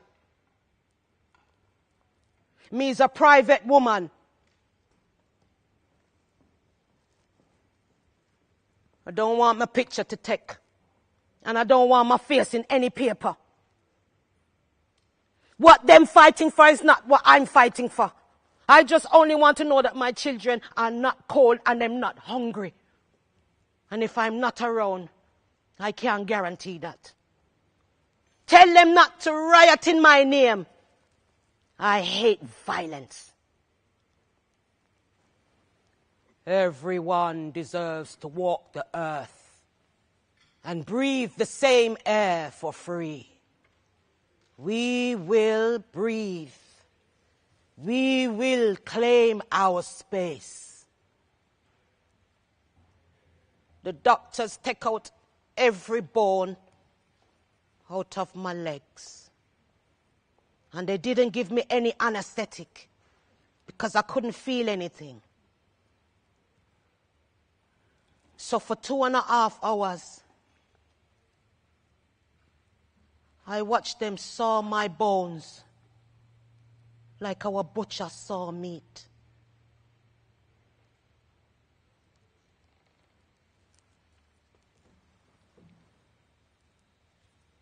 La le mule, la le mulu, nia de kame chapodumo, la le ma,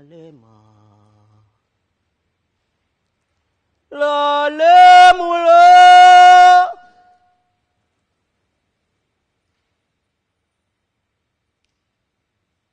Mom, you came to the hospital. Take your baby, Lana. I don't deserve to be a mother. Take your baby. He's your son. He come from your womb. This is a gift from God. Let me tell you something. When I was just a child, my own sweet mother died. Only 8 years old with no one at my side. Pull from pillow to post. Coast to coast, no fixed abode. Abandoned and neglected. Mistreated and rejected. And then I heard another voice giving me a brand new choice. She said, come to England. There your mother's waiting. All aboard, mother's calling us ashore. Call the women, call the men, call the children. We're coming home at last, coming to the motherland, where she's waiting to welcome us with open arms. Well, as I kissed the children goodbye and sang a little lullaby, I told them I'll be back as soon as I can manage. I grabbed my grip on board the ship, not knowing where I was to keep. But all I know, mother would be there with open arms. All aboard, mother's calling us ashore. Call the women, call the men, call the children. We're coming home at last, coming to the motherland, where she's waiting to welcome us with open arms. What is this? My God, me can't see through the fog. The coat me buy a Cayman Island, it not warm enough. Jesus, my God, why hast thou forsaken us? Them say no Irish, no blacks, no dogs. Them lie to us. Mama, where you there? Mama, you tell me come, say me come. Mama, you never tell me, send me, I go sleep on ground. You said the streets were paved with gold. I want to go back home, but how? Me only come with just enough to see me through the winter. All aboard, mother's calling us ashore. Call the women, call the men, call the children. We're coming home at last, coming to the motherland, where she's waiting to welcome us with open arms. Where she's waiting to welcome us with open arms. Where she's waiting to welcome us with open arms.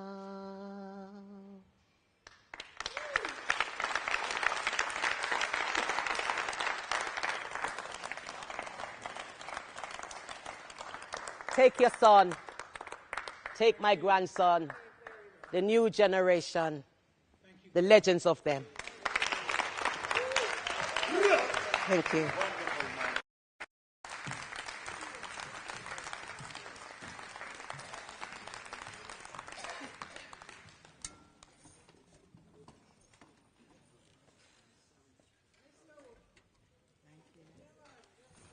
Absolutely awesome.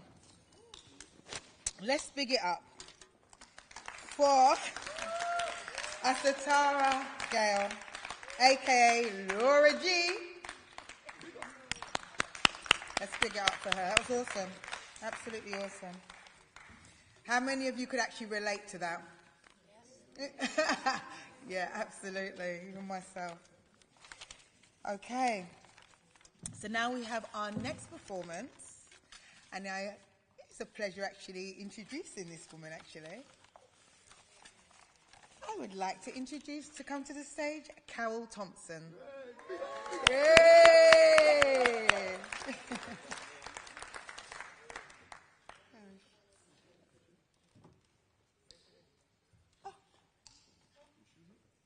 She's definitely with us. I promise. I didn't make it up. Okay, she'll be with us shortly. In the meantime,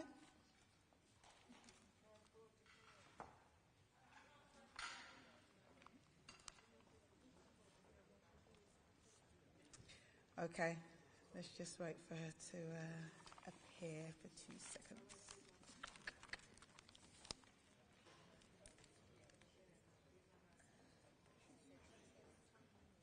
Okay, moving on.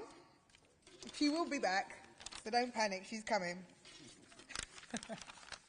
Okay, so now we'd like to introduce Regina and Richard, if they could come to the stage. And they're celebrating contributions from the TFL colleagues.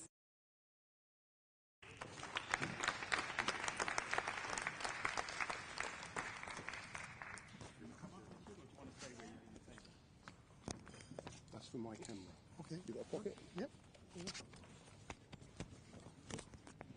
That's purely for my camera. Hello, everyone. Hello, everyone. That's better. So, my name's Chris. I work for TFL, and I've got my TFL family on this table over here. Okay. The TFL family here. And my impromptu coming up here was because I wanted to give this colleague of ours, Richard, a bit of an introduction.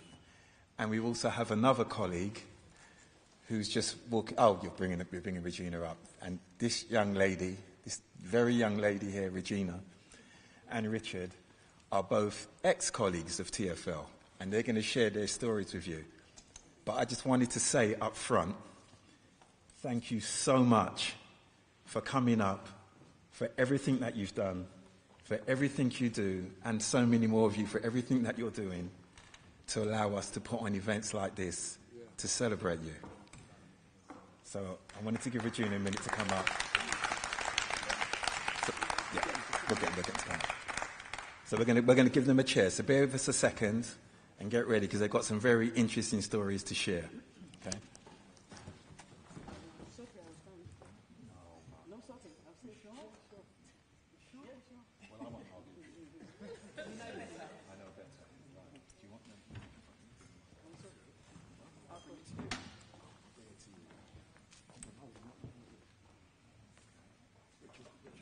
Richard, can I have your microphone? Can I have your microphone to put it on?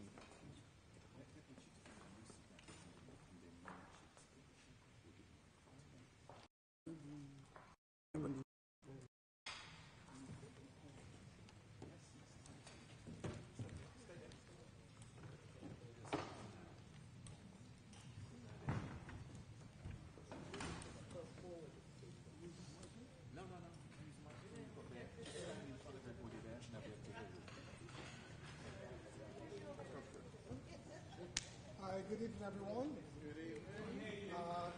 Can you hear me? You can't hear me? Oh, use the mic then, yeah. Okay. Can you take it up? Yeah. Take it up a bit, yeah. That's better. Yeah. Is that better? Yeah. Oh, thank you. Yeah, good evening, everyone. Distinguished guests. It's an absolute pleasure to be able to do this. And first of all, just get some thank yous. I was very fortunate. My sister saw my picture in a Windrush at a Windrush event, which actually got me on to speaking to Chris. And he then got together, speaking with my wife, and obviously invited us both here.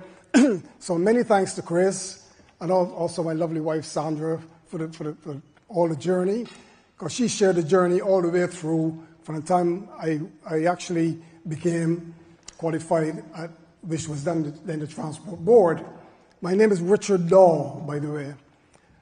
Now, my journey, basically, I was very fortunate to start with London Transport at the age 2 weeks before my 16th birthday as a trainee, what we used to call unit adjusters. And I remember very distinctly my mom, as you know, as West Indian parents, always kept on saying, you must have a trade. So I couldn't argue with that, and if you knew my mom, you wouldn't argue with her either. So she just made sure she took me straight up to, which was then Griffith's house. And I remember walking in there, didn't know what I wanted to do, didn't have a clue, but my mom worked for London Transport as a ticket collector. And she said, must have a trade, must have a trade. And she kept on. And I'm thankful very much for her for doing that. I got the job. Basically, I didn't know, but the guy just at the front said to me, took me by the window and saw these buses. He said, "Why did you become a bus mechanic?"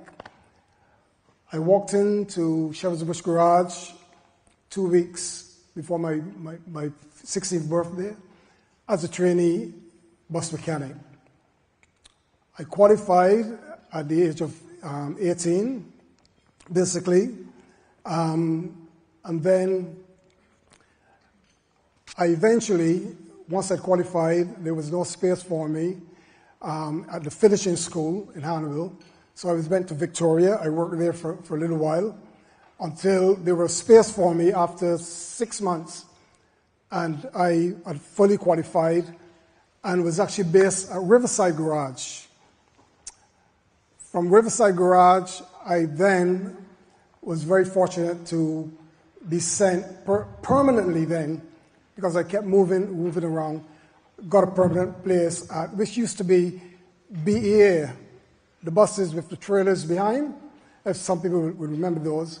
And I was stationed there, and I did actually 40 years. It was a great place to work.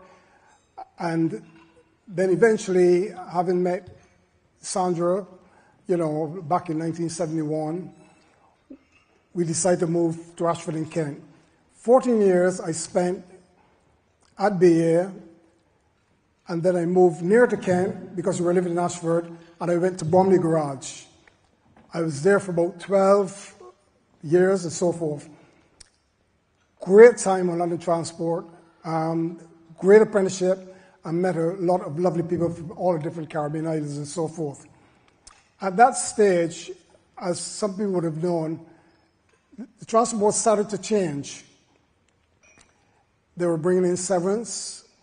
They were separating the divisions. There was South Kent, there were Riva, all different things like that. And I was fortunate because I'd actually done 30 years with the Transport Board. And severance came along. At that point in time, I was going to and fro from Barbados, myself and my wife, and the boys started to grow up then, was going backwards and forth, and I started to pine for home. I wanted to go back, so actually the idea of taking the severance gave me the opportunity to go back and try to connect, because I came here to England in 1961, and it was only about a month away from my 12th birthday. So I was here since 1961. So it's amazing to go back and try to connect. Timing was actually very, very good, because when I got back to Barbados and building a house and doing stuff, I returned in July 1997. I returned to Barbados. And the timing must have been very, very right, and obviously God is great, because about a month after that, I got word from a very good friend of mine who is the head of the forensic lab in Barbados, Shar Corbin, and she said to me, "Oh, Richard, you know what, there's a job in engineering at the Barbados Transport Board." And what they had done at that point in time is the Transport Board were separating the workshop from the Transport Board itself, but was left with no engineering person. The workshop became a separate entity, and it was workers' ownership. So that's what it did, and it was eventually called United Commercial Auto Works Limited, UCAL for short. You will know, ma'am, yes. there was 8 of us, and I was fortunate that I got the job. And I have to say this, that one of the reasons that I got the job, again, I said thank you, London Transport, thank you, because after my interview, and they gave me the job, they called me back in, and they said to me, we're very pleased to give you the job, but you ticked a lot of boxes because of your apprenticeship and your background in engineering on London buses. Because what it does, it gives us a different aspect to what we are used to here. So you could obviously bring something to the table. I was very proud of that. So thank you, London Buses.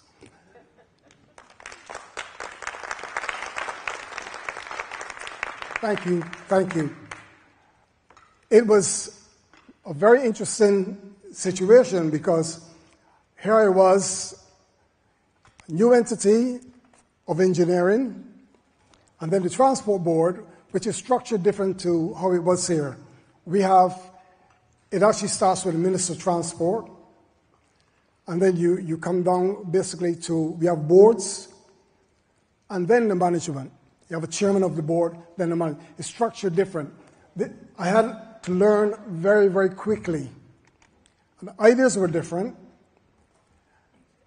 And I just thought to myself, well, I was actually what they term as chief engineer, but the term was the quality assurance manager. I had to set the department up. And my job basically entailed, most important, putting buses on the road, and also making sure that I cut the costs from the workshop to make sure I know, obviously how long it takes to do a job. When they invoice me, is that too much? And so forth. So those are the 2 areas I needed to concentrate on. But at the point, don't forget, I'm only one man. So I thought the best way to do that, I contacted the liaison officer from the Samuel Jackman Prescott Polytechnic, and I said, obviously the engineers were coming out after they do the 2 years, and I sat down with him and said I would like to give back something to Barbados itself, and engineering, was to bring the youngsters out of the Polytechnic to work with me. And that's how the Quality Assurance Department was founded.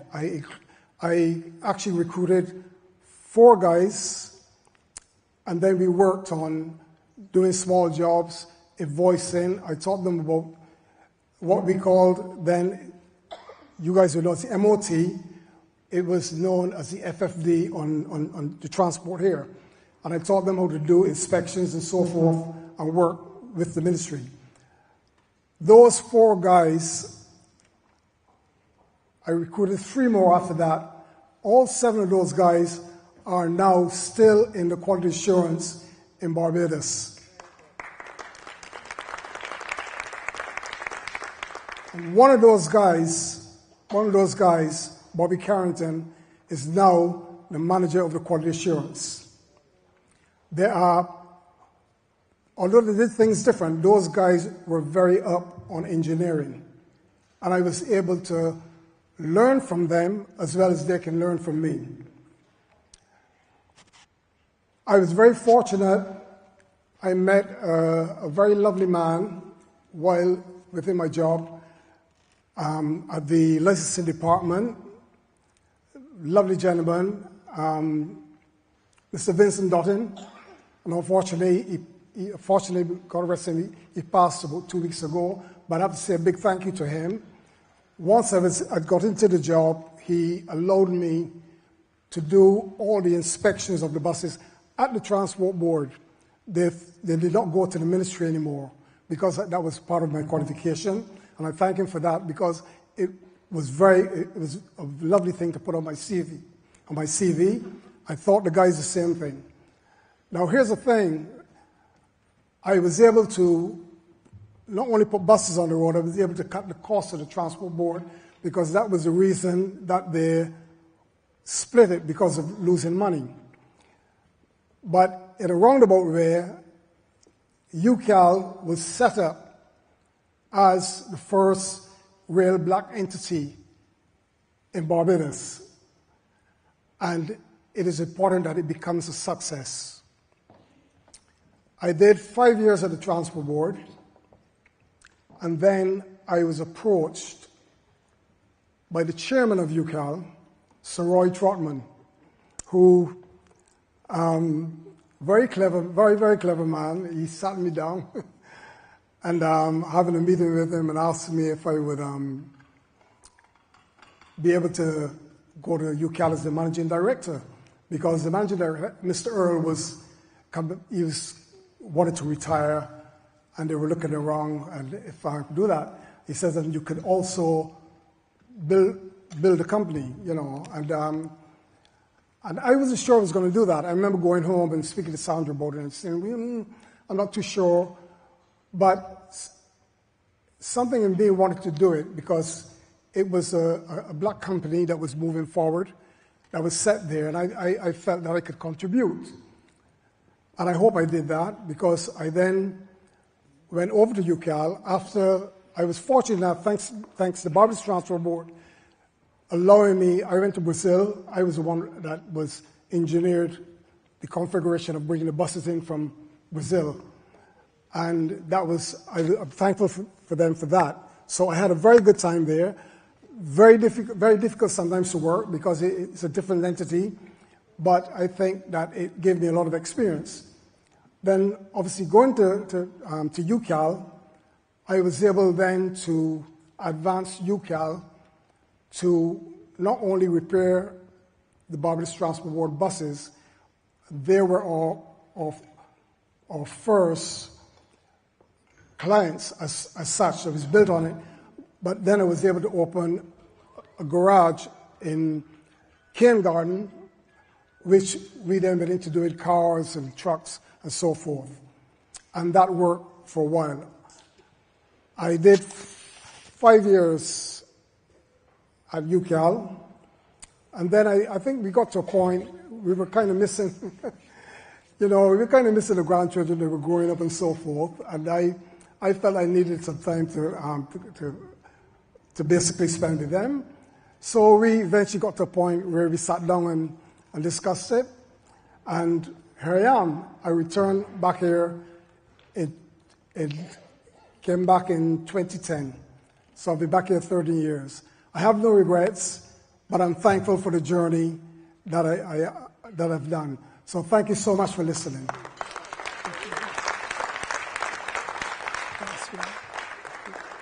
Good.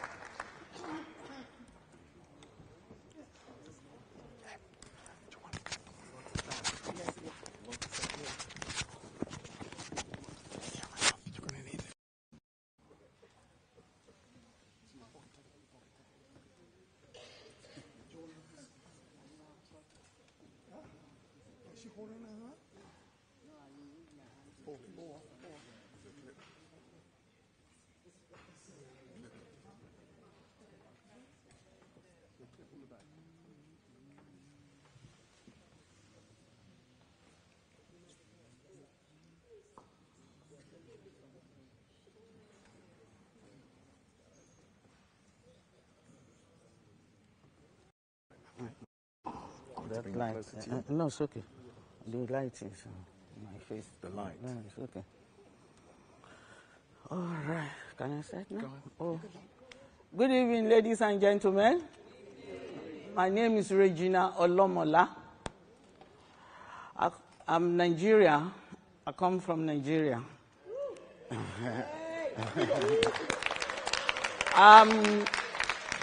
I'm happy to be here today.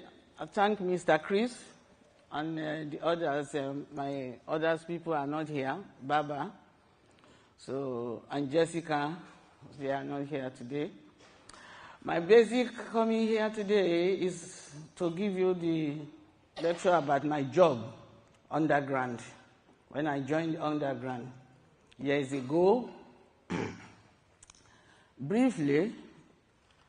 When I joined the underground, they sent me to the training at Nisden. First thing I did the medical test. After I go through the medical test finish, I'm okay. So they sent me to the training at Nisden Training Center. So my training starts from, they show me what type of job I'm going to do on the tunnel when the train finish. So they gave me tests, and a lot of different tests, and I passed it. So they gave me the certificate, which is, I'm happy about it. So after that, they locate me to the station. I'm going to start working. So I started working from the open station, which is start from the, what do you call it, Wisdom Green, to towards Harrow. So I'm doing you can walk 3 miles a night. It depends. So I'm doing the fluffy on the ground, on the pit. First thing, before I start the job, when I report in the station, any station I'm going to start work, I have to phone the line controller that I'm working from so station. I can work from, I can say from Baker Street to Finchley, so they know where I'm working. So they will take the juice off on the track, because you can't go in the pit when the juice is on. So before I go there for myself, I have to test the juice if it's on. If it's on, I go back on the platform.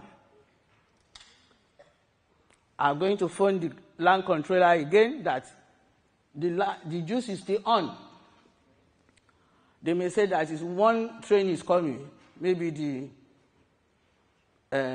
engineer train is going to serve something to the other people. So I have to step back, go back again, test the juice, is off.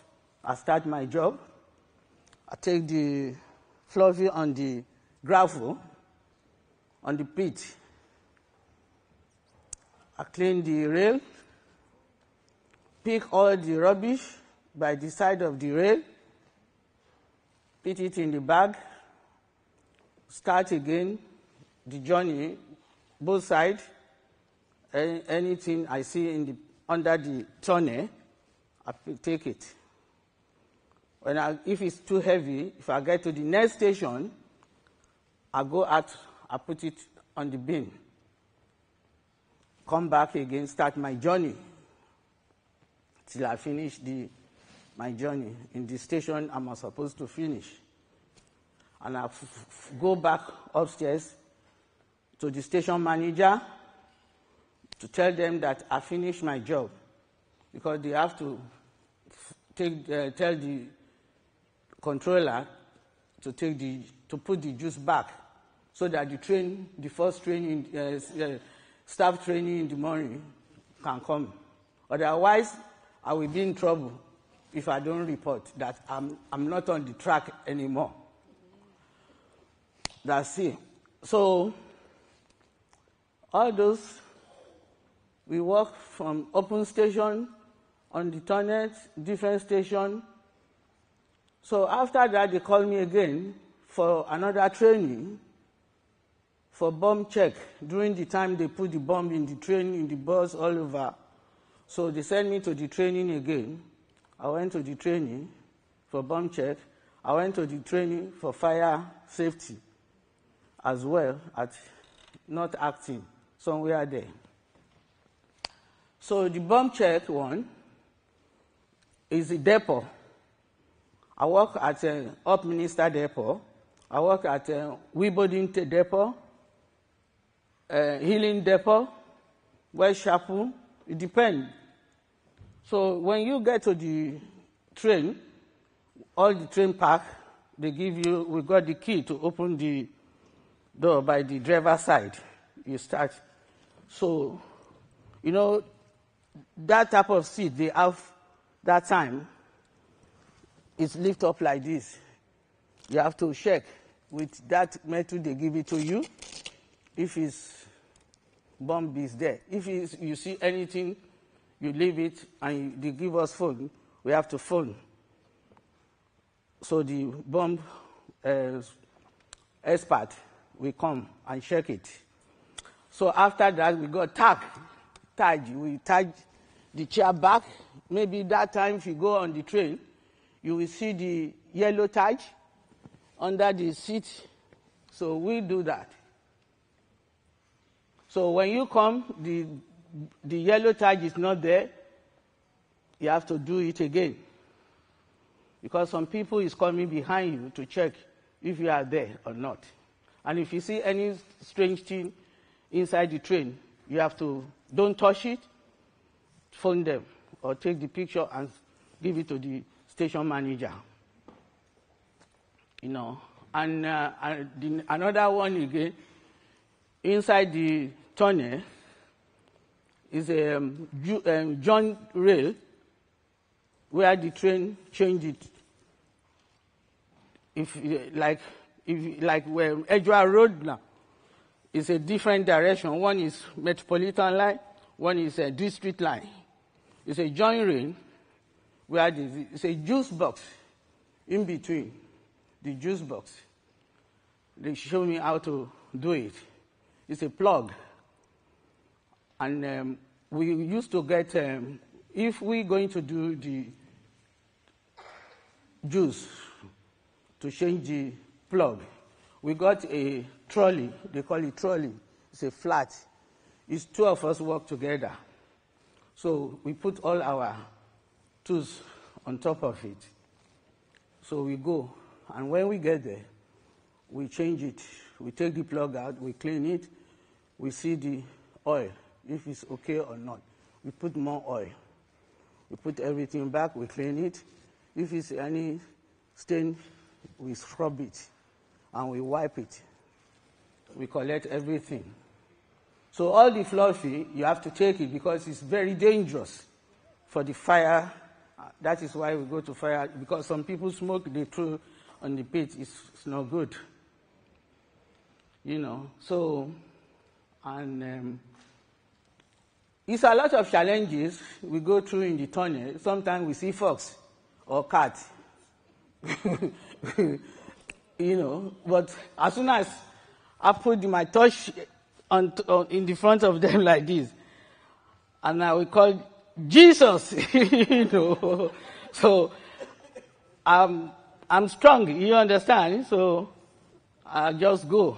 And sometimes they run towards where you're going, you know, because sometimes they can be in your front, because they never be at the back. They're always in the front. We see pigeon, you know, and if dead pigeon is there, we pick it with the tongue, put it in the bag, carry all those things. It's a lot of job we're doing under the tunnel there, you understand? So I'm glad, I'm happy that I do all those jobs. I have the experience. So after a few years, they called me for training again for flagging, a lady flagging. So I do the flagging test for slow and fast train. You know, like Harrow on the Hill, Queen's Park, where all those overground trains pass. If the place that no underground, no fast train that means on the overground, you will stop there.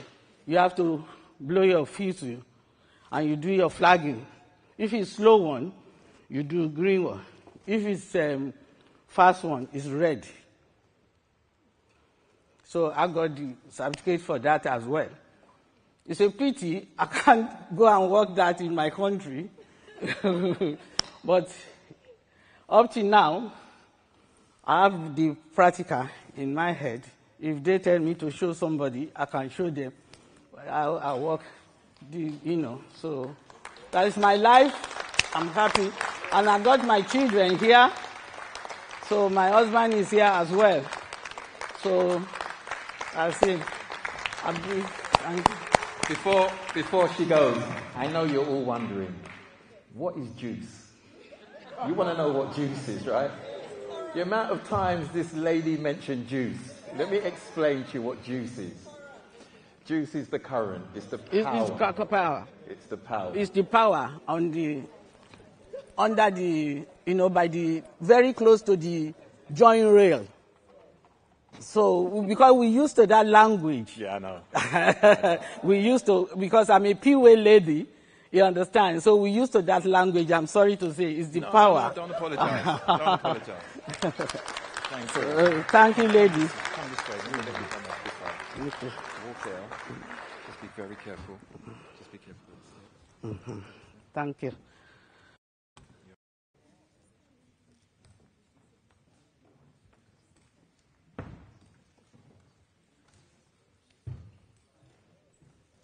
Thank you, everyone. Okay.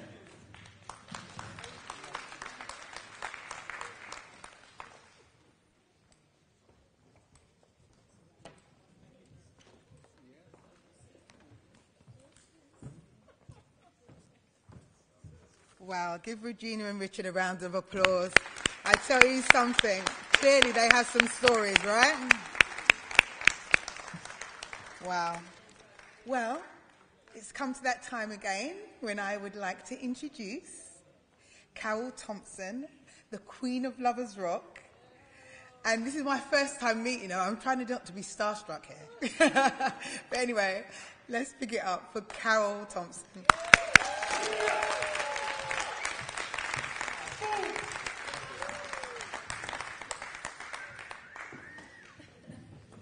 Good evening, ladies and gentlemen. How are you doing?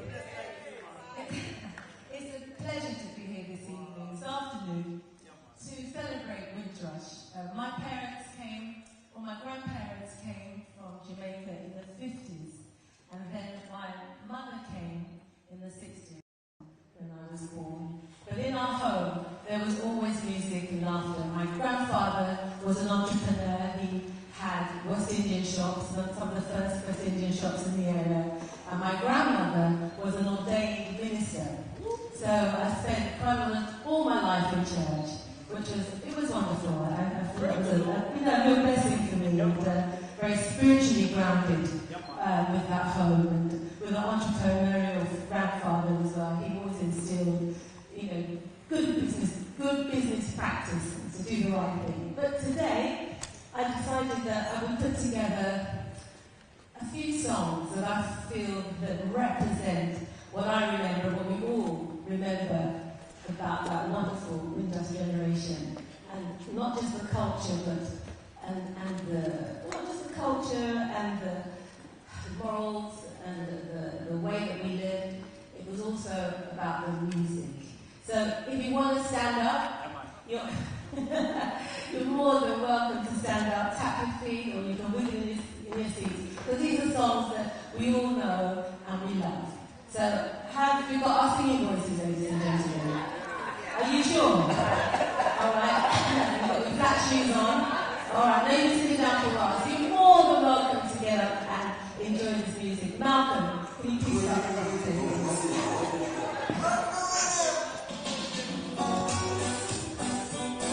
And you can turn it up now for a little bit. I'm going to put the music.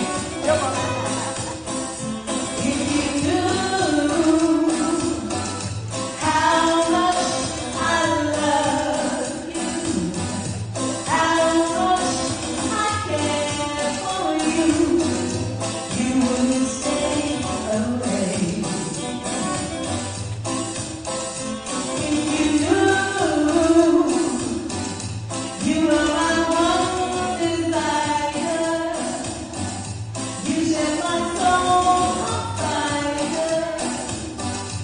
You wouldn't stay away. So darling, I know that you have found somebody new. She loves you, this I know. They say she's more beautiful than I. If we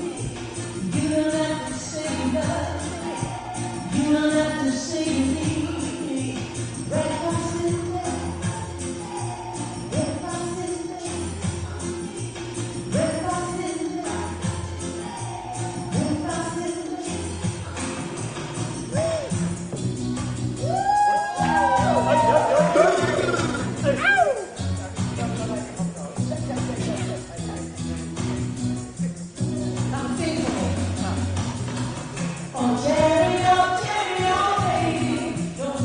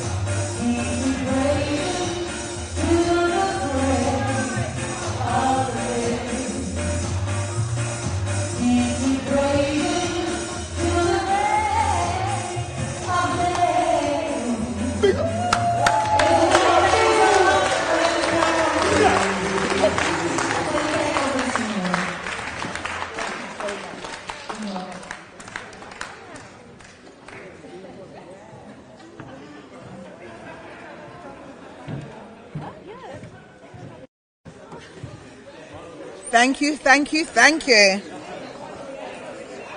Thank you, thank you, thank you.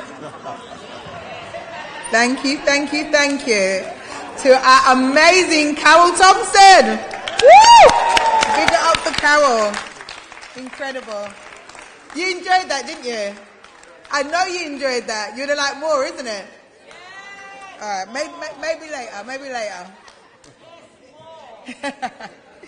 Anyway, we now have Mowina Paz, and she is going to bless us and talk to us about the national launch of Women in the Bus and Coach. So, let's have it from Mowina Paz as she comes up and blesses us with her presence.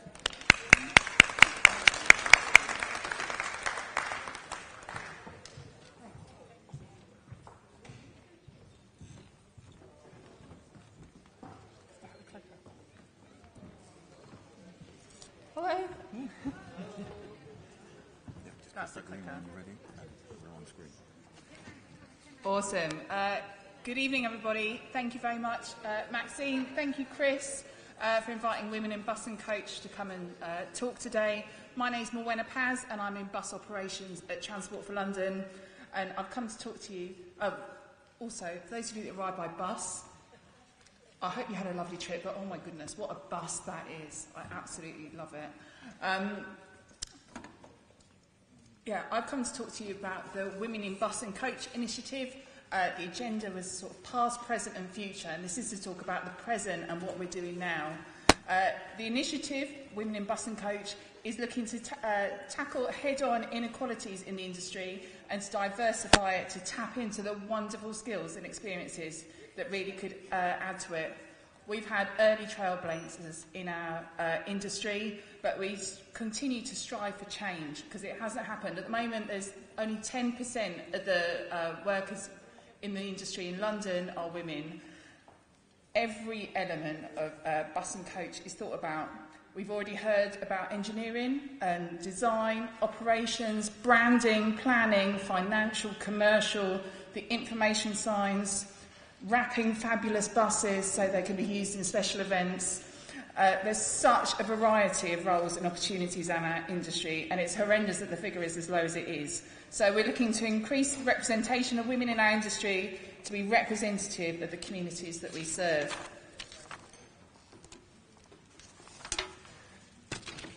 So the Women in Bus and Coach initiative is made up of industry leads from around the country and will provide a collaborative forum to share expertise and to develop, and we're really there to challenge and eliminate barriers currently faced by women in the profession, because really what we want is women, whatever their background, to have equal access to a career in the industry and a workplace designed around their needs.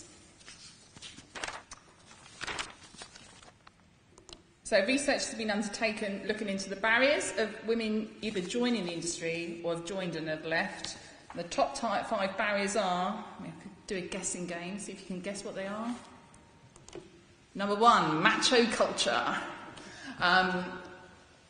The all-party parliamentary groups did some research in 2021, and macho culture is coming out as a screaming big issue, big image problem. I've been at TFL 18 years, and I can tell you it's definitely a mixed picture, but there is lots of work to be done. Shift work, perception of shifts, how inflexible they could or could not be, often puts people off applying in the future, and it's definitely one of the barriers we want to break down. And what skills can we attract and retain by having the right shift pattern that works for the individual. Women's health. At some point in any woman's career, they will encounter health barriers just for being a woman. Periods, menopause, fertility, symptoms of which can be physically and mentally crippling. And not having the basic provision at work dealing with these conditions is a barrier to entering the industry. Ergonomics. Almost everything on a bus is designed by a man for an average height man. Vehicle design, uniform design, garage layouts, and if you don't feel included in the thought process, then it can be a real barrier to wanting to join. And so we're looking at breaking down these barriers. And last but not least, gender pay gap. It's better than it has been, and it's better than it is in some other industries, but it does still exist. On this book, Invisible Women by Caroline Criado Perez, sort of highlights the data collection issue that we've had over time, and that also needs to be resolved to give us some real evidence and to go forward. One of the things we're definitely looking at is sort of crash test dummies and sort of diversifying the shape and size of those as how they react in the bus and how seating affects it and things like that. Okay, so having a workforce that reflects the diverse customers we have will enable us to better meet their needs. Considering customers and safety at every stage of decision making, operational and planning, will allow for a far improved service being offered. Including more non-technical skills such as open and honest communication will transform work culture and be a better place for all staff. Okay. I've got a video to play you because you've heard me chat a bit. So a few bits from from our frontline colleagues. I'm not sure if clicking is going to work. Are you going to play it? Thank you.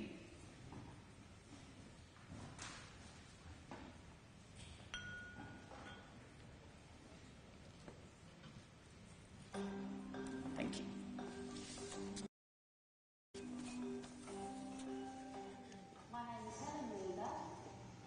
Been at Brixton Bus Garage for 28 years. My name is Jennifer Palmer. I'm a sales clerk working at Victoria Coach Station. My name is Vicky Lane. I'm a bus driver and I've been in the industry for just under 8 years. My name is Chloe and I've been an apprentice role with buses to mechanics for the past year. Hi, my name is Rukia Ali. I work next as a station manager here at London Victoria Coach Station. But my name is Nicole Van Cassidy. I'm the Assistant Duty Manager at Transport for Greater Manchester. My name is Colin Bacon. I work for Corridor London. My name is Natalie Osei. I'm Apprentice Vehicle Engineer. So I'm Francesca Hand. I'm an Operations Manager at Flixbus. Hi, my name is Mia. I work for Lothian Buses as an apprentice mechanic. Hello, I'm Sandra Shiratia. I work as a reservationist at Mandela Way with the Capital Call Service. I'm Laura Hill. I'm the Engineering Manager at Arriva Enfield Bus Garage. I actually started to be a bus driver because this is such a secure industry for us. That's why we decided to become bus drivers. I got a job and I wanted to go for it, and then when I started I realised there was a lot of opportunities in Transport for Greater Manchester, and I thought, you know what, I could probably make a bit of a career here. So when you wonder, you're a serial driver on a bus, and you're thinking, that could be me, but because it's anyway on the linkage in the river, I wouldn't do it. However, I always wanted to drive when I was younger, because if I could drive, I could do something else. It's variety. It takes me out of my comfort zone. Women are more empathetic towards customers, towards problems. You'll find that we get a better response from the public. I like it because I'm a driver. I'm a people person. So helping people is what gets me through the day. It's hands-on and it's different. My favourite thing working in the bus and coach industry would be the atmosphere. Everybody is so friendly and very, very supportive. We're seeing a lot more female members of staff as drivers, but probably not on the engineering side. So I think really promoting the benefits of being an engineer as a female would be really good. But you still get comments from customers saying, wow, female driver, we love female drivers. I've always been intrigued by engineering as it's not a typical job that women do. It can be tough sometimes. When I joined, I was doing timetables and I never thought that I could get to a management position. But I've had a really good mentor and I think we need a bit more mentoring opportunities. In the future, I think if we are really promoting women in transport, it can only be a good thing. Sometimes the challenge is that women don't believe that they can succeed. So it's a matter of providing mentorship, it's supporting them to aim higher, achieve great success, and ensuring that the industry is welcoming. In the future, I would like to see more females come forward, whether it's in engineering, office staff, or bus drivers. Men and women tend to have different perspectives on things, different approaches. It's just fantastic to see more women coming into the industry. And it's something that I'm very passionate about making sure that there is more representation in higher roles, actively promoting and putting women into those higher up positions. I think it's a great way to help women in the industry because it gives us different opportunities, empowerment and ways to develop ourselves in bigger and better ways. Not many girls or women are in this industry and that pushed me the most to kind of break that balance, and I slowly but surely are getting there. I think women are starting to realise, they can work in the transport industry. It's not a taboo. It's something they can do. I think, I'm proud to represent that. The most challenging aspect of my job is I find it very hard to switch off. So I'm working on that, but otherwise I enjoy every bit of my job, even after 29 years.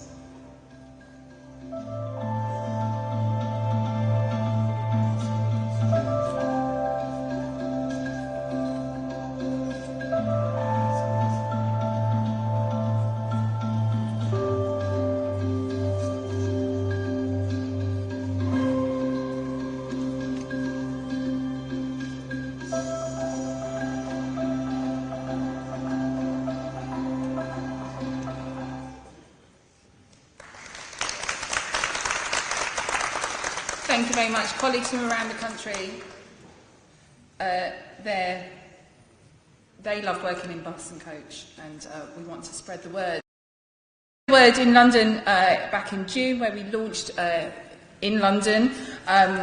We had 80 commitments registered of how people were going to be accountable to themselves, how they're going to aid this change. Andy Lord, our Commissioner at Transport for London, he committed to 6 summer internships for women in bus to really encourage them to come and have a taste of the industry and hopefully inspire them to be part of the industry. And there was talk about mentoring within the video as well, and he's pledged to mentor as well. Louise Cheeseman, our Director of Bus at the moment, she's committed to improving facilities in and around London and also eliminating period poverty as well. We've got a trial trying to make resources available around our buildings. Inclusive cab design is also a big piece as well, so another bit of engineering. It's part of the bus safety work on the bus safety standard about making vehicles as safe and as accessible as possible. So that hopefully that will ensure that vehicles are suitable for a more diverse range of people to use them. At TFL, all this is linked with TFL's commitment to inclusion.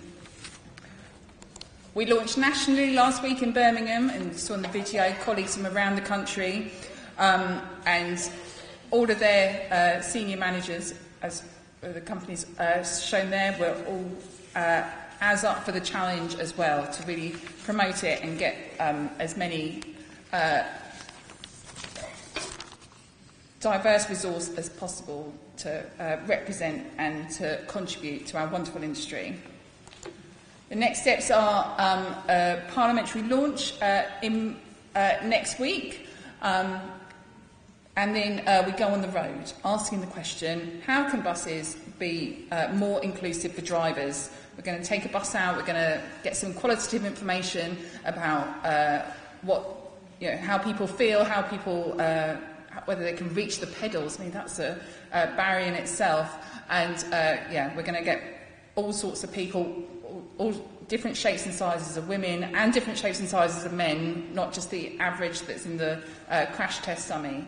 And we're going to get some real data and start making some design proposals from there. This slide is a bit more about links. Social media, there's a lot of stories being updated on social media, especially on LinkedIn, and we've launched a website as well. So if you know anybody who thinks, I'm thinking about bus and coach but aren't sure, get them to have a look, get them to join and have it's absolutely free. All the resources will be made available for free. It's for corporate membership. We're trying to encourage companies to really back the message by doing that. So, thank you so much again for inviting me to be part of this event. I love hearing stories of the past. It's part of our such rich cultural heritage. So much has changed. Fundamental values remain the same, but as does the campaign for change and improvement. So thank you very much for listening and enjoy the rest of your evening.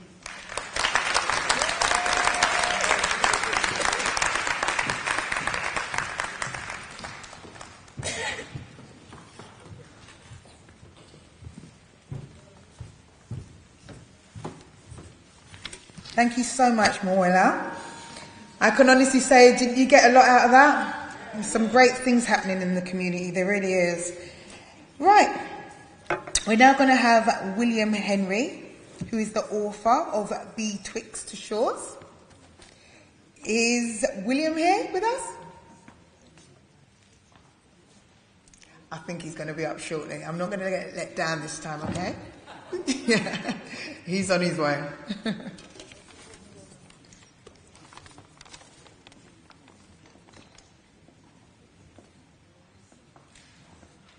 Okay.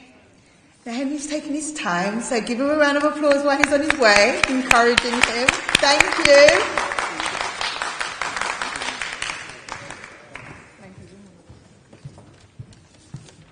Good evening, everybody. Your Excellencies, esteemed guests, brothers and sisters of the Windrush generation, a heartfelt thank you for inviting me here, and it's a pleasure to address this forum. I will talk about my book shortly, but I'm rather thrilled when I come to gathering like this, because you see people from all walks of life. When I first came to the UK in 1970, this kind of gathering was unheard of, unthinkable. Today, when I see, now firstly, what I'd like to say, diversity should never be confused with exclusion. It should not be considered as a coded word where it separates people. Because tonight, when one looks around into this gathering here, you see blacks, you see whites, you see Asians, you see mixed. And that suggests that there have been some progress. But of course, the journey hasn't ended. It's probably in the process of getting somewhere where we can talk about diversity. Because when I came here in the 1970s, black people couldn't walk the streets of London. And certainly wasn't safe. You'd hear people shout out, black N with the N word, Sambo, gollywogs. They would spit at you, throw water bombs at you. That was my experience of the descendant of the generation that came here. Might I add, ladies and gentlemen, that Caribbeans, we were never economic migrants. We were invitees to the United Kingdom. They invited us to come to help to rebuild the motherland. We never came here because we wanted to make a better life. They introduced that concept to us. They told us that we must give up our homeland where we were born. Now, when one talks about homeland, if I might pause there, if you ask me, are you an African? I would say, yes, I am an African. But if you ask me, where in Africa are you from? I couldn't tell you. Reason being, they took it away from me. Now, what they did after the Second World War, because as you can imagine, the UK, the aftermath of the Hitler era, the UK was in a shambles. It needed rebuilding. They applied to the white Commonwealth citizens, and they said, no, we want nothing to do with it. So what did they do? Next down the line, the Caribbeans. We were always being the easy, low-hanging fruits. So they spread their propaganda throughout the Caribbean, saying the motherland needs you. Come and help to rebuild the country. Your empire needs you. And of course, being patriotic, being loyal to the crown, our people packed their bags and they meant business. They wanted to help to rebuild the so-called motherland. They came here with full of confidence. full of expectation that they're going to help to rebuild the motherland, at the same time make some money and go back to their birth home. But in reality, when they got here, firstly, the vessel, the ship, the boat that transported them from the various Caribbean islands was moored out at sea overnight. Why? 11 Labour MPs protested vehemently against the boat that transported our people from the Caribbean to Tilbury. The people on the ship could see the harbour, but they were not able to get into the harbour because those 11 MPs were protesting to Attlee's government not to let us in. Because why?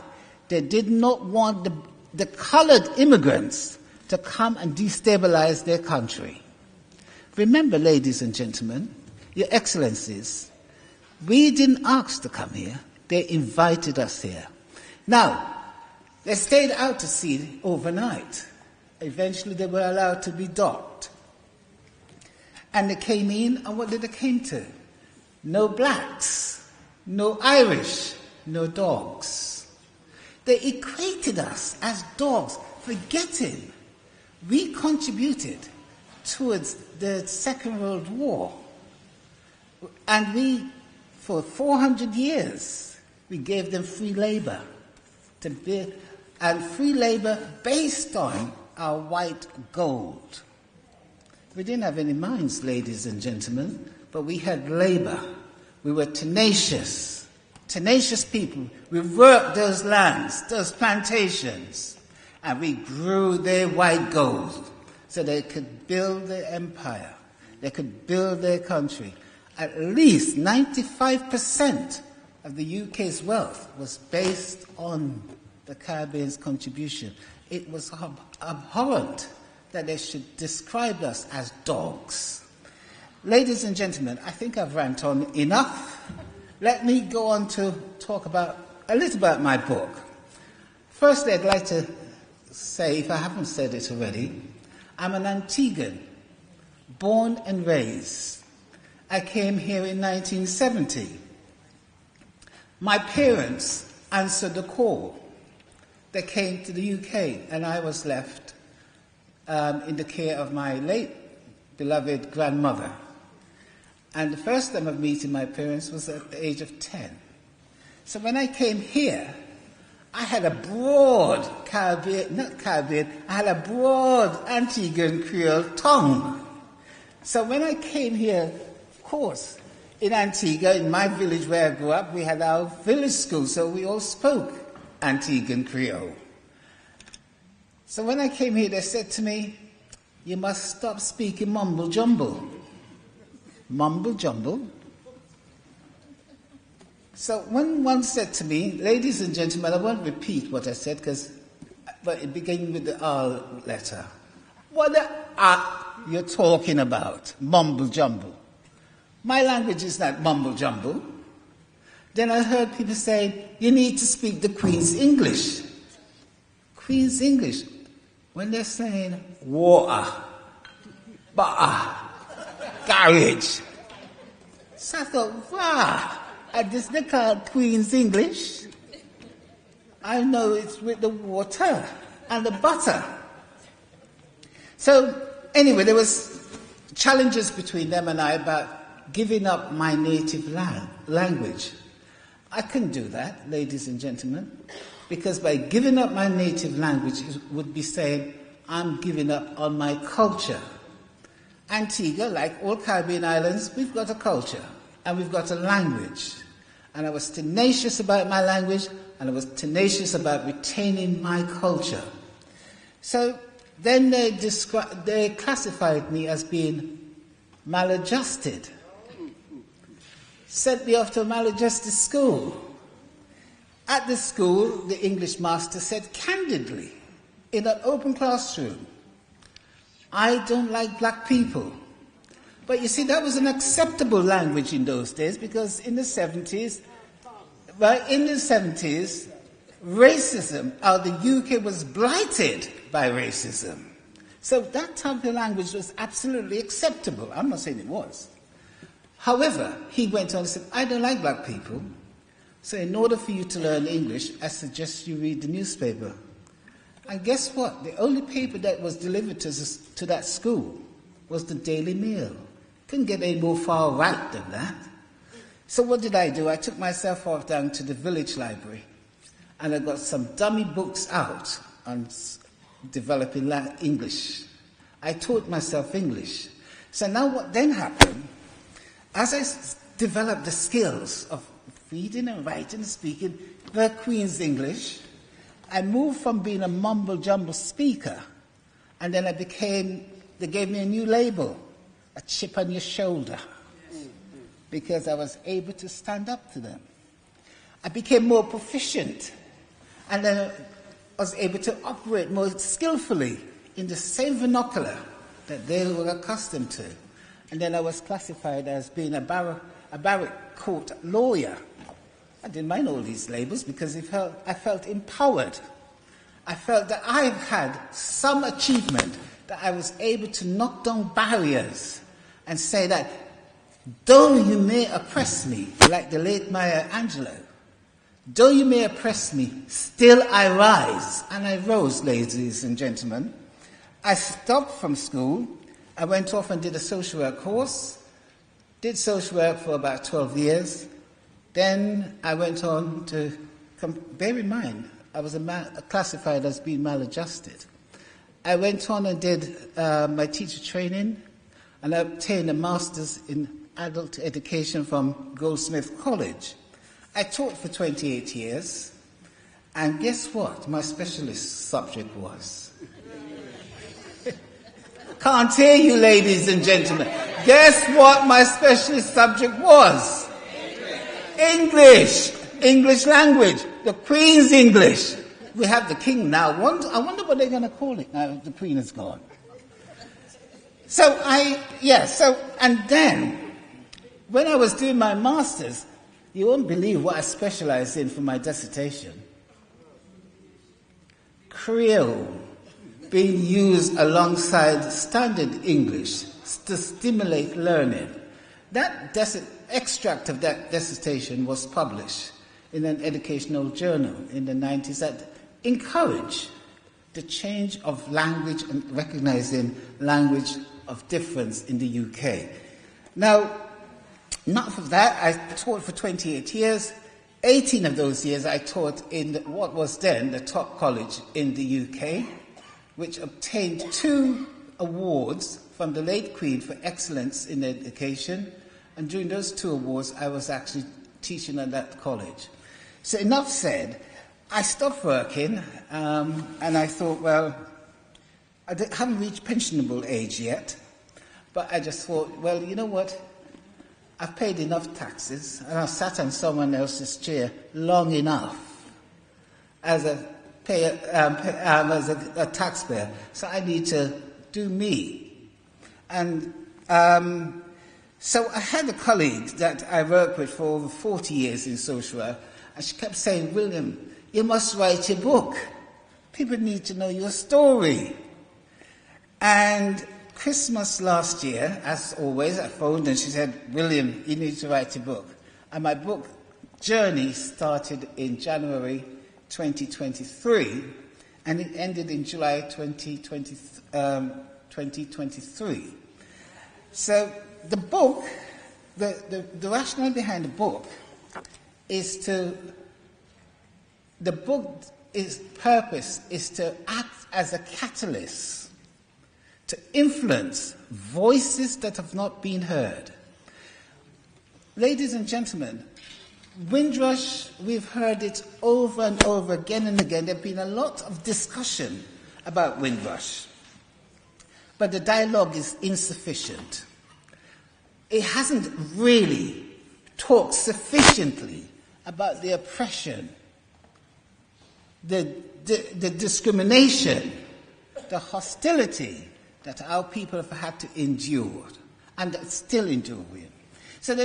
But they have made some progress. So what this book has done, I looked at what my life was like growing up in Antigua, and I contrast it with what life became like since I came into the UK. So betwixt two shores, it really is about talking about me and as an Antiguan and someone of a descendant from the generation. So it's really looking at my life growing up here as a descendant. Of course, ladies and gentlemen, esteemed guests, excellencies, one must pay tribute to our Windrush generation because it's them why we're here today. Thank you all for listening to me. And please, don't hesitate. My book stand is over there. Okay. Thank you.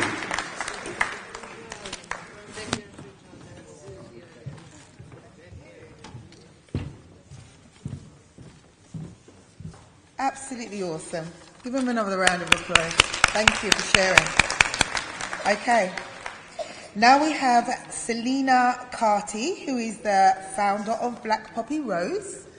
And here she comes. On time, wonderful.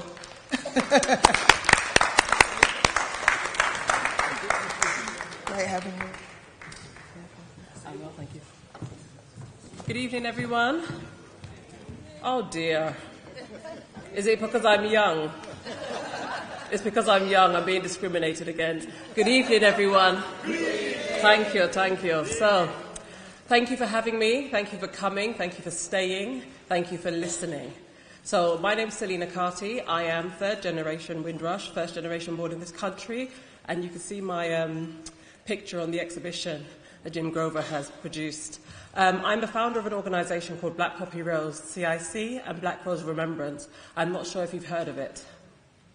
Well, we are 13 years... Thank you, sir, thank you. So I founded Black Poppy Rose 13 years ago because I was born here and I noted that there was a void around our visibility and around education about why we are here and what we have done.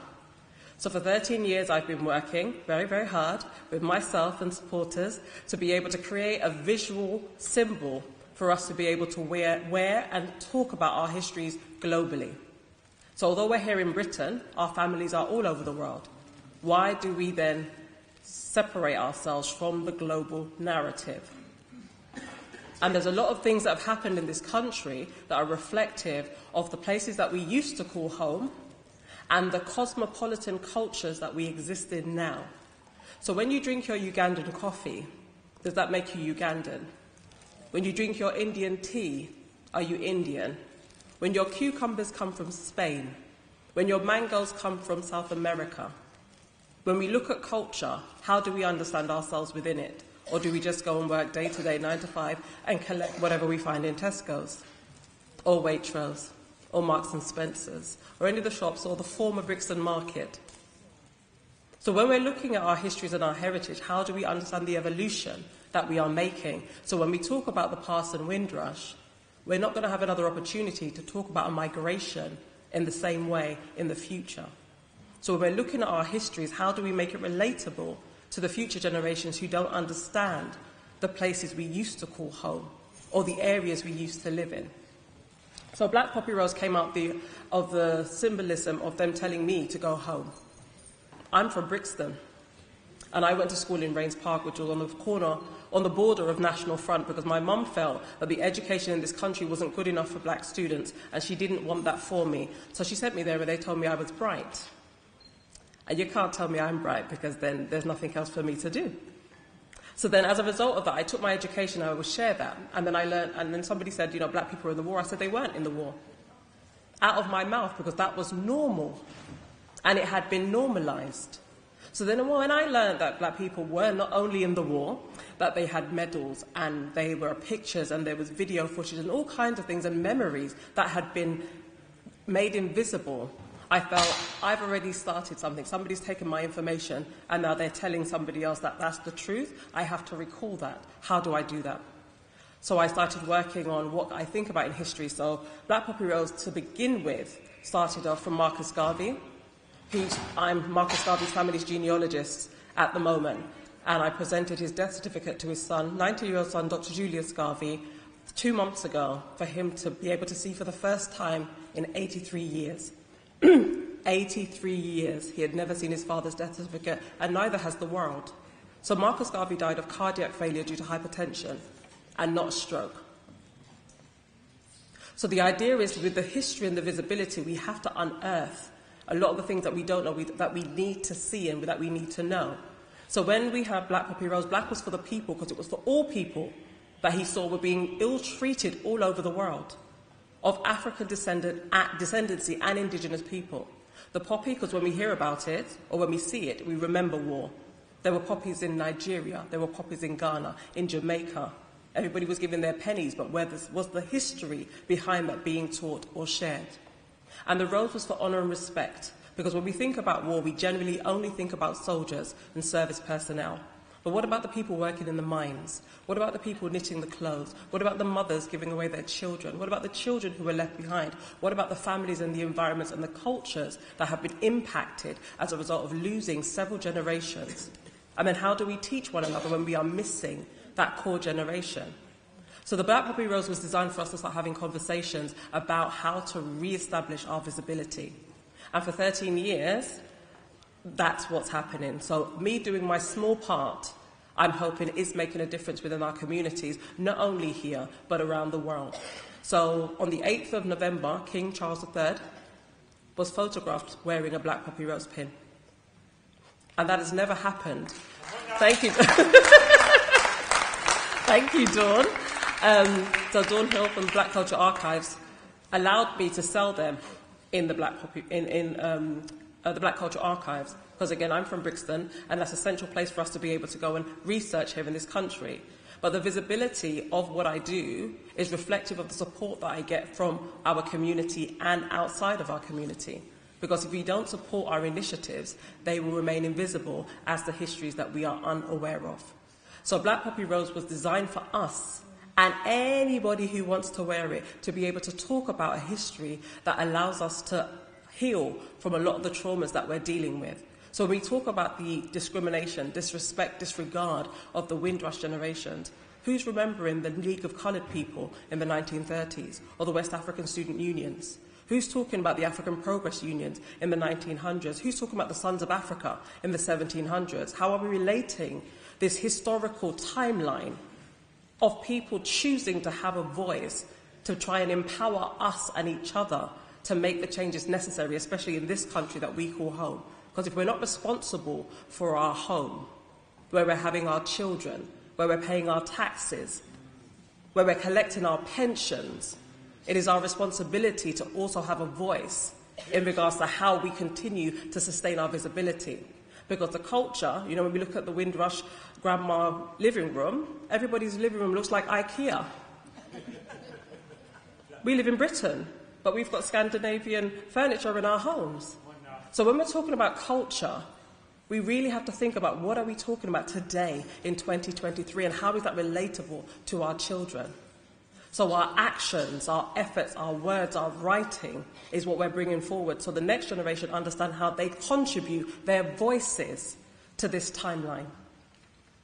So what I'd like you to take away is that everything that you're all doing here makes a significant difference, and we all are very, very proud of you. It is not easy, by far.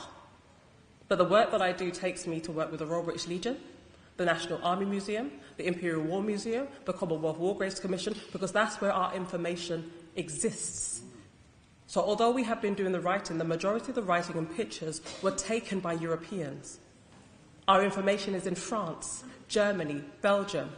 So when your children are learning French and German, encourage them to then go and learn and find their information outside. So with Black Poppy Rose, again, we have the pins in English, French, German, Spanish, Italian, Portuguese and Dutch, because we have a bigger conversation to be having. Because when you look at me before I speak my good Queen's English, yeah? That's my only language, by the way, yeah? My good Queen's English, until I open my mouth, you can't determine where I'm from. And that's what is notable for all of us, and we judge one another based on thinking we all should be the same black, and we are not. And we never have been, and we never will be. Because what happened in my house didn't happen in your house. What happened in my mother's house didn't happen, you know, and generations were passing on different sets of traumas and different sets of ideologies of how to adjust and adapt to the abuse that we continue to endure today, and the same thing that we're doing to our children, because we see it as a form of protection. But when we look at the wars and we look at the discrimination, I don't see how we can be proud and upset at the same time. That causes confusion and mental stabilities in our heads. So Black Papa Rose is designed for us to be able to take ourselves away from the conversation and to be able to self-care and look after ourselves, first and foremost, as we continue to enter the world that is treating us in the way that it is, because we will make that change. So as we continue on, we remember in this November, they teethed our reef. I'm going to end that they teethed our reef. We laid our reef on Remembrance Sunday in Brixton. I'm from Brixton, and they teethed the reef. Okay? They stole it. Somebody was seen removing it from the memorial.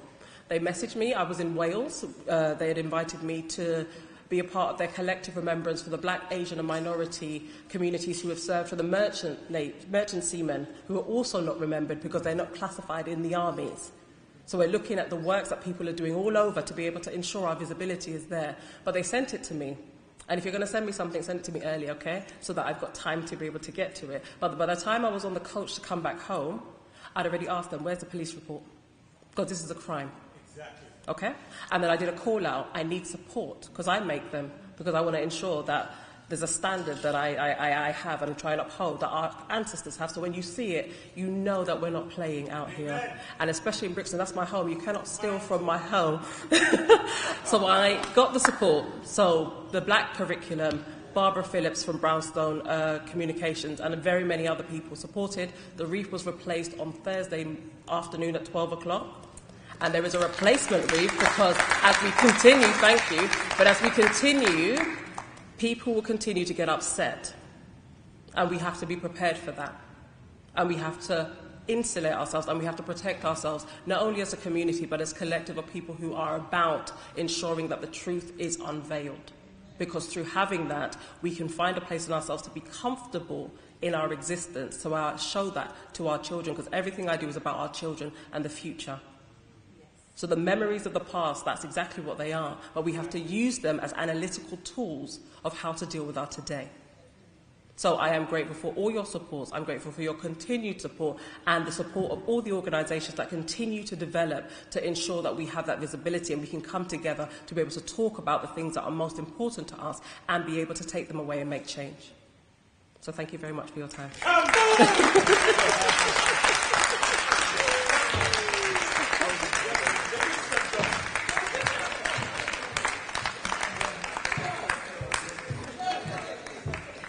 Wow, impressive, very. Okay, and now we have our last speaker coming to the end of the day and the evening. Have you enjoyed the evening so far? Yes. Absolutely. I know it was a bit of a slow start, but it was really picked up, right? Yeah, good. Okay, now we're going to have Benjamin Mann and Christelle Tracy and Zoe. And they are from the Youth Panel's Future Vision. So let's welcome them.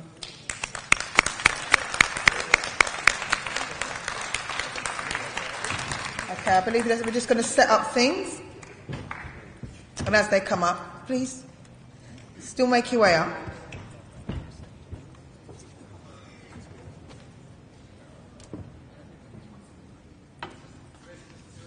Oh, it's just two. Okay, just two of them right now. Okay, lovely. Is that Christelle and Joey? Christelle and Joey? Yeah. Okay.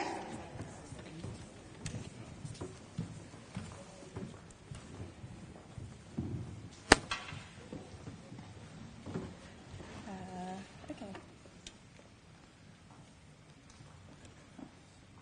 Thank you.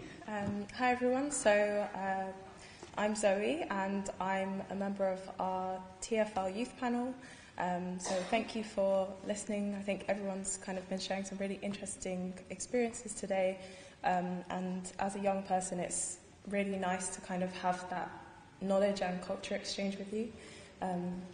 So yeah, in terms of what I do, I kind of support our Transport for London Youth Panel in terms of our inclusivity work that we do, and in terms of my experience and my connection to you all.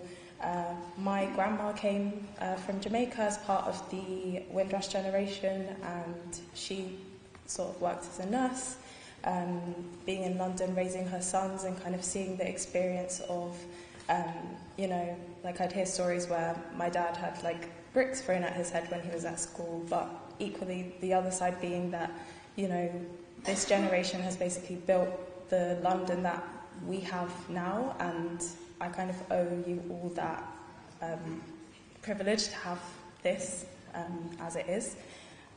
So thank you. So to start off, I'm going to explain what TFL Youth Panel is. So basically, it's a group of young people aged 16 to 25, and they're all volunteers who are passionate about London, about transport, and we all kind of come together and work alongside TFL to basically push them in terms of understanding the needs of young people and a sort of diverse range of communities that we all come from. And some of the key projects that we've worked on include stuff like the ultra-low emission zone, sort of consulting on that, also renaming the lines for the London Overground, which hopefully you'll hear sometime soon, and also sort of shaping the mayor's transport strategy. So we have a different kind of range of influence, but it's really great that TFL want to hear what young people have to say. So we basically did a project which kind of is all about sustainability and inclusivity.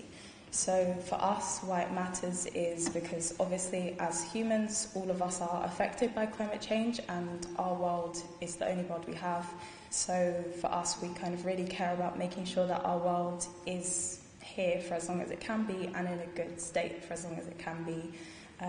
But we also recognise that different communities, particularly the communities that you all come from, will be affected differently and often slightly more than other communities in London and across the world. So for us, our passion was really about making sure that TFL remembers that and always kind of considers how we're affected differently within the kind of changes that are happening in the world. So in terms of our project this year, so over the last 12 months, we kind of did an exploration looking into how London's transport can be more sustainable, but also kind of considering that from the perspective of our environment, but also as people with different experiences in the world. So we had the opportunity to kind of sit and have round tables talking to experts from different fields and kind of processing that with people who are really good at writing reports and coming together with a range of recommendations for Transport for London to take forward. So our report basically outlines a set of recommendations based on what we've discovered through all of that exploration. You might have seen it in the little exhibition over there, but our report's available online. If you search on Google TFL Youth Panel or scan this QR code, you'll be able to find it. But basically we have our recommendations, and TFL has committed to respond to those in February, so we look forward to seeing that commitment and also the action that follows from that next year. So I'm going to take you through quickly like what our recommendations kind of covered. There's 9 of them, and they kind of fall into a few different themes. So the first theme being community outreach, and that for us was really important because as a community that TFL has chosen to facilitate in sort of exploring our needs and our experiences, we want to see more of that. As much as possible, TFL should be led by the communities that they're here to serve, and you know, we're all experts in our experience, so that expertise needs a space to be brought in alongside the expertise of people who might have been trained or given the opportunity to have a voice by having jobs at TFL, for example. The next area is about inclusive decision making, and that was really about just making sure that at every stage there's a chance for different communities to have a stake in influencing or actually making certain decisions, because, you know, as a society, everyone should have a way to kind of influence and be heard in decisions that ultimately affect all of us. Our next area was sort of embracing opportunity, so kind of looking at how, with the access and resources that TFL has, thinking, I guess, getting them to kind of really think differently or deeply about the way that they're doing things, whether it's with land and buildings, thinking about how they might use those things differently, how they might sort of change the, I guess, the traditional ways of using their resources, but also thinking about stuff like communications and how are we reaching communities that typically don't maybe feel that TFL is for them, or maybe just the stuff goes over their head. And then the final set of recommendations was kind of around equitable futures. So yeah, that was kind of really thinking about, you know, getting TFL to look at the impacts that they're having and that wider society is having. So it could be things like, for example, mapping out the impacts of flooding and how that's going to affect people's access to transport or being able to move around London as things change. And yeah, just kind of really thinking about how different people feel transport is for them and are able to be, I guess, empowered by their access to TFL's services. So yeah, that's kind of the recommendations from our report in a brief sort of way. As I said, you'll be able to find out a bit more if you have a look. If you Google TFL Youth Panel, you'll be able to find out a bit more. But now I'm going to go over to Crystal and we're going to have a little chat for the rest of this section. So thank you.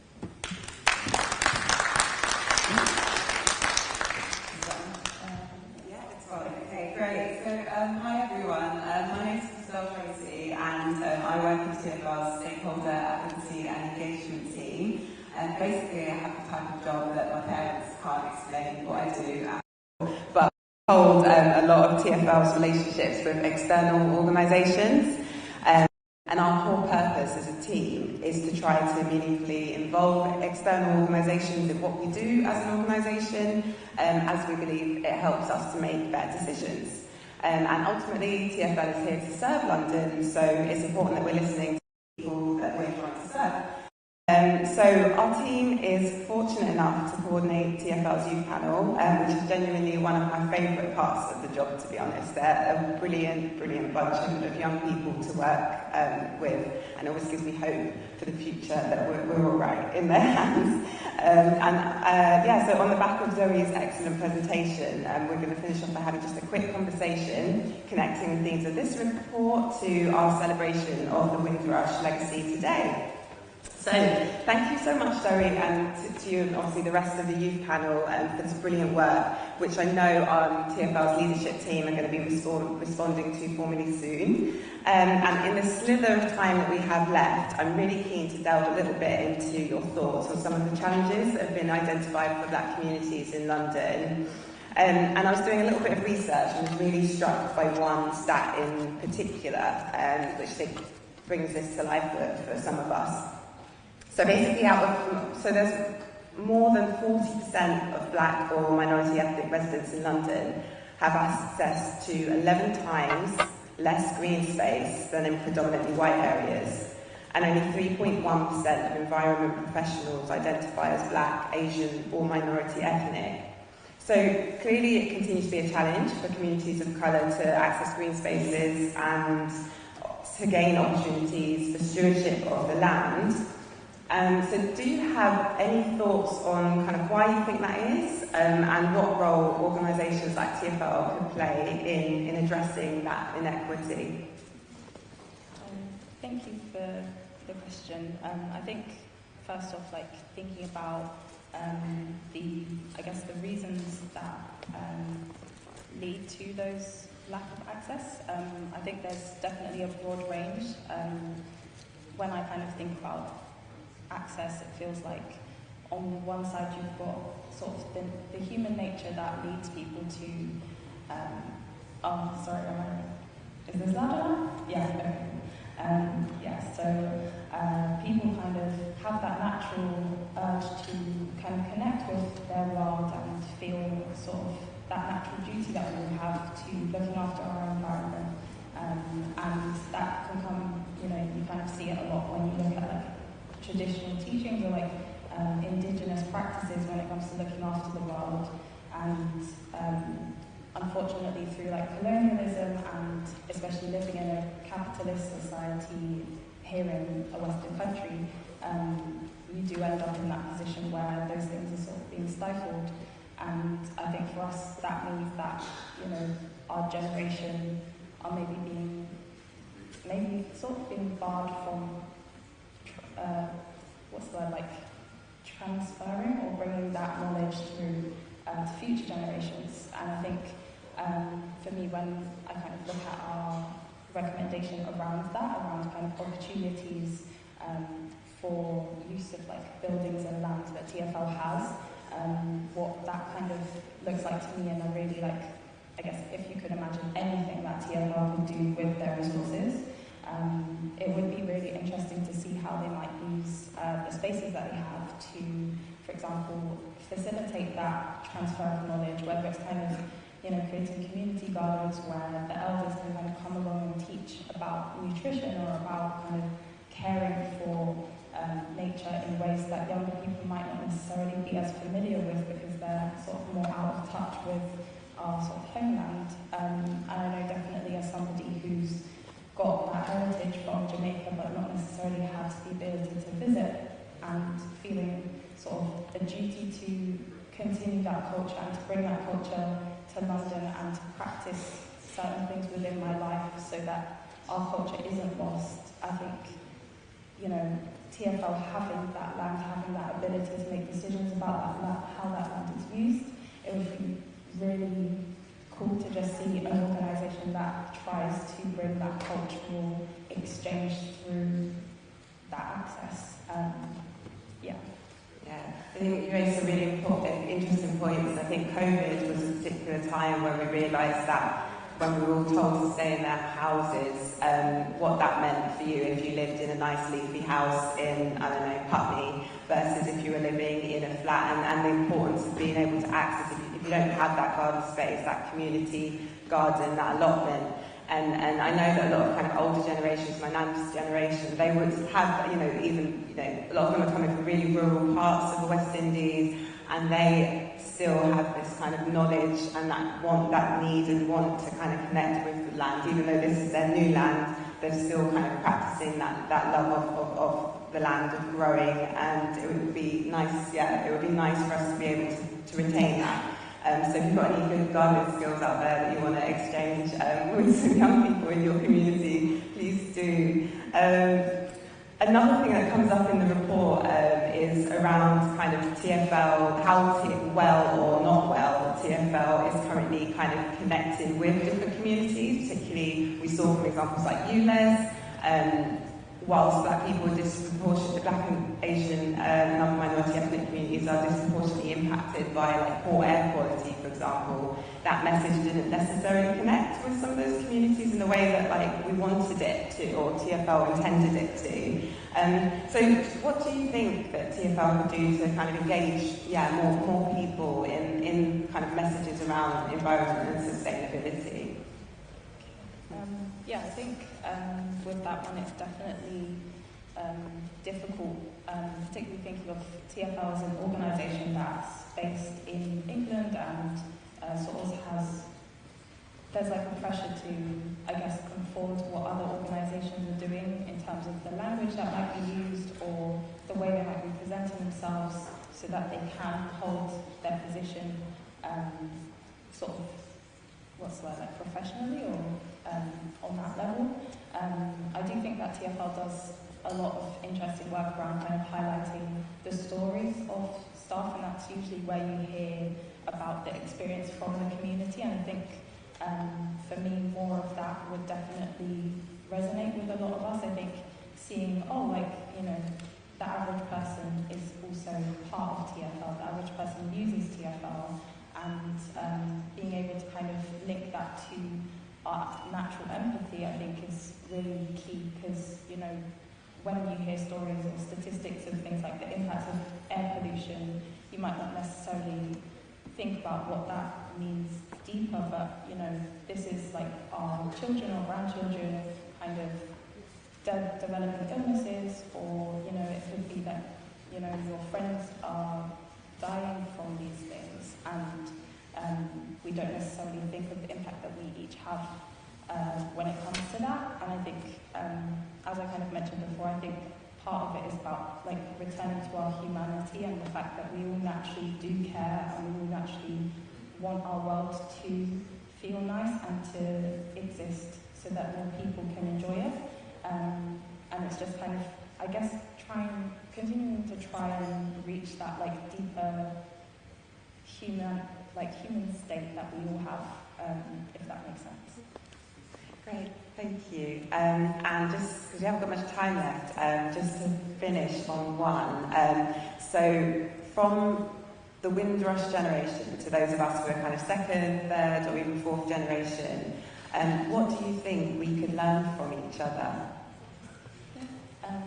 I guess in terms of for older generations, I think I would always kind of encourage you to think back to when you were our age and the natural drive and passion that you had when it came to seeing injustice in the world, and remembering that, you know, this next generation of young people are coming forward with solutions and ideas, whether they're kind of, you know, sometimes we look at really young children and we say, oh, they have a really creative mind, but this isn't realistic. But actually getting to a point where we're working together and listening to each other's stories and kind of guiding each other to come to those solutions, because sometimes the idea that, you know, a 6-year-old has had is actually a solution. It just needs a bit of your thinking combined with it.